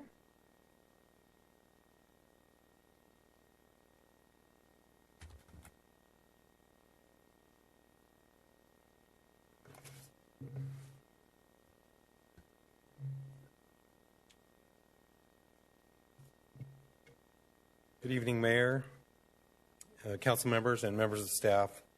I want to thank staff for a very comprehensive report. As you can see, a lot of work's gone into this project for close to 2 years now, so it's not something that's been hastily determined or vetted. Do you have the presentation there for us? Okay.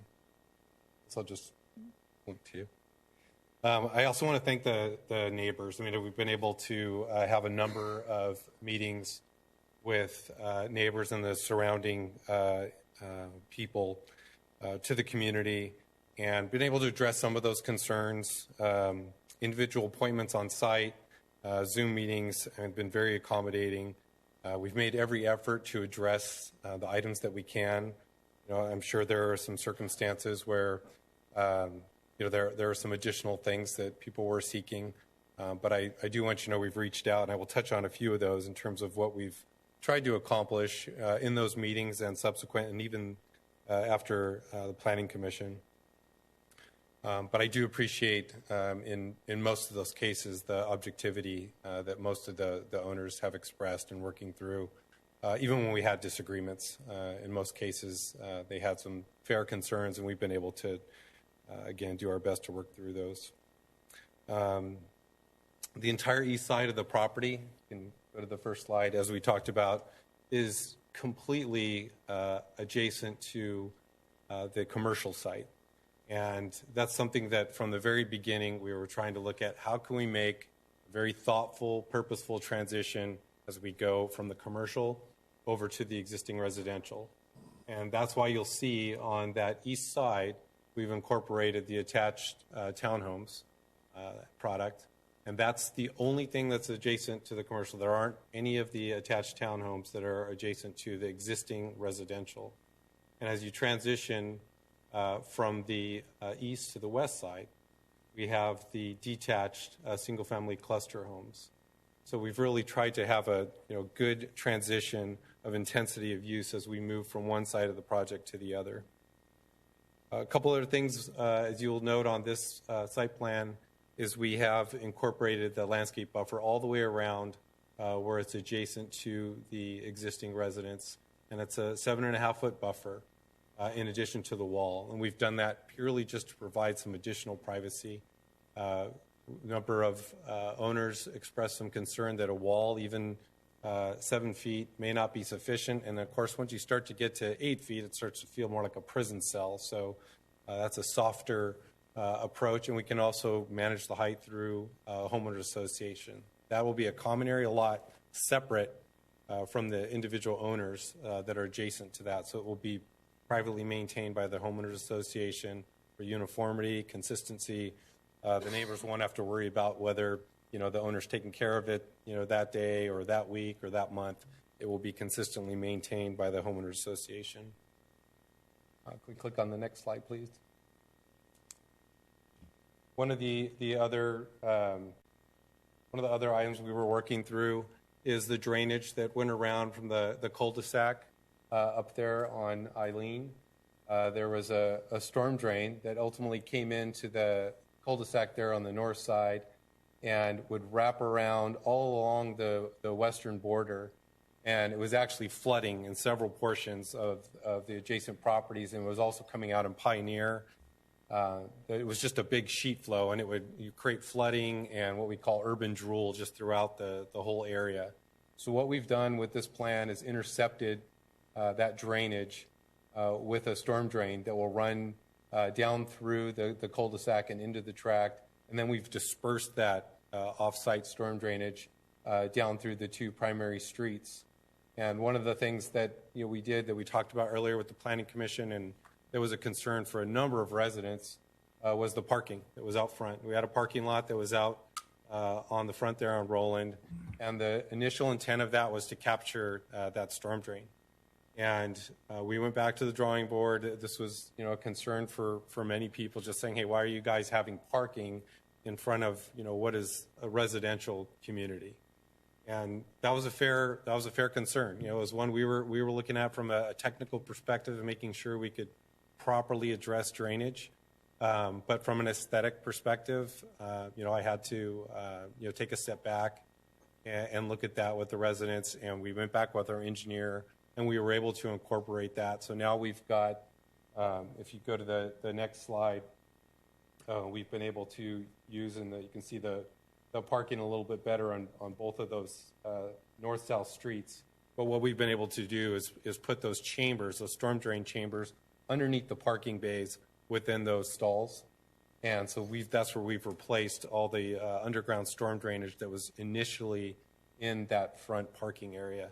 So it's basically just been more distributed, still achieves the same goal of managing that off-site flow and distributing it over a longer period after a storm. That's really what we were trying to do, is make sure that we're not just, right now that water comes straight on through the project and it floods out at the front on Roland. And so what we wanted to do was intercept it, meter it out through these chambers, and that way it's spread out through a longer duration after the storm for 48 hours, and instead of just being a sheet flow right out through the project. The other big item that was of concern was, of course, the cul-de-sac, primarily on the north side, the Eileen cul-de-sac. And the concern there was that residents were just going to park, or their guests would park out there and just come into the community, and anybody that lived up in that pocket. So what we did, again, in response to a lot of the feedback, we've elevated that wall to 7 feet. We've put vegetation on it, and there are no penetrations around that entire cul-de-sac aside from the EVA. So there's no pedestrian walk-through, there's no vehicular walk-through. There's really no convenient way for anybody to access the project from the outside through that avenue. And that was really just to make sure, again, it doesn't become a problem for people that live up there on the north side. One of the other things that we're looking at is putting some lighting that will be right at the end of the bulb of that cul-de-sac. A couple of the homeowners at the very end of the street have identified some activity that happens there after hours that they really don't like to see, and part of it's because there's only one street light that's really at the front end when you come into the cul-de-sac, so it's pretty dark. and probably a pretty comfortable environment for people to, come in and get into a little bit of trouble. So they were asking basically if we could coordinate our lighting. So we're going to have some lighting that'll be up in that area right on the edge of our property to help discourage some of that activity that's been talked about up there. Next slide. So this is the internal park, a little pocket park that we have. It's going to have a tot lot, benches, an overhead pavilion structure, and there's a little path you can see that meanders around the entire parkway, and 2 open green turf areas. Next slide. One thing I want to point out here is One thing I want to point out here as we look at this street scene is that there are really no garages on the Roland street scene. I mean, it's really all just the architectural aesthetic across the entire frontage. So in addition to getting rid of that parking, you're going to be looking at basically just the architecture. No driveways, no garage doors. So you're really going to have a nice green aesthetic along that entire frontage, both from pedestrian and vehicular scale going down Roland. The last piece I want to touch on, you can go to the next slide, please. We already touched on these, so I'll move through these in the interest of your time. Next slide. Sorry. One more. So here, I want to emphasize that there's been concerns about the massing of this building on the attached townhomes, and we have both a 5-plex and 6-plex here. But really what we've done is there's a lot of architectural projection and articulation throughout that entire plane. So you'll see in looking through that, you're not staring at the backside of an Albertsons or a flat wall. I mean, we've got covered porches, deck railing, we've got varying roof elements, ridges, and eave heights. I mean, there's a lot of movement on that architectural plane. Really to break up that building, and I really think we've pulled in some of the elements. There isn't necessarily a specific architectural theme as you drive through the surrounding neighborhoods, but we have been able to pull certain elements from that architecture in an effort to try to make this a little bit more compatible with the surrounding area. We did the same thing with the single-family detached product. Next slide, please. This is just an enlargement. I just wanted to illustrate, each one of these clusters and the modules for both the townhome and the cluster homes. You see, we've really tried to incorporate trees in every pocket, and there's going to be a lot of several layers of canopy within these trees and within the structure. So it's not just going to be, ground cover or shrubs. We're going to have multiple levels, and we've specifically picked out tree species of varying heights to help achieve that and really soften that vertical plane. Next slide, please. And then we touched on this briefly, but one of the other concerns that came up with several of the owners adjacent to the project is the potential for some of the second-story homes to look down into the yards of the adjacent homes. So we have elevated those windows in every one of those cases. So we've literally modified the architecture on the individual plans and for just this unique condition for all those homes. So you really will only be able to look out. They'll still let light in to the building, but you won't have the ability to basically look down and compromise the privacy of the adjacent units. That was really another big one for the owners that I've met with along the entire perimeter there on the edge. Next slide, please. And these are the additional units that we've incorporated since the last meeting. Same condition. Next slide. So again, in summary, I just want to point out, I mean, we've really made every effort to have a purposeful transition, across that site. I know to some this might be a little bit of a higher density product that maybe not familiar with. A lot of the owners have expressed that concern, but I mean, we're seeing this across all of Southern California and a lot of cities, as a matter of fact, and we heard it again this morning. They're reaching out to us trying to push for 30 units to the acre. So I know 17 might sound high for what's in some of the areas around the city, but this is really becoming a big push on how we can incorporate thoughtfully some of this higher density product. The other thing we've really done our best to maximize in the site design parking. We've mandated that the garages will have to be used for parking. We're going to have that reinforced by the homeowners association. So the external units, the parking bays, are going to be used exclusively for guest parking. And there's ample parking throughout that site. I mean, you have to remember almost half of these units are 2-bedroom units. So it's not like these people are going to have 4-bedroom homes that have an arsenal of cars that we see in a lot of the surrounding neighborhoods. We've touched on the off-site drainage, the cul-de-sac. We've done the same thing on the cul-de-sac coming in on Pioneer. We've basically put in the solid wall there, and we have a perimeter landscape edge that we've added. And we've done the same thing for the wall that abuts the commercial side. Following some requests from the planning commissioners, we've added vegetation to that. In fact, we've put in pyracantha, which for those of you that have pyracantha or have come in contact with it, it looks pretty, but it's almost as bad as barbed wire. So I think that will discourage any of the element over there from trying to come over the wall over there on the east side. So the homes we've picked here are really in high demand. I mean, we're seeing a lot of interest in this product in multiple communities. I know there's been some concerns saying, oh, is this the right fit, or are the homeowners interested in this? But it's a different buyer out there these days. I mean, they're interested in lower maintenance. They like to spend their time out on the town, and they don't want to have the yards and demands and costs of water costs and other utility costs that come along with the larger yards. It's just a different buyer profile these days that we're looking at. And it's projects like this that really are going to, be the lifeblood, I think, of the community and really, inject some new interest in some of the commercial properties. And we've heard that up and down the street from the Azusa business owners saying, hey, we really need something like this. We need, more owners. We need some new life out here to kind of give us a boost.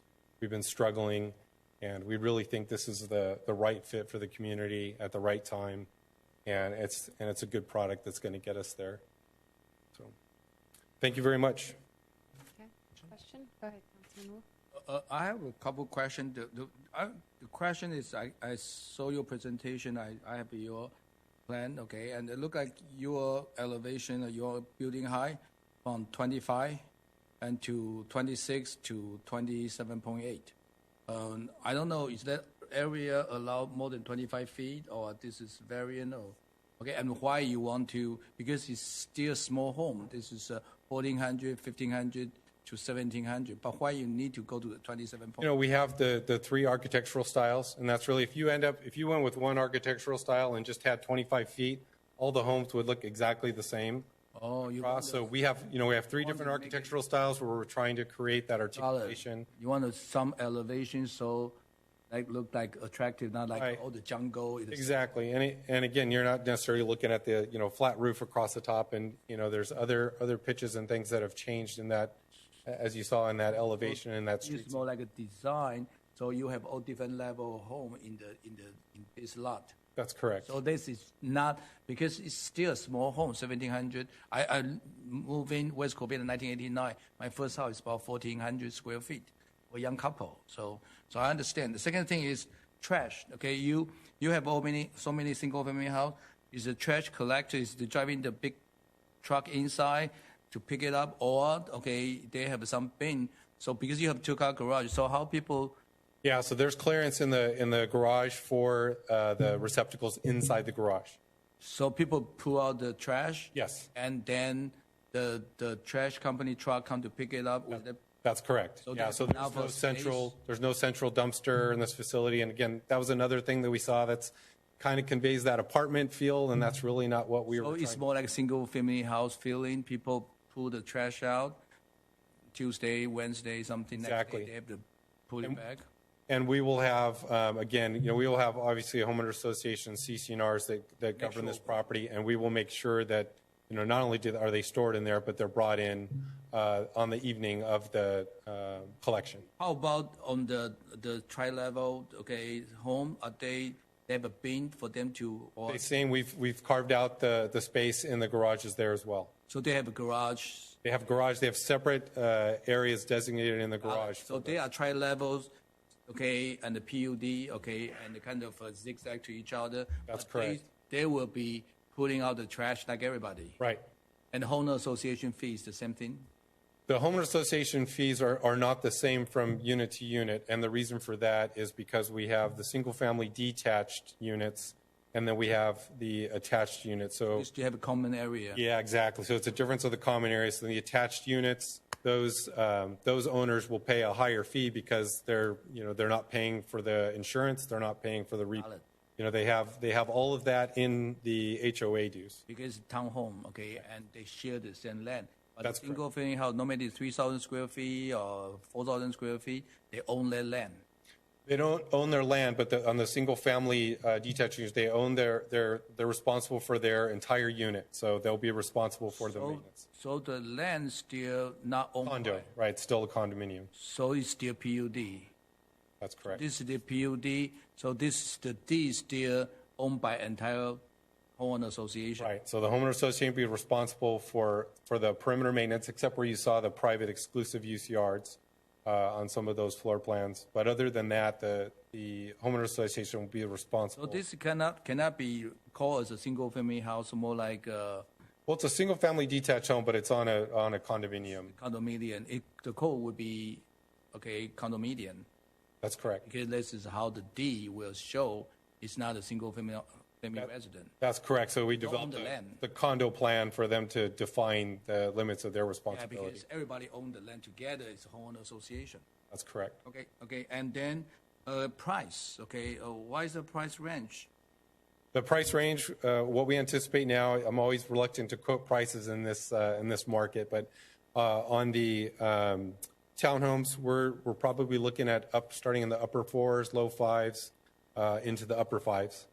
And that's for 1,300 square feet. Starting with $400,000, something around there. Yeah, so up in the high fours, and those go up to 1,700 square feet, and those will be in the upper fives. Young couple home.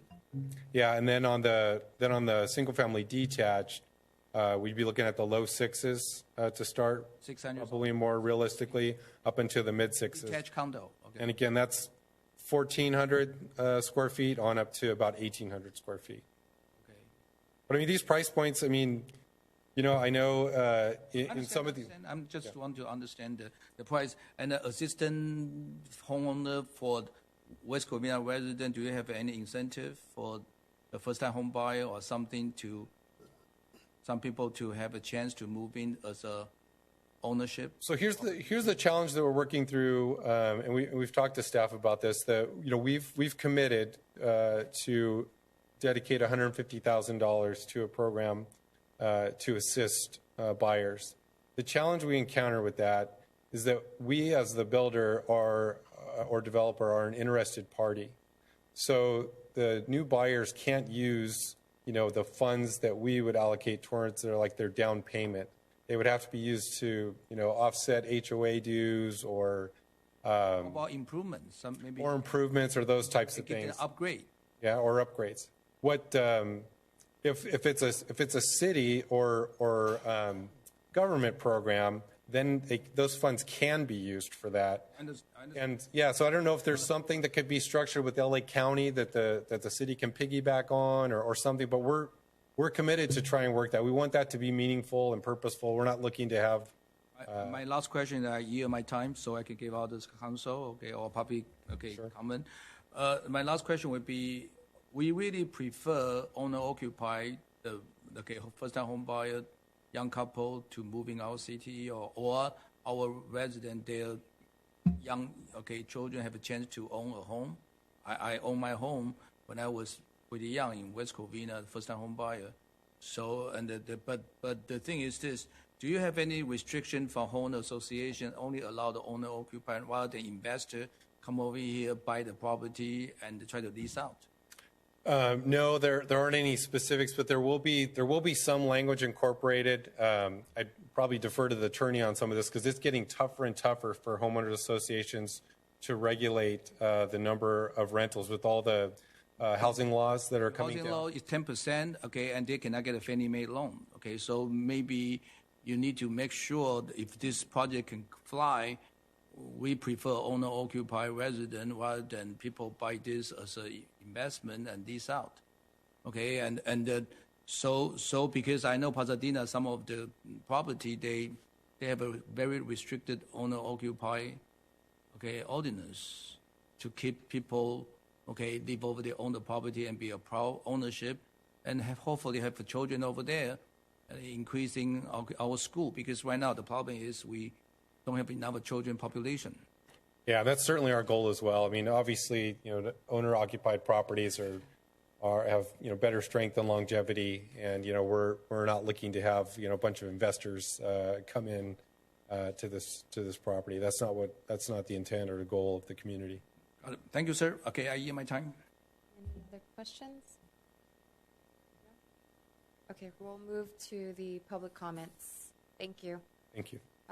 So the first one, is there anyone who'd like to speak in favor of the project? Mayor, I have 2 speaker cards in favor of the project. Our first speaker is Louis Mora, followed by Luis Rojo. Louis?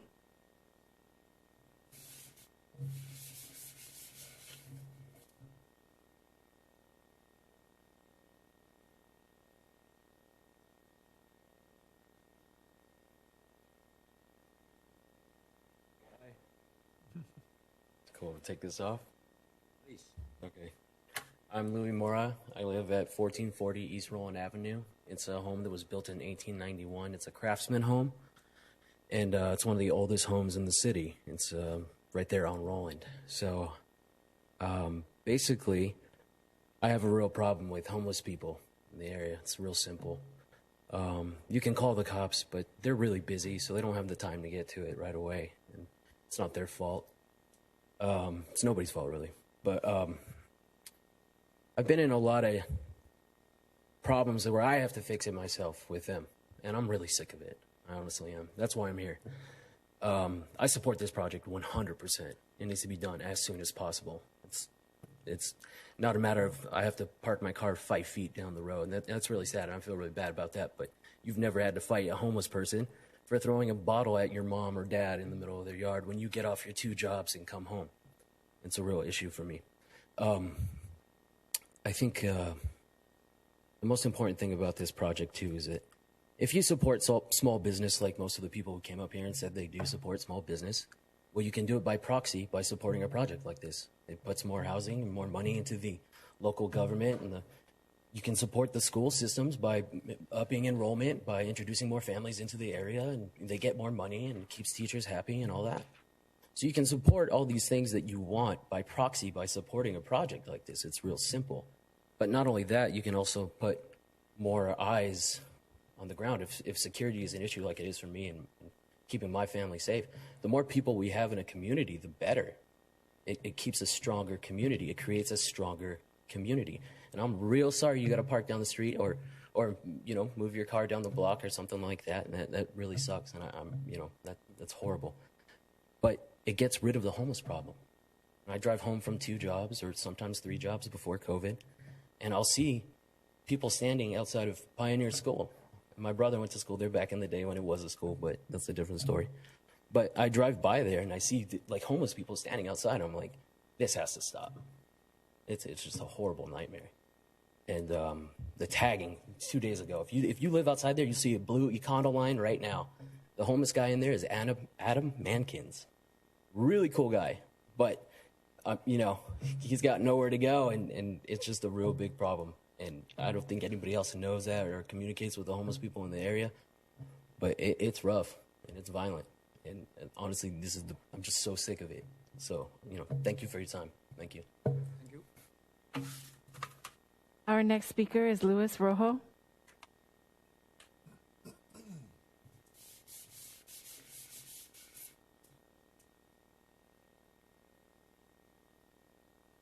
Hi. I just want to give a brief statement in favor of the project. My name is Louis. I grew up in West Covina, and I've been living in the city almost my entire life.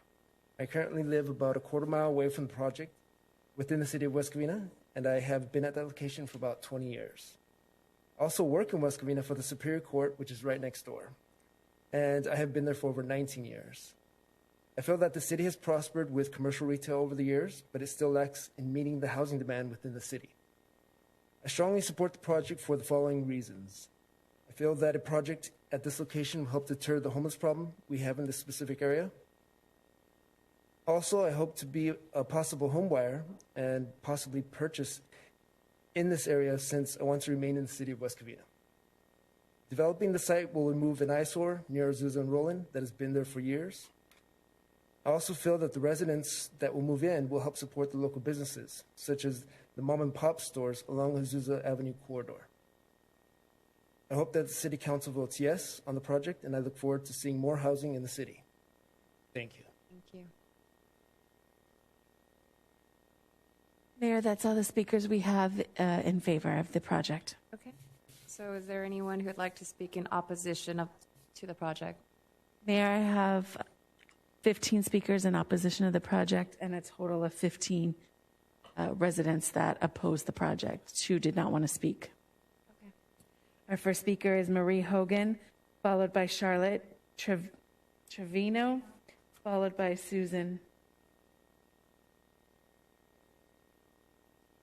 Say it again. Good evening, Mayor, City Council members, staff, and neighbors. My name is Marie Hogan, and I'm here tonight as a homeowner in District 2 who has lived on Homrest Avenue for almost 41 years now. And I'm also a retired teacher from Covina Valley School District. I taught at Trawick Middle School. While I'm not opposed to development, I am strongly opposed to this development.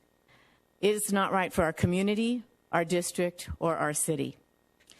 On March 23rd, my neighbors and I addressed the Planning Commission to express our concerns. At that time, and it is now, most if not all of our concerns pertain to the density of this project. There are just too many units. On 9.5 acres, too many units. With over 17 homes per acre, and I believe it's 17.5, this is a high-density proposal. With such a plan, there are issues about traffic. I don't care what your expert says. With 300 cars in a small area, there's going to be a traffic issue, morning and afternoon or early evening. Environmental impact and preservation of the surrounding neighborhood. My house is now worth over $800,000.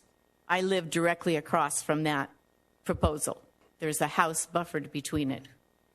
What is going to happen to the value of my house and the rest of my neighbors whose houses are between $700,000 and $800,000?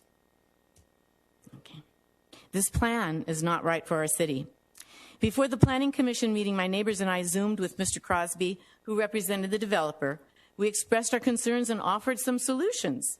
Almost all of them were met with a comment like, "That won't work for us." My 87-year-old neighbor, whose wall borders the schoolyard, met with Mr. Crosby privately, and he told her that he wouldn't have to take her wall down. It looked good enough. She was worried that that was going to be a problem. They're going to take the wall down. So he misled her. He may not have lied because he physically won't take it down, but he was misleading an 87-year-old woman. If he's willing to mislead a senior citizen, why should we believe anything he has to say? To my knowledge, Mr. Crosby does not live in our community and not even in the city. He has no vested interest in our neighborhood. He only sees dollars and cents. This plan is not right for the city. When we elect our city council members, all of you sitting here, we do so from the promises that you make to do the right thing for our city and for us, your constituents. I'm not opposed to the developing of land. It is the right thing to do. But I do know it takes courage to say no to this project.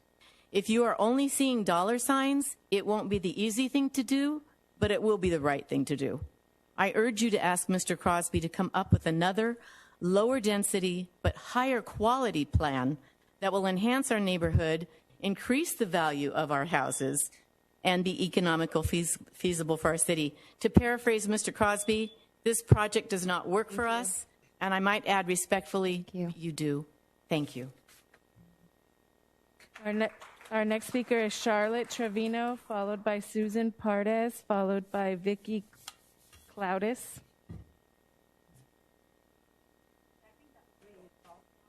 Charlotte? Yes. Okay. All right. Good evening, Mayor, City Council members, and audience. First thing I'd like to do is commend the developer. Based upon his presentation, he seems to have taken into account some of the concerns of the residents and attempted to address those. There are, however, still concerns, and I think they're very serious concerns. First of all, my name is Charlotte Trevino, and I've been a proud resident of West Covina for 45 years. In that time, my city has grown and prospered, and I'm proud of it. When my husband and I moved here to start our family, we knew West Covina as a growing city which focused on community and family. That focus seems to have changed in recent years to the detriment of our community. According to the 2020 census, our population is declining. I think we're all aware of that. It is currently 103,375, ranking us 70th in the state of California and 305th in the nation of the United States. It's down approximately 106,000 based on the 2010 census. That decrease has led to a decline in tax revenues. I understand that, and I think all of us here understand that. But I think we need to be mindful of how we attract future opportunities to increase that tax revenue. As a city council, your primary duty lies with the current residents of our city, particularly those of us who are homeowners and have a vested commitment to this community. The proposed Walnut Grove development at the Pioneer School location does not reflect our community. It will, however, serve several purposes. Yes, it will bring revenue into the city, but at what cost? That is the question you as city leaders must answer. First, how will it affect the values of the established homes near that location, or for that matter, the values of homes in all of West Covina? My home, their homes, your homes. What affects one in our community eventually will affect us all. Secondly, how much more traffic will ensue as a result of increasing the number of units from 120 to 158? I adamantly oppose this increase in the number of units. This development is near two already busy intersections. First, Puente and Azusa, where the Food for Less and Denny's are located. Secondly, Azusa and Roland, with its strip mall, which includes Stater Brothers, other stores, a gym, a restaurant. Nearby on Roland is Trawick Middle School and Covina High School. As a retired Trawick Middle School teacher, I am fully aware of the traffic congestion at Azusa and Roland and how dangerous it can be for students walking to and from schools. Not too many years ago, we had a student killed. Shoot. All right, I ask you to really consider your decision and think of what we've all said this evening. Good night. Thank you. Susan Paredes, followed by Vicky Claudis, followed by Raymond Santos.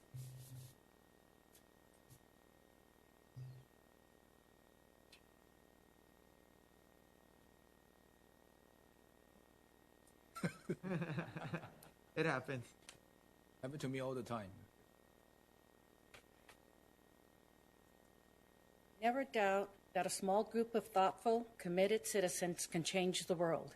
Indeed, it's the only thing that ever has. We are the people of the Community Coalition against the Walnut Grove project as it is proposed. Would you please open your hearts tonight, open your ears to hear us, and your eyes to see us? We bring to your attention the concerns we have on this project. We know there must be progress. We agree with that. And we have said this to the Planning Committee and Mr. Crosby. We will work with you, but we want you to work with us also. We are against this project as it is proposed. We don't want those 150 units to be built. It does not work for us and our community. 150 units on 8 acres is way too many units. You're literally squeezing people into a very small area.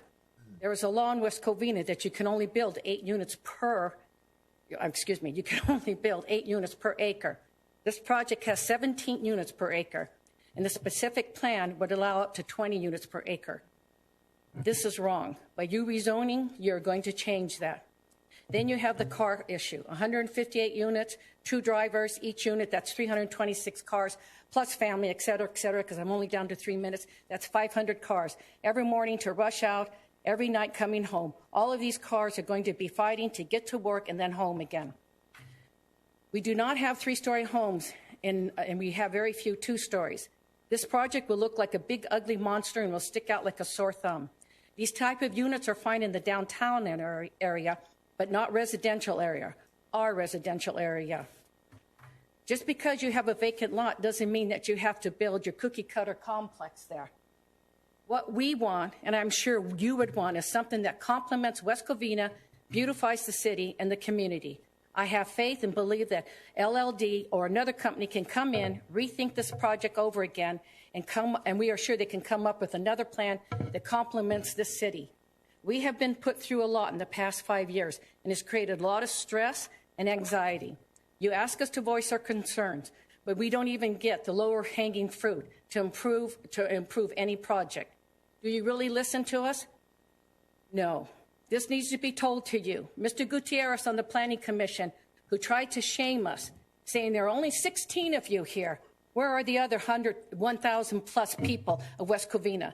He said this after 3 hours of us waiting. This was cruel and disrespectful. And I and the rest of the coalition could not say anything, for we were silenced. We had already talked and voiced our concerns early in the evening. No one came to our aid. I'm going to say it right now, every one of you are looking at me. When we were here for the commission planning, they were going through their files and they were texting. That's not right. At least you're listening to us, and I appreciate that, okay? Now we come to you, the city council. Oh, darn. I will end with this. Open your souls. Have the humility to make the right decision and the courage to do what is right. God bless you. Thank you. Vicky Claudius, followed by Raymond Santos, followed by Audrey Santos.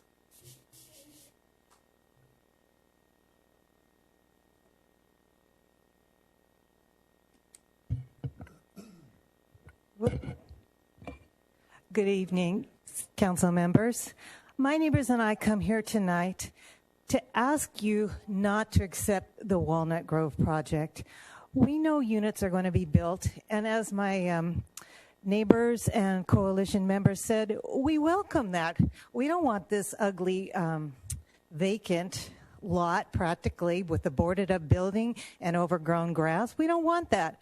But we don't want the project that is being proposed. We are asking for a project that blends into our neighborhood. We don't want 158 units, and many of them 3 stories high, as Susan said, just who went before me. That doesn't blend in. We barely have 2-story homes in our neighborhood, let alone 3-story. Right now, the zoning ordinance calls for 8 units per acre. The developer wants the zoning ordinance to go up as high as 20 units per acre. This is too many. It greatly impacts my neighbors and me. We've been there for many, many years. We pay taxes. We support the city. We vote and contribute to the upkeep of our neighborhood. The Walnut Grove site on Roland Avenue is not part of the 7 already identified sites the city has reserved to provide a range of residential types, as stated in the housing element of the general plan. This is known as the downtown plan. The Roland site is part of an existing neighborhood that is well established as a single-family community. We find it interesting that within the 7 identified sites listed and their and their descriptions, there is a paragraph for each one of those sites designated that says the redevelopment of this site is consistent with the city's plan to focus higher intensity mixed uses with the downtown corridor, preserving the character of the surrounding suburban neighborhoods. This is stated after each of the 7 descriptions. At some point, the city cared about preserving the neighborhoods. Is this no longer true? At some point, the city cared about giving us what we paid so much for and worked so hard for, our stable community. These are not my words. They are found in the West Covina General Plan. Has it come to the point where preserving neighborhoods is no longer important? I want to remind you that it is also stated in the beginning of the general plan. Our goal is to direct new growth to the downtown area where development pressures are the greatest and change is desired while protecting the stable residential areas. Approving this development would completely disrupt the existing neighborhood by... Thank you. Is that it? Okay. Thank you very much. And I agree with my with Susan who went before me. You were listening, and we really appreciate that. Bye-bye. Raymond Santos, followed by Audrey Santos, followed by Teresa Kozad.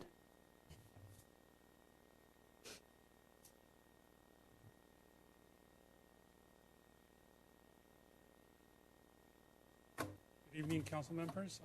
My name is Raymond Santos, and I live directly across the street from the proposed project. I live in District 2. And I want to just state my opposition to this project. It is not what the community is like in that area. I've been there for over 20 years, raised my kids. My wife and I have been there, and we plan to be there for a lot longer. But this project is not anything what is there now. The community consists of single-family residents, one story mainly, 3, 4 bedrooms houses with their own garage and a driveway. The proposed unit brings in a mass of buildings, 158 units total, condos total, 66 of them will be 2-story, and 92 of them will be 3-story. Don't understand what he was saying, that we needed some kind of a transition into our community with these big projects that he's bringing in, because we don't have that at all. We do have commercial to the right of our side or to the east of it, but the rest of the community is all single-story homes. This is going to bring, he did meet with us, and he did ask our opinion about certain things, and he did change certain things, like the parking. They did move it to the back. But our main concern, and we expressed it to him, to the planning committee, that it's the density, it's the amount of people that's going to bring. Right now, if you put that little area, 9 acres, and you change it to wherever the other homes are at, we have approximately 30, 35 homes. Right there, they're going to put 158 homes. So you cannot say that that's not going to change what that is like right there. It's not going. It's going to change our lifestyle. It's going to change our security. Somebody mentioned about homeless. This is not going to take away homeless people. Homeless people are on the side of the Stater Brothers, on the side of Food for Less, all the other buildings. So this is not going to change that. We are not opposed to having more development. We love to see West Covina grow, but we want something that is going to help our city and help us be more proud to be residents there. When we went to the planning committee, there were three members that voted for this particular project, and 2 of them that voted against it. The 2 that were voted for against this project, none of their concerns were addressed by anybody else. The developer got a chance to come back and speak about what he opposed or could clarify certain things, but none of the things that were concerned to us were actually addressed. Mainly that there's going to be too many homes right there, too many people, and I hope you guys not consider this, and hopefully not. Thank you so much. Thank you. Audrey Santos, followed by Teresa Kozad, followed by Paul Hamilton.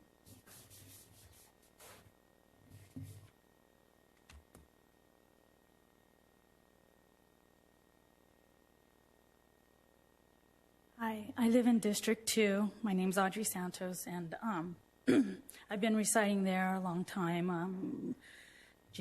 Probably like 28 years. And again, with all my neighbors, we're not opposed to the development. It's just high density. Once I saw the sign that they were going to develop, I was excited. Finally, they're going to do something good in our community. I have a daughter that's in her 20s, and I figured, hey, she can buy a condo across the street. Well, you know, she has a dog, and this development has no yards, nothing really. So it wouldn't work for her. I'm also a real estate agent, and during the pandemic, you know, a lot of my clients called me. They wanted to move to a home with a yard and a pool. This community does not allow any yards. I mean, there's no yards in the project. They have a community park that is so small. I think my backyard is probably the same size as their community park. And they have 158 units being developed there. And you figure there's probably 4 people per family. That's like 630 people living there. And with no yards, they're going to have cars. It's just going to be so congested, and it's high density. They're putting those, 3-story buildings. It's going to look like a prison. You know, those buildings are just going to be too high. And so, along with my other neighbors, I just urge you to oppose this project. Just reconsider the whole development and add more, add a patio. That's what people are looking for, you know, more so now. So I just urge you to oppose it. Thank you. Thank you. Teresa Kozad, followed by Paul Hamilton, followed by Tom Kreiser.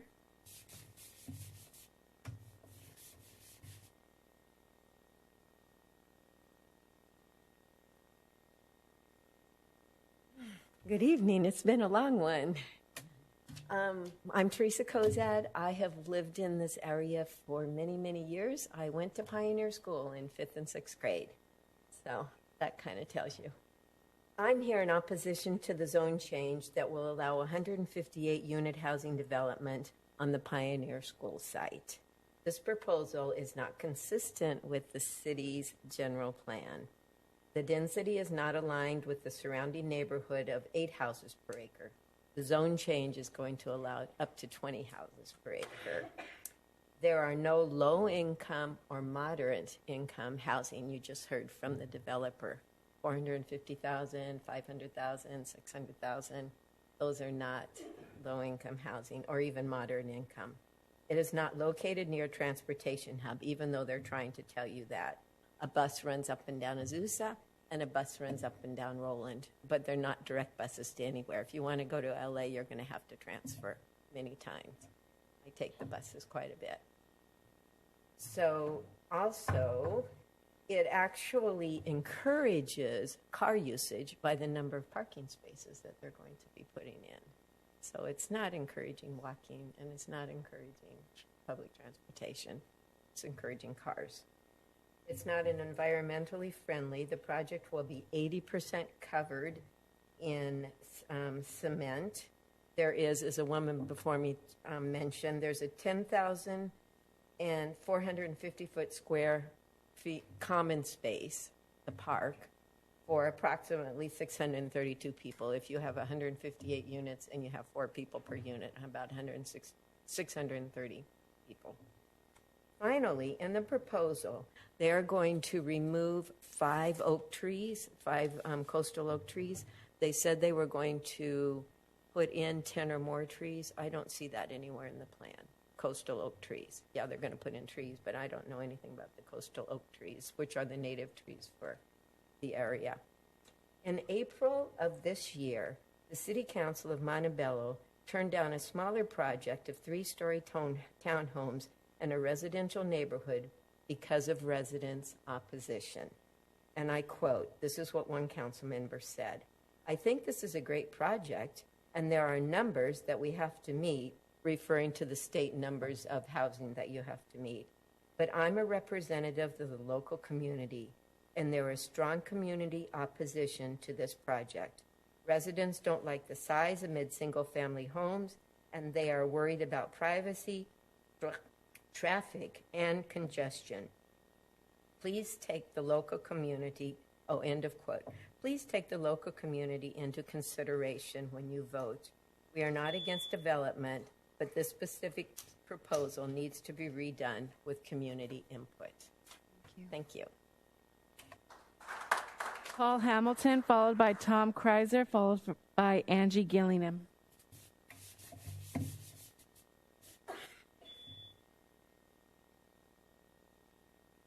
Good evening, council members, Madam Mayor. I'm Paul Hamilton. I live in District 2, close to the project in the neighborhood. We just want you members to take in consideration the reason that we are all sharing our indifferences of this development being considered, and we are opposed of the project. We do want something developed there. We would like to request the members of the council to listen to our voices and concerns and strongly object to the current development. This project needs to be redesigned to take into consideration the community and the environment. The project as currently designed does not meet the zoning requirements to develop these highly dense, multi-level, 3-story residential complexes next to single-story residential homes. We are requesting the developer propose a more appropriate design that has less impact on our community and neighborhood.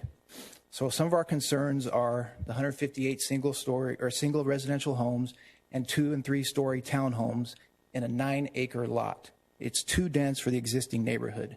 The current zoning in this neighborhood is approximately 9 units per acre. The lack of space for the residents will have, and especially when people are working from home more, they prefer an adequate room in the home, a decent sized yard for the kids to play in and family to relax. I enjoy coming home every day from work, going in my yard, swimming in the pool, and enjoying that part of my house. We're asking that more green space be considered to allow more aesthetic appeal to the surrounding neighborhood and allow more space between the perimeter wall and the backyard to improve the privacy with the adjoining homes. Right now, I believe it might be a 15-foot buffer. We're asking for a minimum of 25 feet if possible to maintain the privacy for the neighbors. The parking is limited for the number of homes being developed, which will impact the traffic flow on Roland Avenue and the streets that flow through the neighborhood.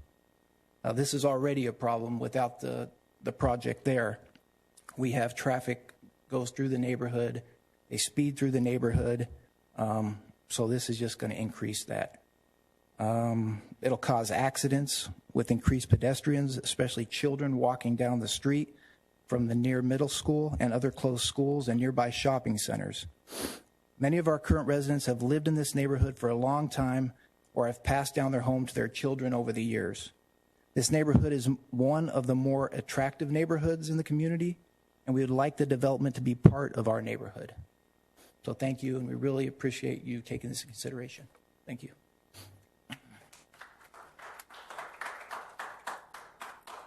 Tom Kreiser, followed by Angie Gillingham, followed by Lydia Christine Frey.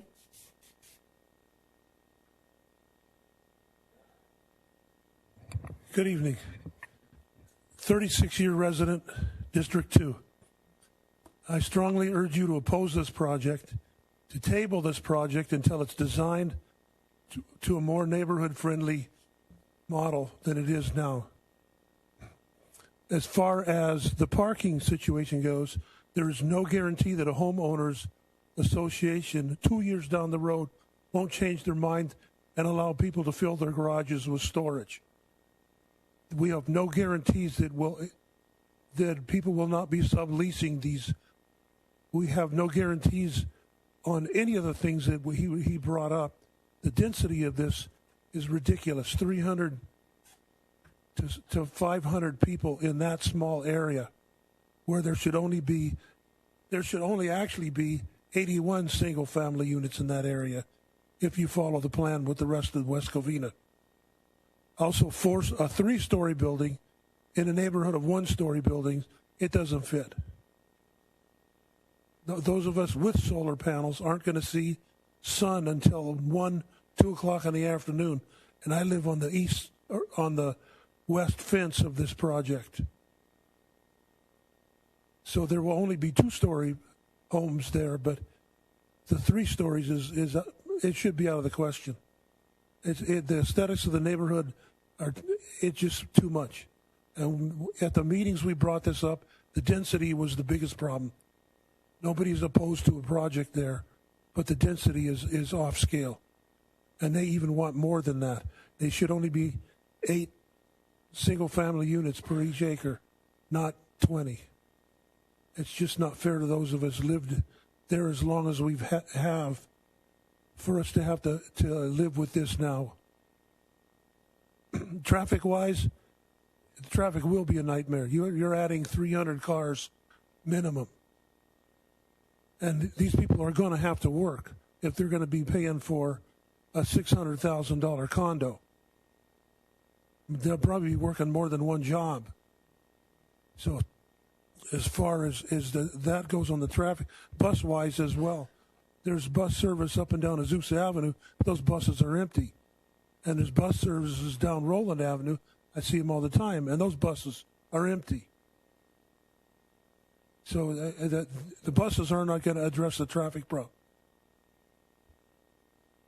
Then I urge you to table this project and have it redesigned to fit the neighborhood. And I thank you.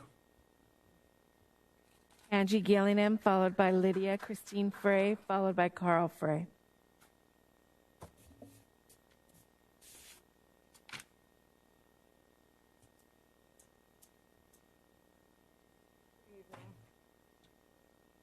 I want to submit the signatures petitions that we had presented to the planning commissioners, and I'd like to present them to with all the people that could not attend tonight. Anyways, I'm here tonight to support the residents who formed the group known as the Community Coalition Against the Walnut Grove Project at Pioneer School. You should have a letter from their lawyer that was sent to the Planning Commission when this was heard on March 23rd. We wish to make clear that the residents are not against the development at the Pioneer School. What they do oppose is the amount of housing and units that the current developer, Lewis Company, wishes to build on the 9 acres. Cramming 17 and 18 units per acre should not be acceptable anywhere in the city. Current zoning allows 9 houses per acre. In a recent posting by staff in the classified section of the San Gabriel Tribune, and on tonight's agenda, the city's plan to prioritize the CDBG funds the city is about to receive, the post read that the city is looking for decent housing, a suitable living environment, and expanded economical opportunities for low and moderate income persons. This development does not cover any of those requirements. Suitable living environment or economical opportunity for low or moderate income persons. No low income housing has been designated for this development. In this development, decent, is this development decent? Not if you're one of the residents who live around the 9 acres. I would hope the council would set a higher standard than just decent. And I will skip to the end because most people have covered. As Covina sells off land in our city, we ask that you be better stewards of the land and consider the residents first, not the developer who will move on after selling off the property, maybe to another developer, or ultimately build those 158 units. We ask that you push back on the developer to reduce the number of units. Established residents should be considered first. Why? They pay taxes, they shop West Covina, and they vote in this city. And lastly, although Lewis, the representative, said he engaged with the residents for 2 years, most of that engagement was within Covina Valley School District, not the residents. Just wanted you to know. Thank you. Lydia Christine Frey, followed by Carl Frey, followed by JD.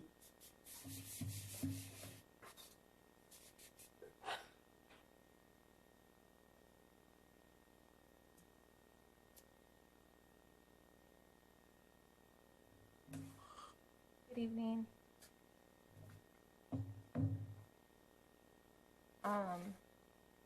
May I submit something as well from the...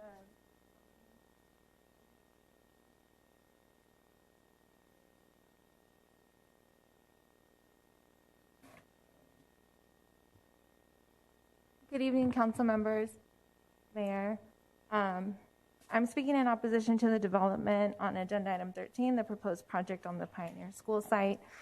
This project is not acceptable to the residents in the vicinity, including myself and my family members, of which not all can be present due to work commitments. My mom works nights at a hospital, for example. She sent in her opposing comments to the city clerk. Additionally, other family members sent in their comments, such as my husband and others. Neither the development nor Covina Valley School District worked with the community.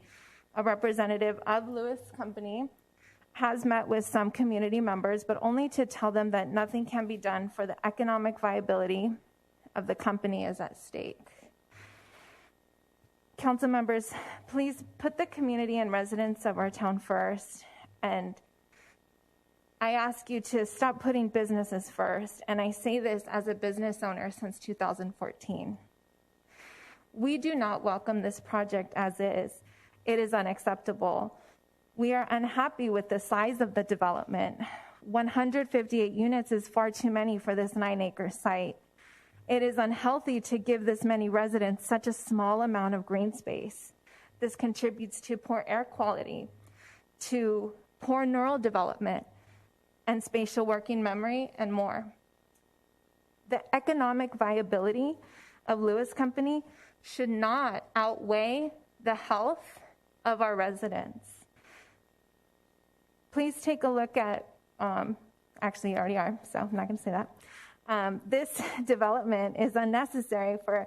In this table, you will see that 7 priority sites have been identified, and the city is more than able to accommodate the RHNA allocation of 831 sites. And based on permitted densities, the 7 sites identified within the downtown area are more than adequate to accommodate the above moderate, and lower income RHNA allocations.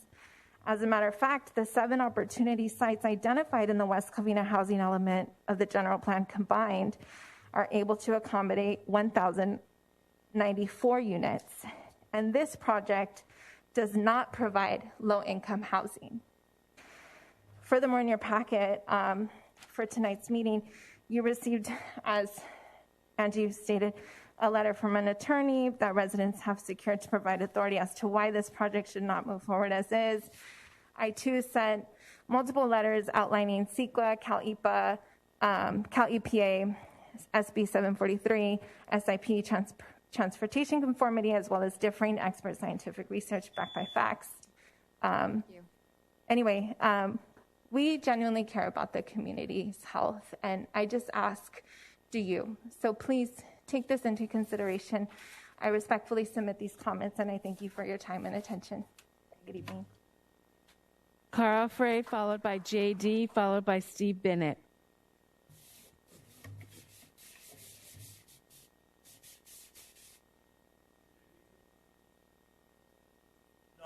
JD, you're next. You're after Carl Frey. After Carl Frey. I'm sorry. Okay. Thought I did something wrong as usual.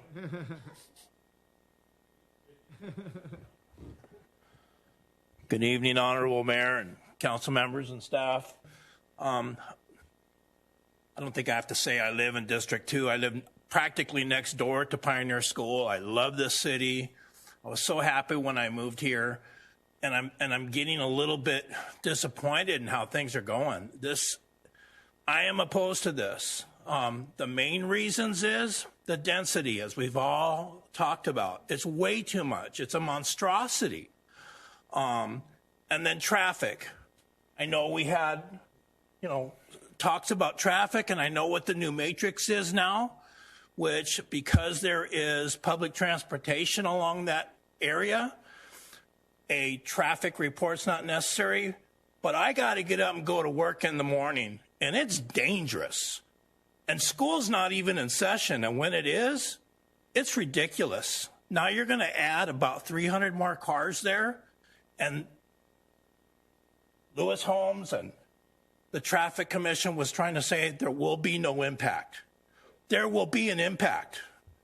There's accidents and deaths there all the time. and it's going to get worse now. And to have that many units, it's just not necessary. We keep hearing it's not economically viable to do anything less than this. We've looked at it 1,000 times, and we barely have enough as it is. We can't have anything less than this. It's just not right. It's just not right. And during your rebuttal, Mr. Crosby, you can correct me if I'm wrong, but in one of the last changes, they said, okay, well, we'll take the sixplex and we'll move it all the way out to the property line. It'll have to be right at the property line, which is ridiculous. My house sits 25 feet from the property line. But we're going to have the sixplex at the sidewalk. At the sidewalk. It's ridiculous. It just doesn't fit right. I love this city. I just hope you'll do the right thing. Thank you. JD, followed by Steve Bennett, followed by Edgar Milan.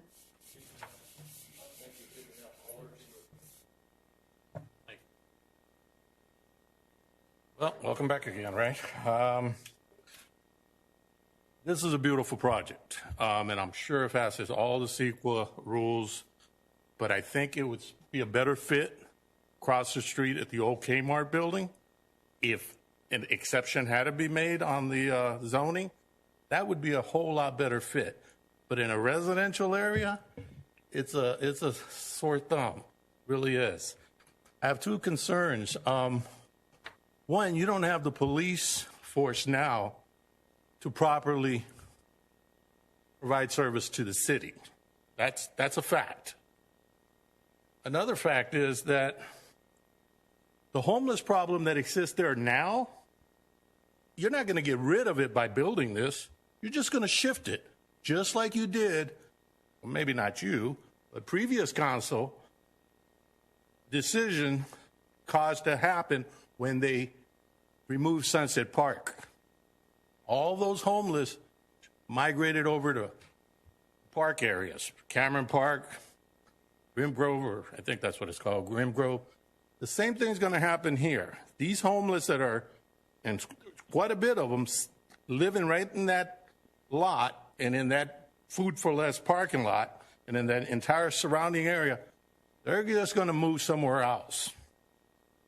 So if you can't provide it, the city is unable to provide the police structure, fire structure to secure a comfortable quality life, level of quality life for these residents, that I really think this is not the right place. Thank you.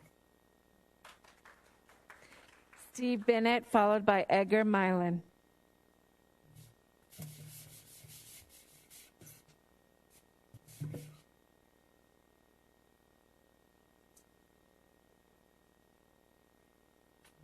I'm back again. I'm not going to rehash everything they've said because pretty much they're all right.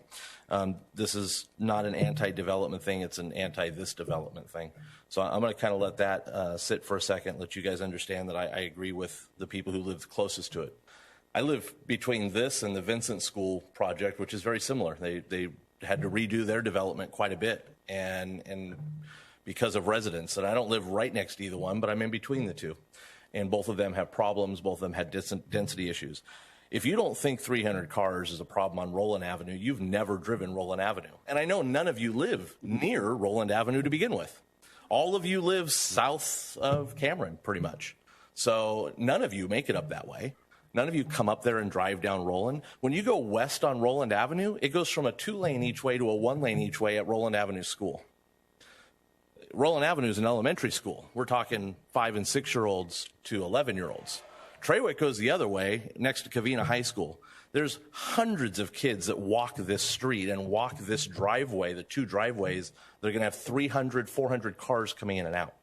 And if you think people are going to walk through homeless heaven over there behind Goodwill to go catch a bus, if they can afford a $600,000 house, do you really think they're riding the bus? I mean, let's be honest. Tony Wu, how often do you ride the bus? You make $1 million a year. How often do you ride the bus? Yeah, I didn't think so. You drive a Hummer. Let's be honest, okay? You could probably fit 60 of these on your property alone. Help us out with the housing problem. I mean, let's be honest. That's the honest answer right there, Tony. We got a deal. That's the problem, guys. This doesn't fit the neighborhood. There's no two-story houses in that area. I know, I live in the area. Maybe one, maybe two. There's no three-story. You've heard it. You've heard it. Go drive the neighborhood. Put this on the table tonight and go drive the neighborhood. Tony, you're in real estate. This doesn't fit. I know you're pro-development, so it's probably going to go, but this doesn't fit. Go drive the neighborhood and see the fact that we all have single-family homes. I've owned my home for over 20 years. I've lived in the same house for 47 years. It's a single-family home. And if you think 1,700 square feet is a small house, let me take you to some of the houses in that neighborhood that are 1,200, 1,100, because that's what that was designed like in the area. 1,700 is high compared to some people. Now, to the two council peoples, District 2 and District 3, that's the mayor in District 2 and Councilwoman Rosario Diaz-Elliott in District 3. District 2 is north of Roland. District 3 is south of Roland. When you guys were knocking on people's doors and telling you how you were going to listen to the residents and represent us on this council, we're watching. We're voting. I ran against Diaz. She beat me, no question. But what I'm saying is, when you knock on doors and you're telling residents you're going to represent them, represent them. Thank you. Edgar Milan, can you hear us on the line? Yes, can you guys hear me? Yes, sir. Go ahead. Hello. Thank you so much. Ms. Mayor, honorable members of City Council, thank you. I am not opposed to developing this site, but I strongly oppose this project as proposed. I find it offensive to think that a developer can attempt to sell such a flawed product to this city on the premises that an association made up by the owners of the properties being proposed will mitigate all of the development problems that such a densely populated housing tract will undoubtedly cause. Most notable among the failures of this proposed project design is the lack of appropriate parking for the volume of homes being proposed. Each structure, regardless of floor plan, lacks a driveway and calls for a small 20 by 20 garage that doubles as the residents' garbage tote storage area. Please examine the plan. Is there enough parking for a potential 500 plus cars? Second notable failure is the lack of appropriate green spaces. The developer calls attention to the number of trees being planted. However, if you give attention to the design, the developer is offering to plant trees in 24-inch boxes in such small areas that the overwhelming majority of those trees will die or cause property damages within 5 years of being planted. Thirdly, the developer continually tries to denigrate the business park that borders to the east of the proposed project site, using it as an excuse to try to pitch a perception to you, members of this council, that those 5-plex and 6-plex buildings are needed for a transition that is only imaginary. Our neighborhood coalition is the one that reached out to Mr. Crosby, and via Zoom, using Zillow as an example, we shared with him, using the current comparables in the area, that they could very easily fit 100 single-family homes that can easily sell for upwards of $850,000 and above. Again, we are not opposed to building homes in that lot, but the density being proposed goes far beyond what is ultimately beneficial to our neighborhood. Mr. Wu, you made comments to how important children are to you and to the city. Please look at that plan. Would you like to raise your children in that project? You mentioned how important home ownership is to you. It is just as important to all of us in the surrounding neighborhood. In addition to the HOA false assurances, that $150,000 buyer assistance that the developer touts is simply what new home developers give when you buy a new home. This property is not part of the housing plan that the city has. Yes, you will get credit for whatever homes are built, but the city is not under compulsion or obligation to meet the housing numbers. Those numbers are recommendations, and you all know that to be a fact. Thank you. Please, I invite you. Oh, thank you, Mr. Thank you so Milan. much for your time. Thank you. Mayor, we have Thank one you. more speaker. He's neutral. Okay. Mr. R. Robinson.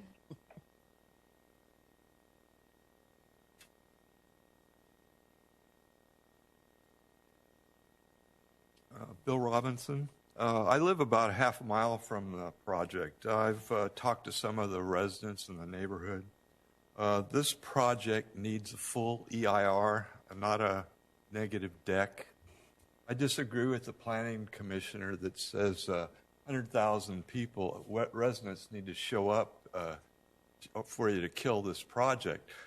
A Superior Court judge, if this project violates a single CEQA reg, a judge can just toss it out.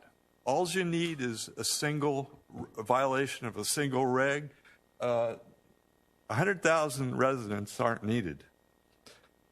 This project, number one, it increases greenhouse gas emissions. Two, overflow parking is not adequately addressed. Three, the drought impacts are not considered. Water demand by the project will further stress our local water resources. There's just not enough water for the project.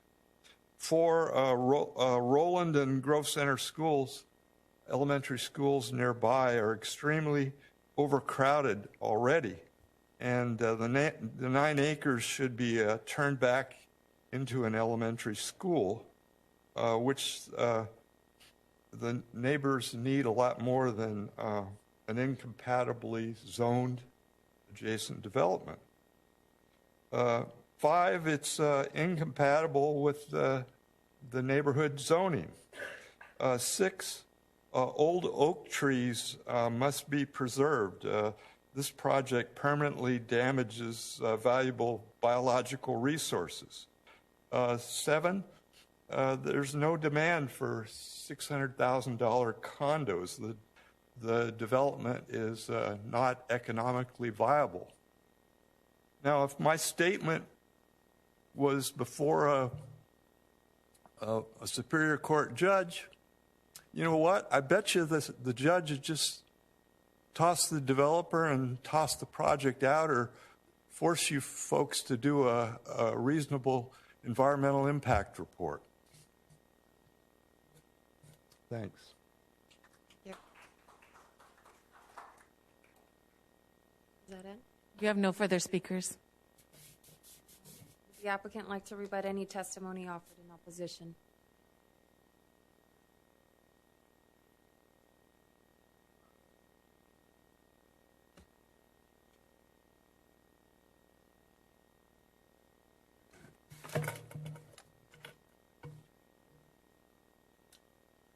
Hello again, and thank you for the opportunity to address a few of the concerns that came up.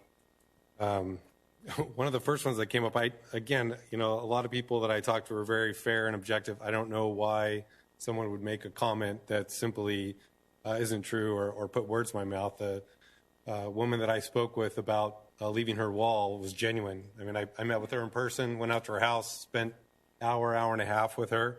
And the specific concern in this location was that she had a planter up next to her wall. I said, your wall's in pretty good shape. It's of adequate height. We can keep it. We're not going to have to tear it down. And we're not going to have to tear it down, and we're not going to tear it down. So I'm not sure why you would call me a liar to her or call me a liar here at the meeting. That's disappointing. These are the kind of things that are frustrating when we're spending time with you and trying to do the right thing. And trying to come to a mutual agreement on some of these issues. The Roland cut-through traffic. I mean, another comment that came up. Mr. Crosby, would you like to have this? Would you like this in your neighborhood? What would you do if you have this? I have this in my neighborhood. I have apartments being proposed in my neighborhood, and the reality is, guys, we need housing. We need housing. I have 4 kids, 2 daughters, 2 sons. And where are they going to live? Healthy communities have a mix of housing. It's not a whole bunch of single-family detached homes on 8,000 square foot lots or 8 to the acre. It's just, that's not going to support any of our kids being able to buy homes here. So, yeah, does it meet the affordability threshold? No, but is it in reach for somebody who's working and has a degree and has those other pieces coming together? That's how I started. I bought a condo, and I was able to sell that condo, get a house, a little bigger house, and you move up. That's the way it works. But that's what healthy communities are based on. It's this mix of housing. And for someone to suggest that 8 units to the acre are logical and compatible next to commercial, I don't really know how to respond to that. I mean, I know there are conditions where that exists, but we're a master plan developer, and we address this on a broader scale on projects across Southern California. And what we would do in these circumstances, and we plan it from the start, is have these intensity of uses. And what I'm talking about with the transition is just that. You're taking a commercial project. You don't want to put traditional single-family detached homes, 8,000, 9,000 square foot lots right next to that. That's just not a typical compatible use. And I don't think most people would want to live next to that in a traditional single-family home that they paid $850,000 for. I heard $800,000, $850,000. I mean, that's a tough one to swallow.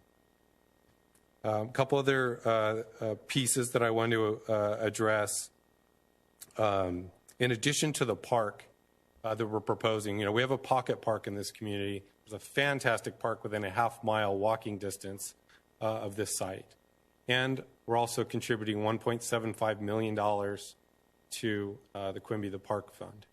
So it's not like we're just trying to be like, oh yeah, we're just going to do this little park and that's going to take care of all of the park obligations.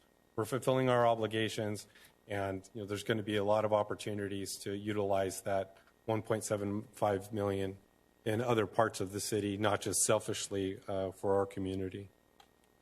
The setback along the west side, it goes from 15 and extends up to 25 feet as you move to the south. So there is a pretty good span on a good portion of that separation from the adjacent existing homes. With respect to the HOA, we're talking about CC&Rs here. We're not talking about rules. Rules, the gentleman that spoke was absolutely right. Rules can be changed, from one board to the next, very easy. CC&Rs, very difficult to change. I doubt anybody in this room and anybody lives in a homeowner association that has been successful at changing CC&Rs. Very, very, very difficult. I'd love to hear the story about that. Specific. Okay. Yeah, it's almost impossible to get the vote and get it legally. So what we've proposed incorporating that regulation into the CC&Rs, not just simply a rule. So I managed 250 homeowner associations in Southern California for about 8 years, and was a partner in a large company. So I know how successful HOAs can be, and the reason they are is because they get to fine.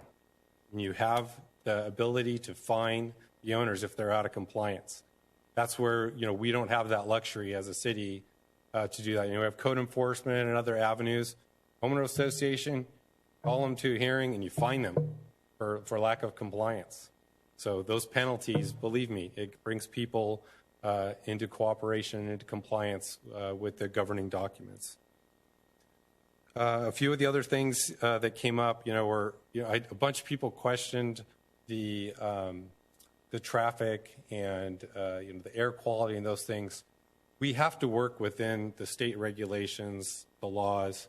We've done an exhaustive amount of modeling, analysis, but we can only work with the laws that are in place. We can't apply arbitrary standards, based on what some of us may feel or what this project's going to generate. I mean, Roland, as I mentioned, it's a cut through, unfortunately, for traffic. And I have the same problem in my neighborhood. And it's not my neighborhood or the proposed neighborhood across the street that creates the traffic. It's the commuters that don't even live in my city that are cutting through.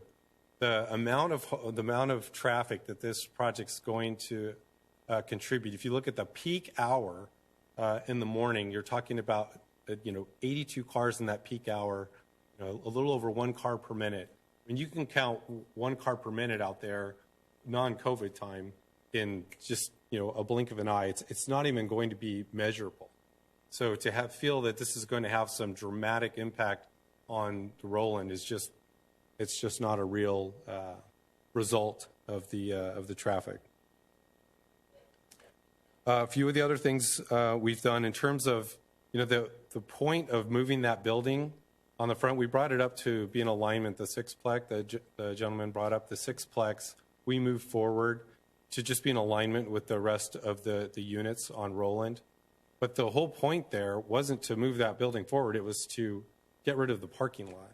So I want to make that really clear. And the only way we could still preserve the number of parking spaces was to move that parking up on the north end. So we had to make that, and that was a major adjustment, guys. That's not a $5,000 or $10,000 fix. That's a lot of engineering, a lot of redesign. That was a huge plan design. So, when I hear you're not being reasonable, you're not working with us, that's very challenging for me to accept. And we had to even defer this meeting because we couldn't make all the changes in time, despite all the professionals we had working through those revisions to the plan. A couple other things that I don't know where the comment came with trees removed in 5 years. I mean, we obviously have a landscape architect. We're not just, working with some landscaper that comes in here and throws a bunch of trees down. The landscape architect has specifically identified this tree palette, and they are compatible with, with the hardscape and the locations that they've been proposed. Our communities have, lush trees and landscaping and the hierarchy of canopies, and happy to, walk those projects and 5-year-old projects, and you can see the establishment of those trees over that period of time.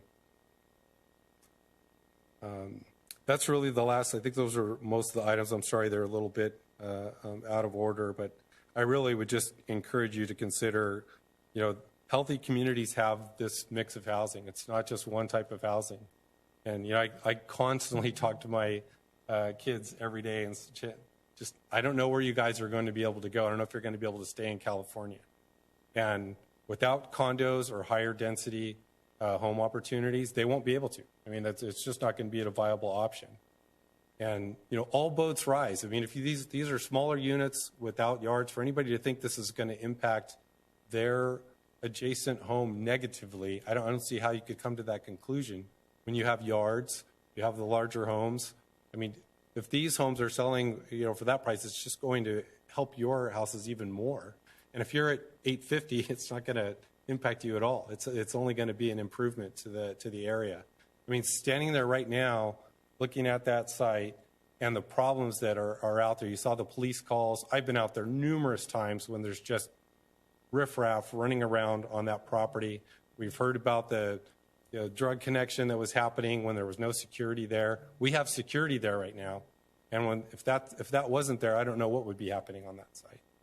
So, I really encourage you to consider those pieces and really look at this broader scale of the project. Thank you. I shall now close the public comment portion of this hearing and ask for council discussion. Please stay up here. I know there's a few questions. I actually have a few questions. Either you or city staff can answer. What is the standard units per acre in California? Does anybody know what's the standard units?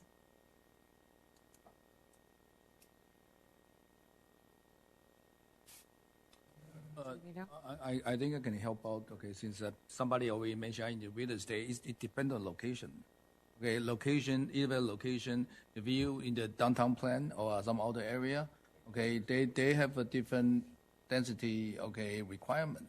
And so it's not, it's a one size fit all. It depends on the state have a roughly guideline, and they go to each city. Each city, they have their, planning department to see what the density is about. Again, it's subject to location. I understand. I just wanted to know what standard, what number we're looking at. I think that exists. No, this is not. No. Okay.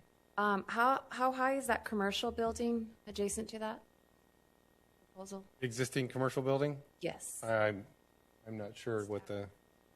I'm sorry. What was the question? How high is that commercial building where they're planning to? Oh, the height of the commercial building? I don't. Is it? I think it's about 30 to 35 feet. And because this is a commercial building, right? Well, there's two commercial buildings. There's a commercial building on the north, side, right? There's that building, which is probably taller than that, and then there's some commercial directly adjacent on the east side. So I think the ones adjacent on the east side are not that tall. The one on the commercial building on the north is definitely that tall. The proposal that you're implementing, the 3-story, is that leveled or higher above than the again, I don't know the specific height of the order, of the please. building. It's discussion here. I'm not sure of the height of the specific building, commercial building to the north of us. I mean, I know it's a pretty tall structure. Okay. And then I know the biggest concern is density. Are you able to reduce the units? And if not, why? I mean, the primary reason that we came up with this design is, again, this is the product that's in demand. I know that a realtor came up here and said that everybody wants a single family home, but who can afford an $850,000 home? I mean, I'm struggling with that one for everybody to just say that's what everybody should have.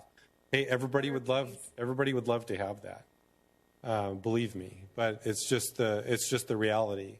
And there is an economic viability component to that. I'm not going to deny that. Obviously, in terms of what's allowed and permitted on this site, and what was contemplated in working through with the school district. But I mean, this product is what's going to be marketable at this location. And again, having single family 8 units to the acre adjacent to this commercial center. It's just, I mean, it's not a commercial center that has that type of dynamic where you would have a mixed use. If it was, maybe there'd be a different opportunity there, but it's not. And we actually made an attempt to see if that was, we saw what was happening with the adjacent center and reached out to them and said, hey, is there a chance you guys would be interested in selling? Maybe we could make a more cohesive project by incorporating that, but they weren't interested.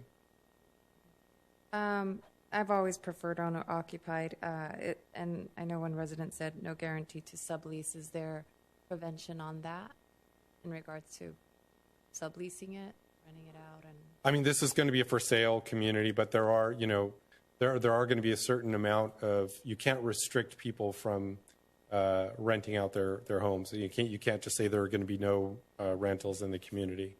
But we will have restrictions in the governing documents that will limit the amount of rentals in the community. Thank you. Council, had questions?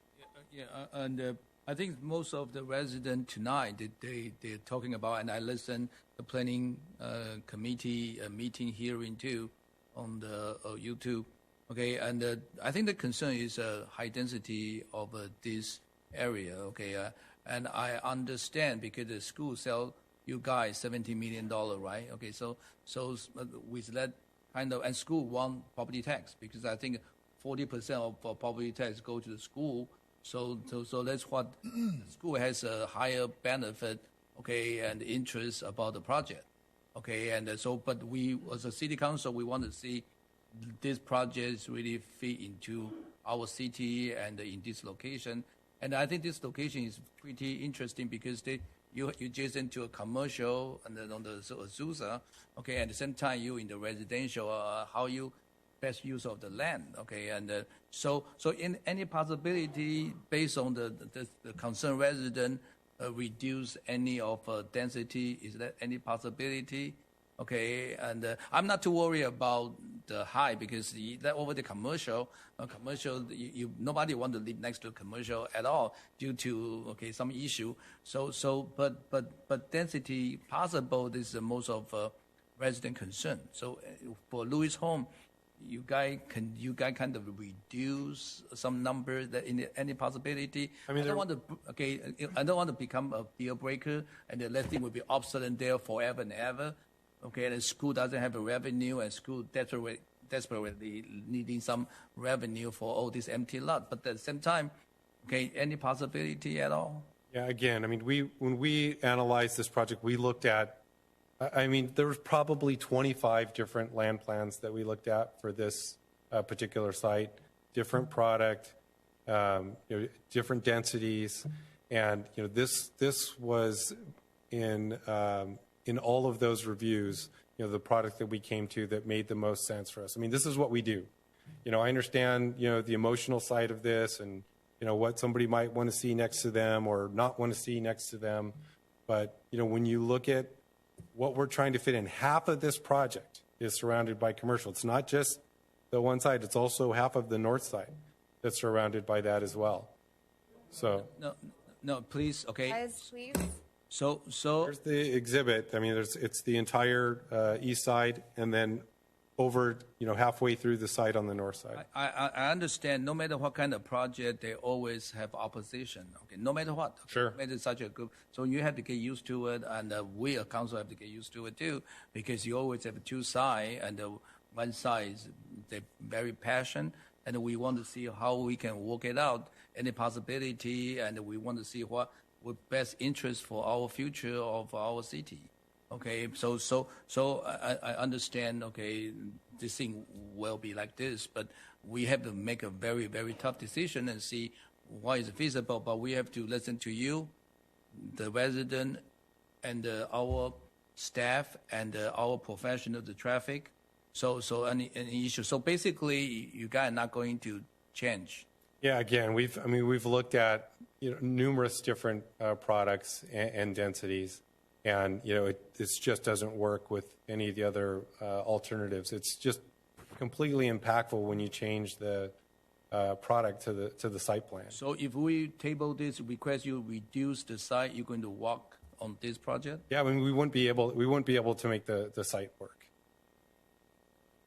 So in that way, okay, so it's a deal breaker if you want to, okay, reduce the size, this and that. Okay, so.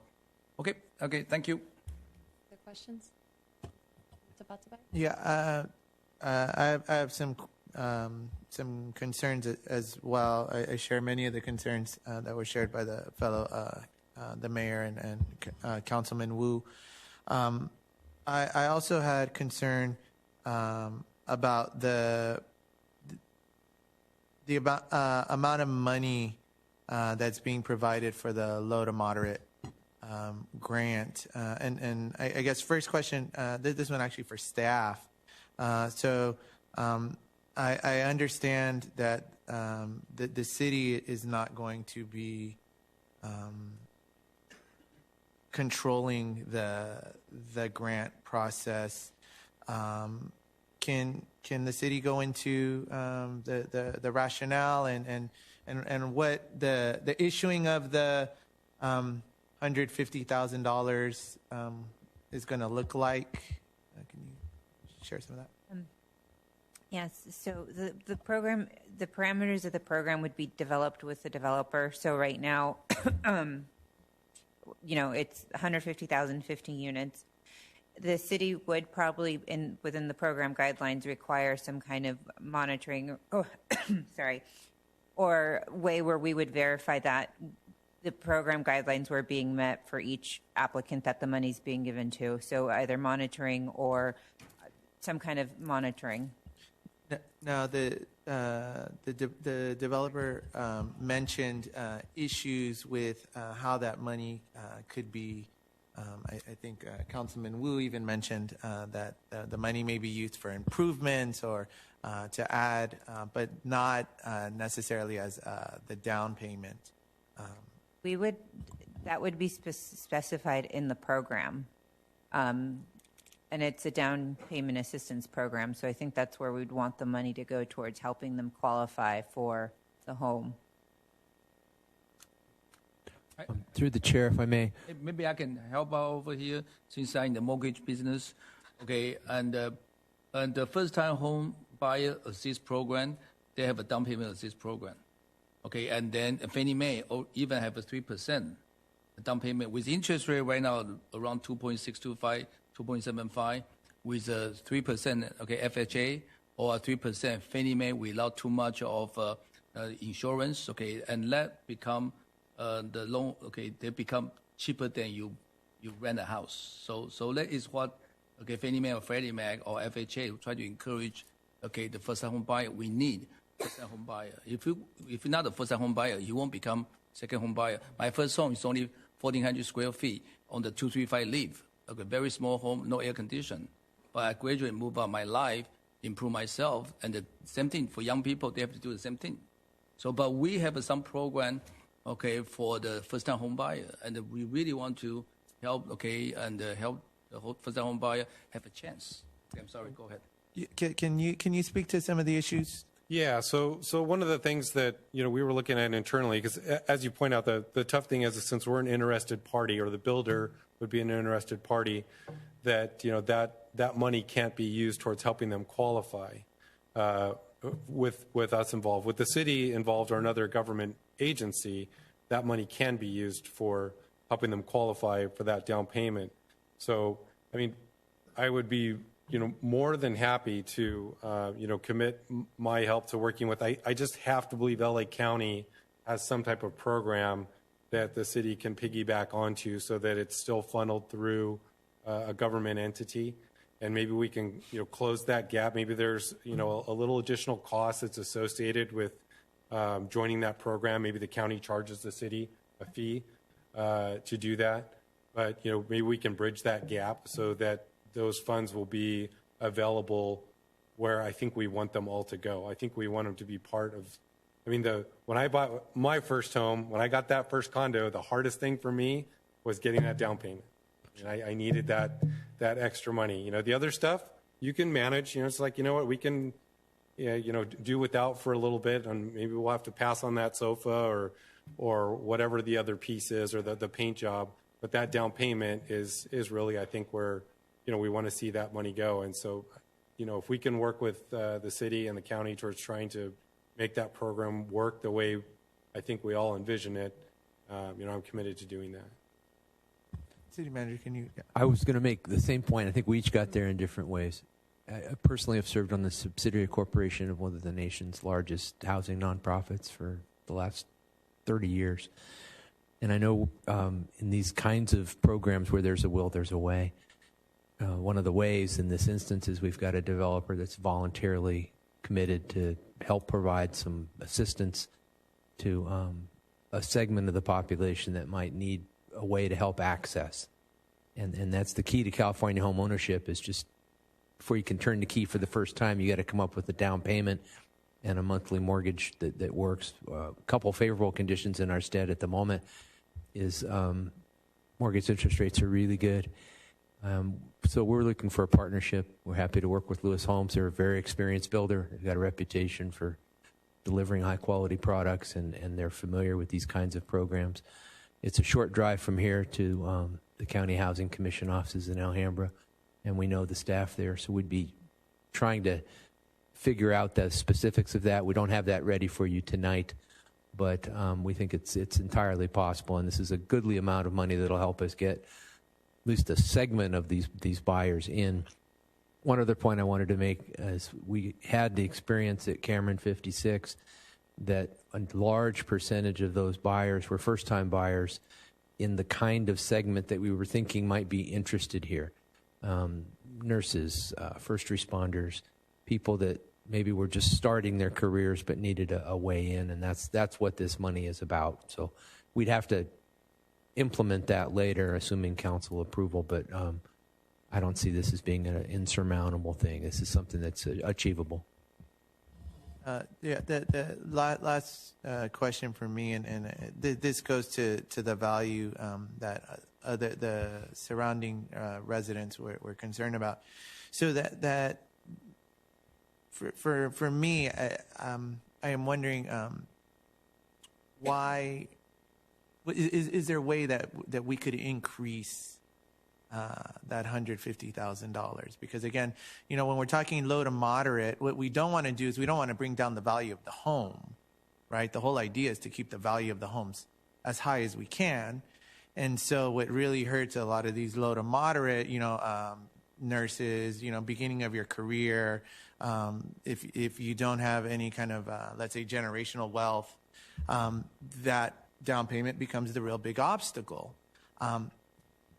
But we don't want to make the house $300,000 so they could get it. We want to keep it at $600,000. But we want to provide them with that down payment so they can get in the home, and now they can pay their mortgage every month. They have that career. They're starting off. And now we're really doing something.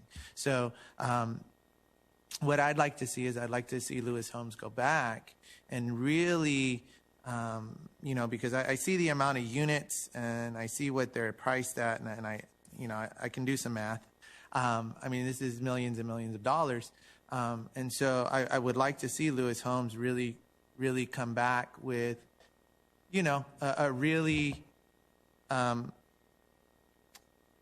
a really good amount of funding in this, if we're talking 15 to 20 homes, that can really provide assistance for low to moderate professionals, as the city manager mentioned, to get in these homes and change some lives.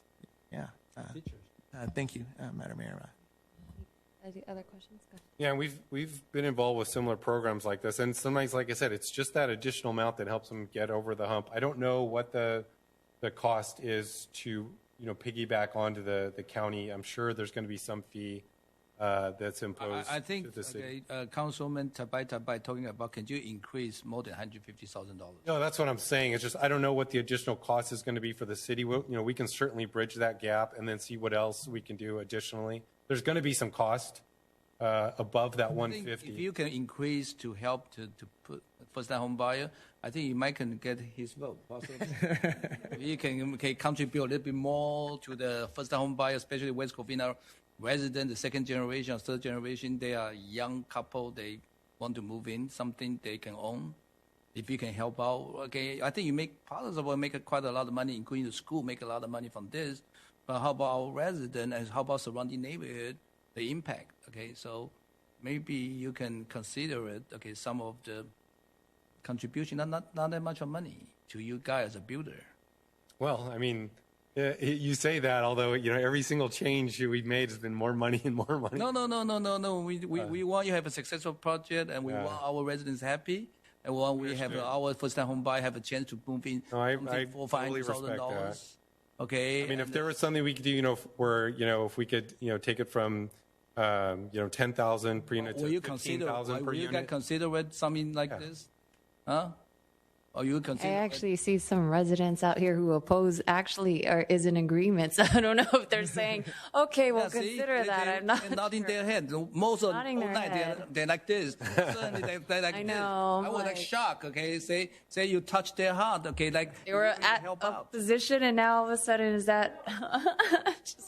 So help out. I don't think I've touched. As I said, and I say this again, most everybody I've met with has been very fair and reasonable. I listened 2 times. I want to make. I'm saying that for your benefit, but I also want to say that there's been a lot of individual owners I've been able to. You're the builder. You get used to it. You're always facing opposition. So this is your job. So face it. And then open your wallet. Give some money to. And I think that's what people want. They're not unreasonable. I think they have their concern. If I were them, I live next door. I would be kind of concerned too. But I know, as myself, joined the COG meeting, the Council of Governments, San Gabriel Valley, and joined the SCAG meeting. They continue to talk about want to change our single-family house into unit. The state going to force us to build a lot of home, no matter if there may be mandate that we will allow the single-family house and let people build 3 units, 4 units. That's I know it's coming down to us. So I know this change is very difficult for us, including myself, because we still want to protect the style of our living. But at the same time, you just have this crisis, and you have young people, and then you have homeless, and we really hopefully can help out. In the city, we cannot be selfish. Believe me, I would have been the first one to tell you. We have cities reaching out to us now saying, "Hey, can you build 30 to the acre? Do you have product where we can deliver 30 to the acre to help them with arena?" I know, but we're not in the downtown LA yet. Hopefully. And this is inland, by the way. This is inland from here. Yes. I saw it in the Mission Viejo. I cannot believe in my eye. In the middle of nowhere, and they build very high-density living. I think this has become a trend. They say because if you have the same price, same energy going to, you want to make green, you want to have more population rather than just one population. And because it's not green enough. And they even want to change everything. Is and the clean energy.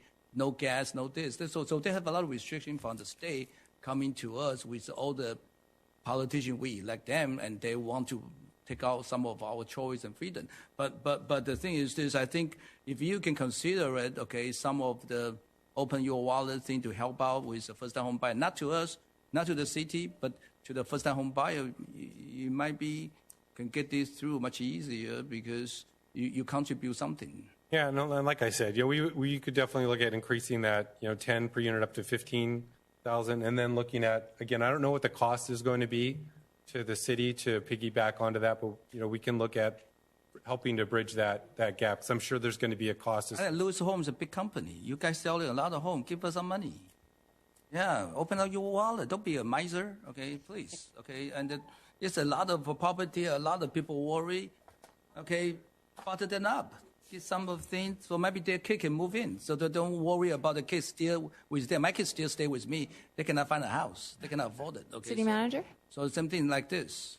So can you consider it? Yeah, and like I said, we would consider, and like I said, it could be something like that where we increase, instead of being 10,000 per unit for those 15 units, maybe we take it up to 15, and then look at what we can do with the city to absorb that cost. Maybe $20,000 per unit. Why are you smiling? Okay, it's not that much of money. It's chunk change. Okay, I think he's agree with $20,000 per unit, right? Mr. Cosby. Lower the density. Or lower the density. Yeah. So anyway, this is what we. And by the way, I have a question for our traffic engineer. Is still here? Oh, okay. Can I have a quick question for you? I think a lot of things. Okay. Thank you, Mr. Cosby. Okay, you want to. Okay. I think a lot of resident concern about the traffic on Roland and. Okay, and I know we've been asking for Azusa, and we want an active transportation plan to see how we move the transportation, because that's what state and county want us to do, green and utilize mass transportation and utilize, okay, the Metro Link and the Gold Line, and then so they don't have to drive.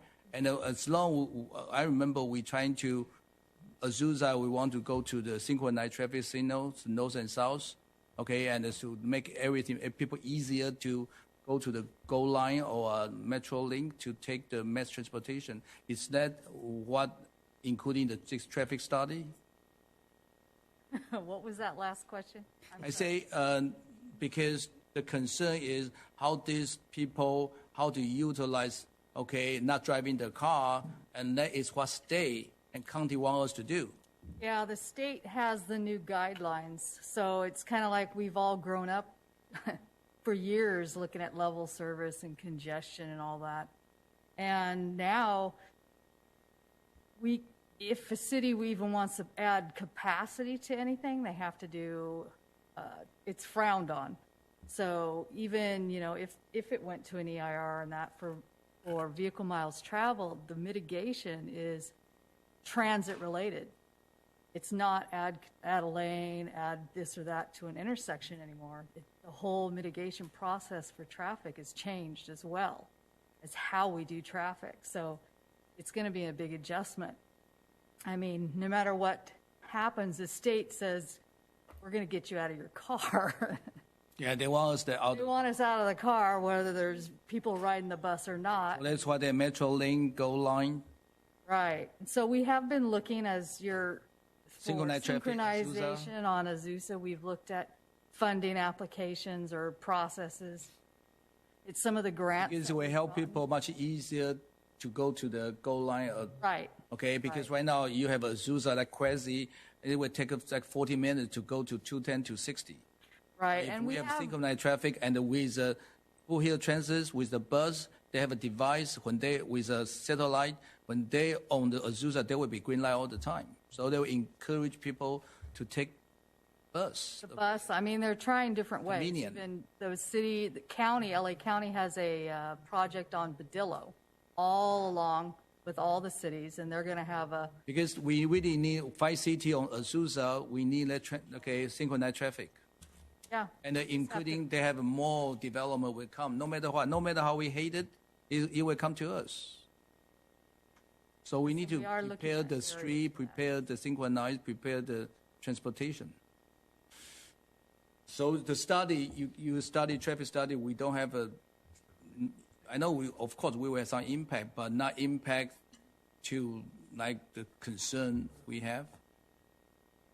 I mean, there's going to be a little bit of traffic because of the. Of course, you have a new people. It's going to have traffic, but the way we have to look at it, did the traffic study follow engineering standards and guidelines? And that's what we are regulating. Thank you, So it's Janet. up to you guys to decide. It's just. Yeah. Okay, thank I you. don't know if I answered your question. Appreciate. Any other questions? Yeah, I do. Go ahead. Mr. Crosby, regarding the landscape buffering on the edges, you're going to do all the sides minus the street side? Yes. So what we changed after the Planning Commission was they wanted us to add the same obstruction basically on the north and the east side. So we've incorporated that additional plant material. It's they were more concerned about people trying to hop the fence, so they literally wanted an aggressive barrier, and that's why we came up with the pyracantha. Whereas on the resident side for the existing homeowners, it's more of a visual buffer. Obviously, we're not worried about them hopping over onto the it's more the transient side thing. So it's more of a visual buffer. So that's like a podocarpus, something that's going to grow taller.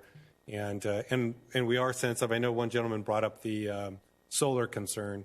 And, you know, we're not looking, even though that plant material will grow 20 feet tall, the intent is to keep it at like 10 or 12 feet so that it doesn't create that obstruction. Thank you. Is there any other question? Is there a motion? Okay. I think, okay, with RENA, okay, 5,346 unit. Okay, and with the empty lot and best use of the land. And this is what the state and been requesting us. Okay, they even talk about single family house is some kind of issue. Okay, and so in that way, I want to make a motion to approve this project. Okay, and with the increase of assist, okay, down payment. Okay, and see who is home can contribute to help the first-time home buyer move in. And we need to not only see about ourselves, we want to see the first-time home buyer. And we really hope, okay, the HOA will restrict it, okay, and the owner occupy. So we have a chance not for the investor coming in. So this is my motion to approve, and with Louis Home to increase the assist program. I think, Mr. Carmody? May I suggest language to reflect your motion? That condition is found in the first of the resolutions, Resolution 202136. It's the precise plan resolution. And the amendment that you're offering, Councilmember Wu, is condition KK, which now reads, the applicant shall establish a homeowner assistance program, et cetera. A minimum of, the new number will be $200,000 shall be dedicated to the program. It currently reads in your packet $150,000. The applicant has agreed to increase that to $200,000 at the hearing this evening. I will second that motion. Hold on. 200 only? Can you get a little bit more? I'm going to do this first. They've got to do them. We'll do additional 5,000 per unit, so 222. It'll be 225, and then the cost of the program, the working with LA County for the. So with additional 5,000 per unit. So it'll be 225. I understand. Okay. Yes, sir. And including the assist program with the government program to help, okay, teachers, okay, professional, young couple to move in. Okay. Madam Mayor, first, the first motion, we need to adopt Resolution 2021-38. Let's do that motion first. That's the CEQA document. So I move let dash something, okay. 2021-38. Is there a second? I'll second that. Okay. So this zone change is only affecting this one? That's the. We'll make a motion for that later. Go ahead. So I have a motion by Councilman Wu and a second by Mayor Pro Tem Castellanos to adopt resolution number 2021-38. Councilmember Tabatabai?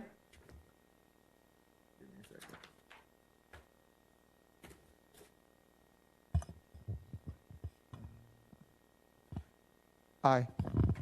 Councilman Wu? Aye. Councilwoman Diaz? Aye. Aye. Mayor Pro Tem Castellanos? Aye. Mayor Lopez Viado? No. Motion passes 4-1. Now, the next motion is to adopt Resolution 2021-36, 2021-37, 2021-52, and in 2021-36, the numbers raised to 225 plus cost of establishing the program. So move. Second. I have a motion made by Councilman Wu, a second by Mayor Pro Tem Castellanos to adopt resolution number 2021-36, 2021-37, 2021-52, with an increase to $225,000 plus startup cost. Councilmember Tabatabai? Aye. Councilman Wu? Aye. Councilwoman Diaz? Aye. Mayor Pro Tem Castellanos? Aye. Mayor Lopez Viado? No. Motion passes 4-1. And then Tom, correct. The last motion is to give first reading to the ordinance for the zone amendment. So move. Second. I have a motion by Councilman Wu with a second by Councilman Castellanos. Before I take roll, I'm going to read the ordinance into the record. Ordinance number 2482, an ordinance of the City Council of the City of West Covina, California, approving zone change number 20-02 and adopting the Walnut Grove specific plan. Councilmember Tabatabai? Aye. Councilman Wu? Aye. Councilwoman Diaz? Aye. Mayor Pro Tem Castellanos? Aye. Mayor Lopez Viado? No. Motion passes 4-1. Is that Is that it? Mr. Thank you. Crosby, please open the wallet to help the first time buyer. Yes, sir. Okay, thank you so much. Thank you very much. Okay, and build a good project for us. Let the people proud. You can count on it. Thank you. Okay. See you in court. All right. Now to item 14. Yes. Mayor, given the hour, can we continue the next two public hearings and to a date certain, which is your next meeting, and then take up the public hearing regarding the fees this evening? We want to respect the late hour. I agree. I agreed. Long night. I can continue. I want to get over with. I'm a night person. I could go all night, but yeah. It's entirely up to you guys. No, it's okay. I want to. We have to vote. I want to continue. I want to get over with. I like to continue. Can we vote? Yeah, let's vote. I want to continue. Do we have a motion to continue? Motion to continue. Yes, I motion to continue. I second. A second. Okay. Okay. Maybe a roll call. No, I think we get over with. We already put a jury. Yeah. Yeah, get over with. Why we have to postpone it? Because then that's just going to extend our next council meeting. I have a good night's sleep last night just for this. And let's get over with. All right, so item 14, consideration of ordinance. Well, here. This matter set for hearing by the council consists of an ordinance for development standards for the West Covina Downtown Plan and to codify certain amendments in Chapter 26 of the Municipal Code. Will the city clerk verify the proper legal notice has been given? Mayor, proper notice has been given. Okay, at this time, I'll open the public hearing and invite public comments on Code Amendment number 20-08. There will first be the presentation of the staff report, then we shall hear from those in favor of the proposal, then opposed. There will first be the presentation of staff report, and we shall hear from any comments from the public. Mr. Carmody, who will present the staff report? Mayor, this report will be given by our planning manager, Joanne Burns. Proceed. Sorry, it'll be given by me if that's okay. Got it wrong. Yeah, that's fine. As long as the report is given. You're stuck with me. So the item before you, just a little background. We are recommending changes to the downtown planning code. The city has already done some cleanup amendments to the downtown planning code. It was adopted on December 20th, 2016. There was a cleanup amendment August 21st, 2018. There was a subsequent adoption of amendments regarding parking standards in December of 2018. And then this last amendment was initiated in October of 2020.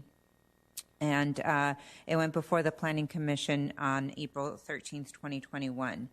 So the proposed changes, as recommended by the Planning Commission, is to change the requirements for the open private space for row houses. So this is specifically to the row houses within the downtown district. And the requirement would be for 100 square feet minimum cumulative open space, private open space. The change for stoops would be to remove the 8-foot maximum. So we would leave the 5-foot minimums for both the width and the depth. And then the last item is the deleted reference to density under the building types for row houses and live work. The consideration, or that the staff recommended, but the commission did not approve, was changing the requirements for the ground floor heights, separating it between commercial mixed-use development and residential development, requiring a 14-foot minimum height for commercial mixed-use development, and lowering that minimum height to 10 feet for residential on the ground floor. Also, for the row houses, changing the average width for row house unit from 18 foot to 16 feet minimum. And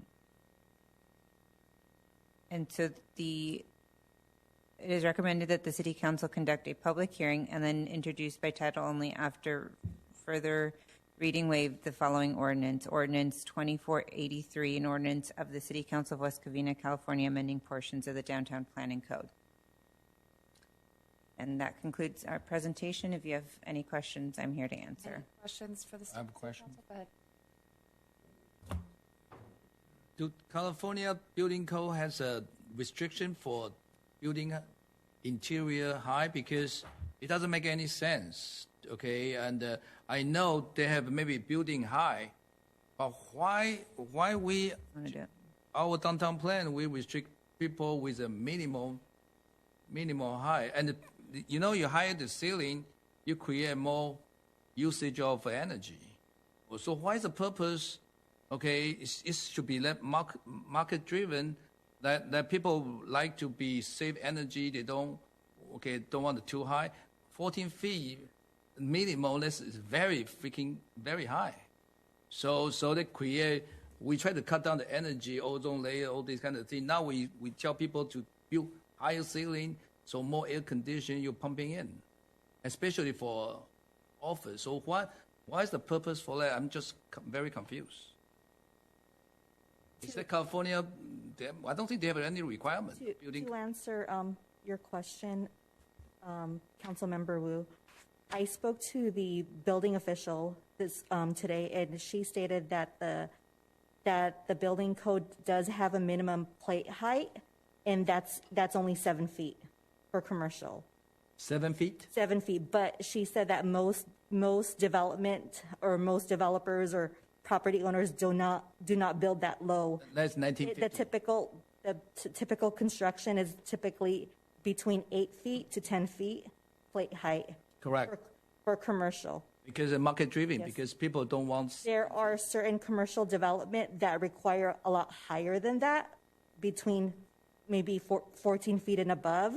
And such development are typically retail, like grocery stores, because they want it to be more airy in appearance, and also they may need room to fit their equipment. But if so you it's see typically if you downtown, Glendora's, they have some small mom and pop supermarket. They're very low ceiling. So if they want to do remodel, if we go to 14 feet, they cannot do it. then they will stay like this and without any remodeling, and we want to help them. They cannot do it because we have this 12 feet, 14 feet requirement. It's impossible for them to pay for the higher city. So this doesn't, I don't know why we want to have a restricted, or minimum building height. Normally it's maximum building height rather than minimum.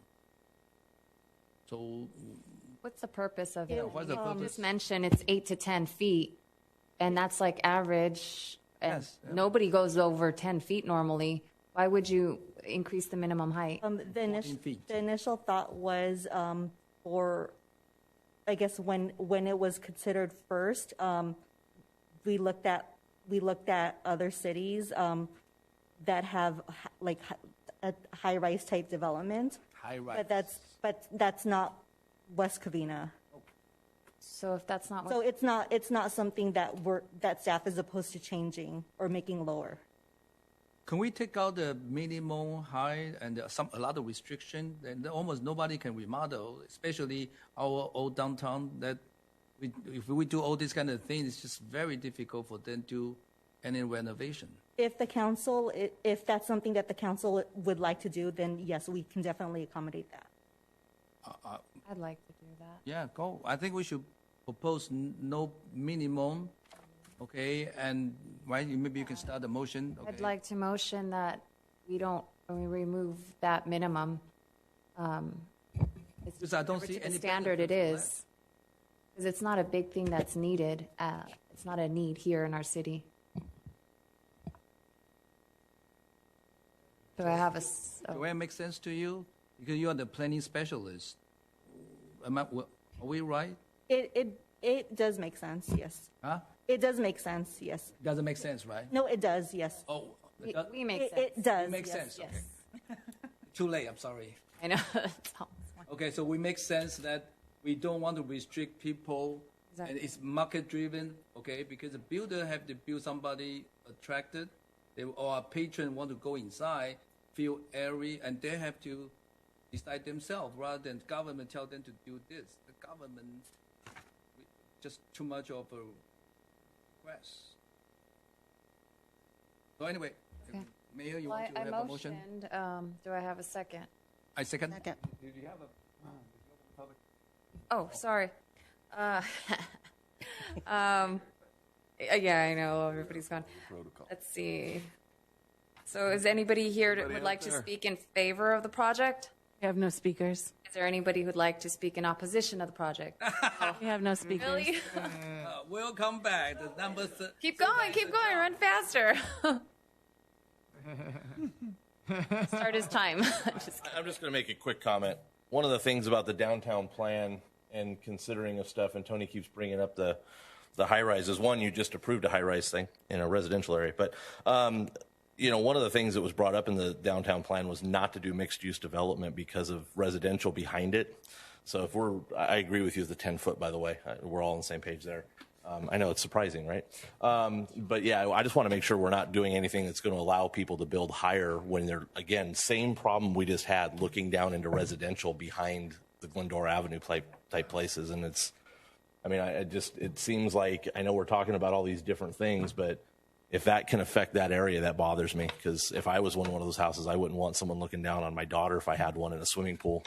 And for those of you who have kids, you understand. I'm fortunate. I have a son. He's 21. He'd probably want to look down, but most of the rest probably would not appreciate that. So, like I said, just food for thought. I don't know if I'm for or against, but you understand my position. Thanks. This opposition with the minimum height. Okay. Anything else?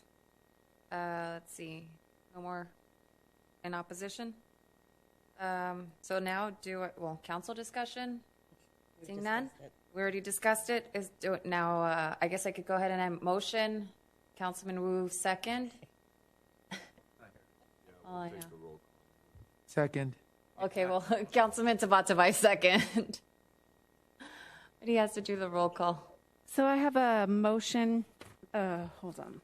She reads the code amendment. Yeah, so I have a motion by Mayor Lopez Viado. I have a second by Councilmember Tabatabai, and we want to remove the minimum restriction. I am going to read the ordinance title in the record.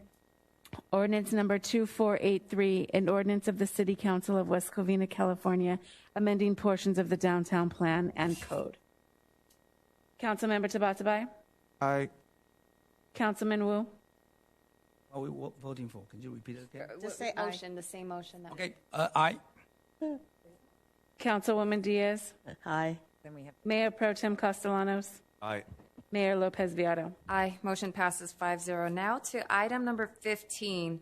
The matter is set for public hearing in the development of a draft fiscal year 2021 to 2022 Community Development Block Grant CDBG Action Plan. Will the city clerk verify the proper legal notice has been given? Proper notice has been given, Mayor. Great. At this time, I shall open the public hearing on the development of the draft, the CDBG Action Plan. There will be a presentation, then of the staff report, and then we should hear the public comments. Mr. Carmody, who will present the staff report? Kelly McDonald is going to give this report.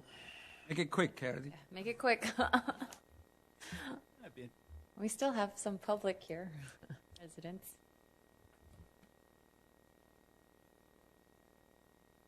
Morning. This hearing concerns the 2021-2022 Community Development Block Grant CDBG Action Plan. The city receives an annual grant of CDBG funds from the U.S. Department of Housing and Urban Development. The CDBG program works to ensure decent, affordable housing, to provide services to the most vulnerable in our communities and create jobs through the expansion and retention of businesses. As a recipient, the city is required to prepare an annual action plan that guides the intended use of the funds. The city's allocation of CDBG funds for 21-22 is $815,844. In recent years, the city's used the CDBG funds for such activities as senior meals, business assistance loan, housing preservation, public infrastructure projects, and public services. On April 6, 2021, the City Council approved the 2020-2024 Consolidated Plan based on the prioritization of community needs shown in Table 1. The categories are more fully described in Attachment 1. The action plan development process requires 2 public hearings. This is the first. Prior to drafting a plan, the city is required to hold a hearing to provide an opportunity for public input on the needs and priorities on which the plan is to be based, and modify if desired. The approval of this item, staff can begin drafting the action plan and the process of soliciting proposals and evaluating public service providers, as well as possible capital projects against the approved prioritization.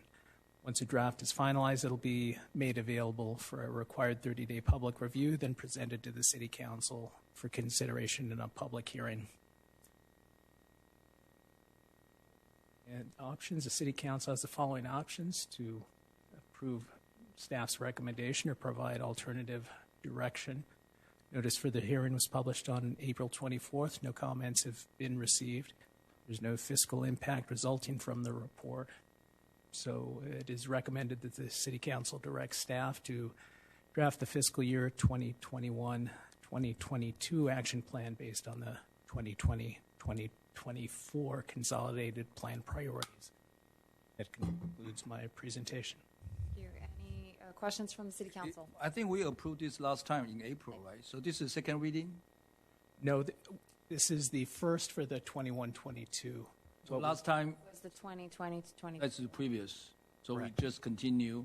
Correct. Same thing like the CDBG fund, including housing for the first time, for the senior, for the fixed income to fix their home. We have left as a high, right? Right. Okay. That will come back with the dollar amounts attached. Exactly. I think that this we need to promote. We have a lot of old homes. They need to kind of update into the CDBG fund using to upgrade their insulation or air conditioning. Okay. Yeah, they got it. So is there anybody who would like to speak in favor of the item? I have no speaker cards, Mayor. Is there anyone who would like to speak in opposition of the item? I have no speaker cards, Mayor. Okay, I shall now close public comment portion. Hearing and ask for council discussion. Any? No? All right, go ahead. Do I have a motion? Make a motion to approve. I'll second it. Oh, go ahead. Roll call. Can I clarify who was second? Thank you. I have a motion made by Councilman Wu. No. Oh, Mayor Pro Tem Castellanos. I have a second by Councilwoman Diaz. Councilmember Tabatabai? Aye. Councilman Wu? Aye. Councilwoman Diaz? Aye. Mayor Pro Tem Castellanos? Aye. Mayor Lopez Viado? Aye, motion passes 5-0. On to item number 16.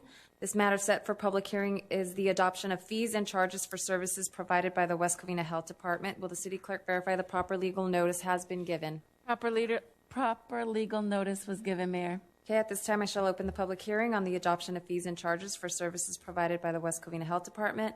There'll be a presentation of the staff report, then we'll hear the comments from the public. Mr. Carmody, who will present the staff report? This will be given by Paulina Morales. Go ahead, proceed. Sorry. Good evening again. I'll make this quick. So while ordinance number 2479 was adopted by reference to health code provisions, the ordinance did not include adoption of the fees and charges for the health department. So the ordinance before you this evening is for the first hearing resolution to adopt the fees and charges for the public health services that will be established by the City of West Covina. Yes, tonight before you is a resolution 2021-24 that will establish the fee schedule for West Covina's Health Department. The city is proposing this fee schedule the LA County Health Department uses, as the county has provided the services to West Covina businesses and residents, and staff determined that it would be reasonable for the city to adopt and charge the same rates. The fee schedule will be assessed periodically to determine a need for any modification to the rates based on the cost of providing the services. And that concludes my presentation. Any questions by the city council members? Seeing none, is there anyone who would like to speak in favor of the item? I don't have a favor or opposition, Ms. Patras. Opposition? I have no speakers in favor. Okay. Opposition? Yes. Jerry Patras.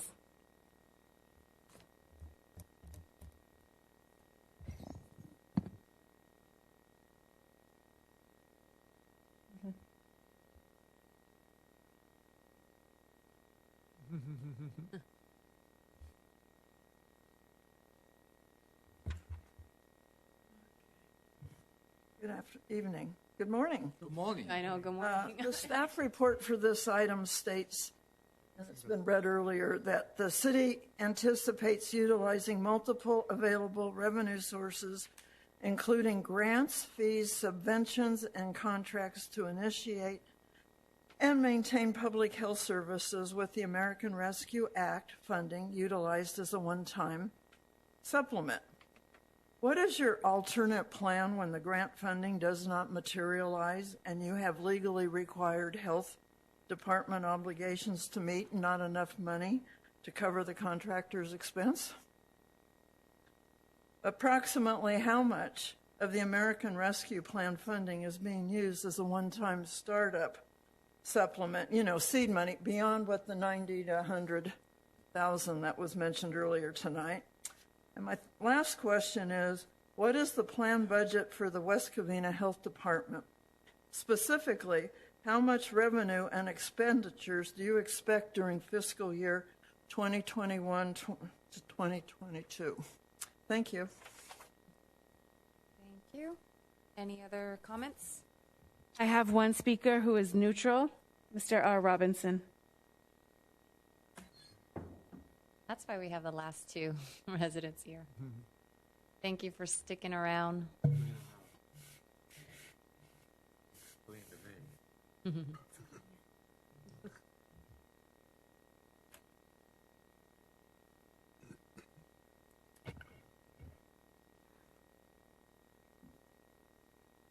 Good morning.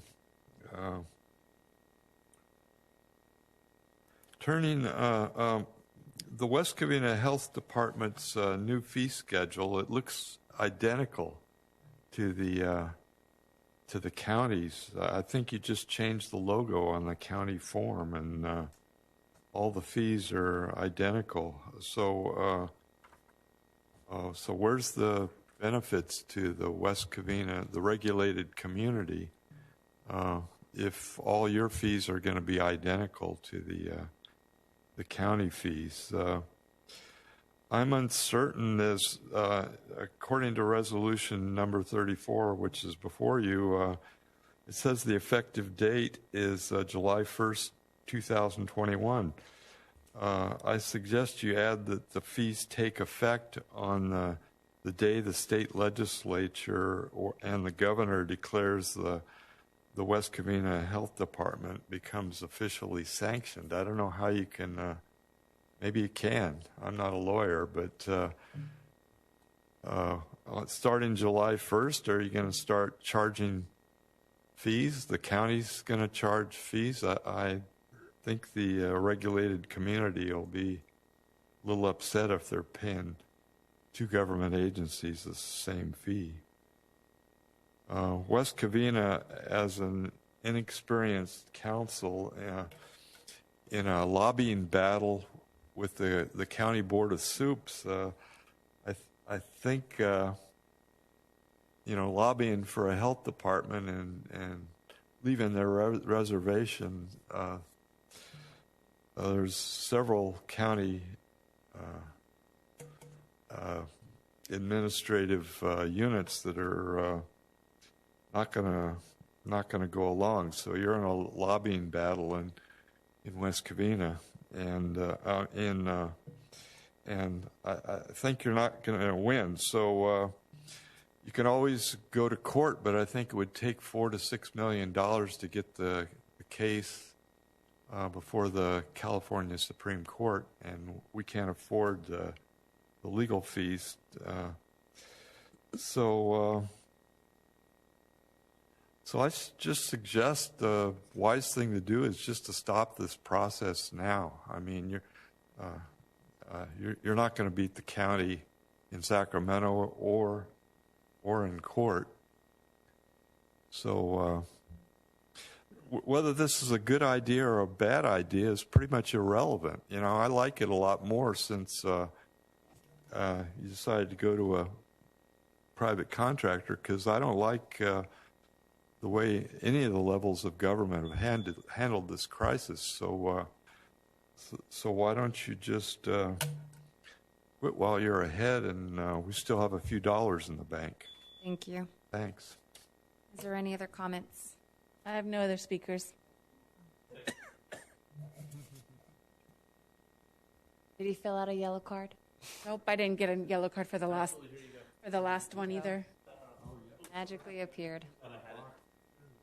I know. I'll make it quick because you guys, I'm sure, want to go home before 2, and my 3 minutes will go a lot faster than that. I'm neutral on this. The fees really mean nothing because I think the whole thing with the public health department is kind of a sham anyways. But adopting their fees is perfectly fine. I think the bigger question is, going back to some relation to fees, is we know the fees aren't going to pay for this. We know that that's not going to happen even when you third party it out. But the big question that's never been answered, and it's been asked 100 times, is the county going to charge us when they have to do our service because we're not accredited? And I know Councilman Tabatabai has asked that. I know that the answer from the city manager was, I listened to the town hall, which was him basically saying, I heard them as well say that they're going to charge us, or they could. So I think the big question, and Bill brought it up correctly, are the business is going to get charged twice? Are they going to get this? I mean, none of us really know what's going to happen. And so you have a situation now where we're trying to create something that, I don't think it's going to finish. I don't think we're ever going to get accredited because we're just not. But, you have a situation where the fees and what you're putting us into is we may end up having to pay twice. The city may have to pay for the services, and then the residents and businesses or whatever may have to pay for services too. So I know we pay it in taxes, but just so you guys understand, we pay taxes to the county, not to the public health department. The county then allocates the spending. So we're not paying to the health department. There's no money specifically paid to the health department as a property tax or as a tax of any form. So when everyone keeps saying that we're going to get a tax, change to pay for fees and things like that, that's not going to happen because we're not paying for a health department. We're paying the county, and that's the big difference. They set their own budgets, much like you guys. They just might do a little better job. Good night.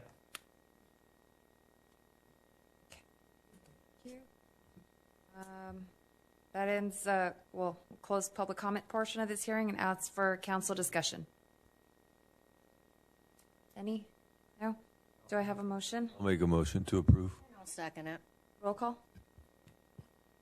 I have a motion by Mayor Pro Tem Castellanos and a second by Councilwoman Diaz to approve resolution number 2021-34.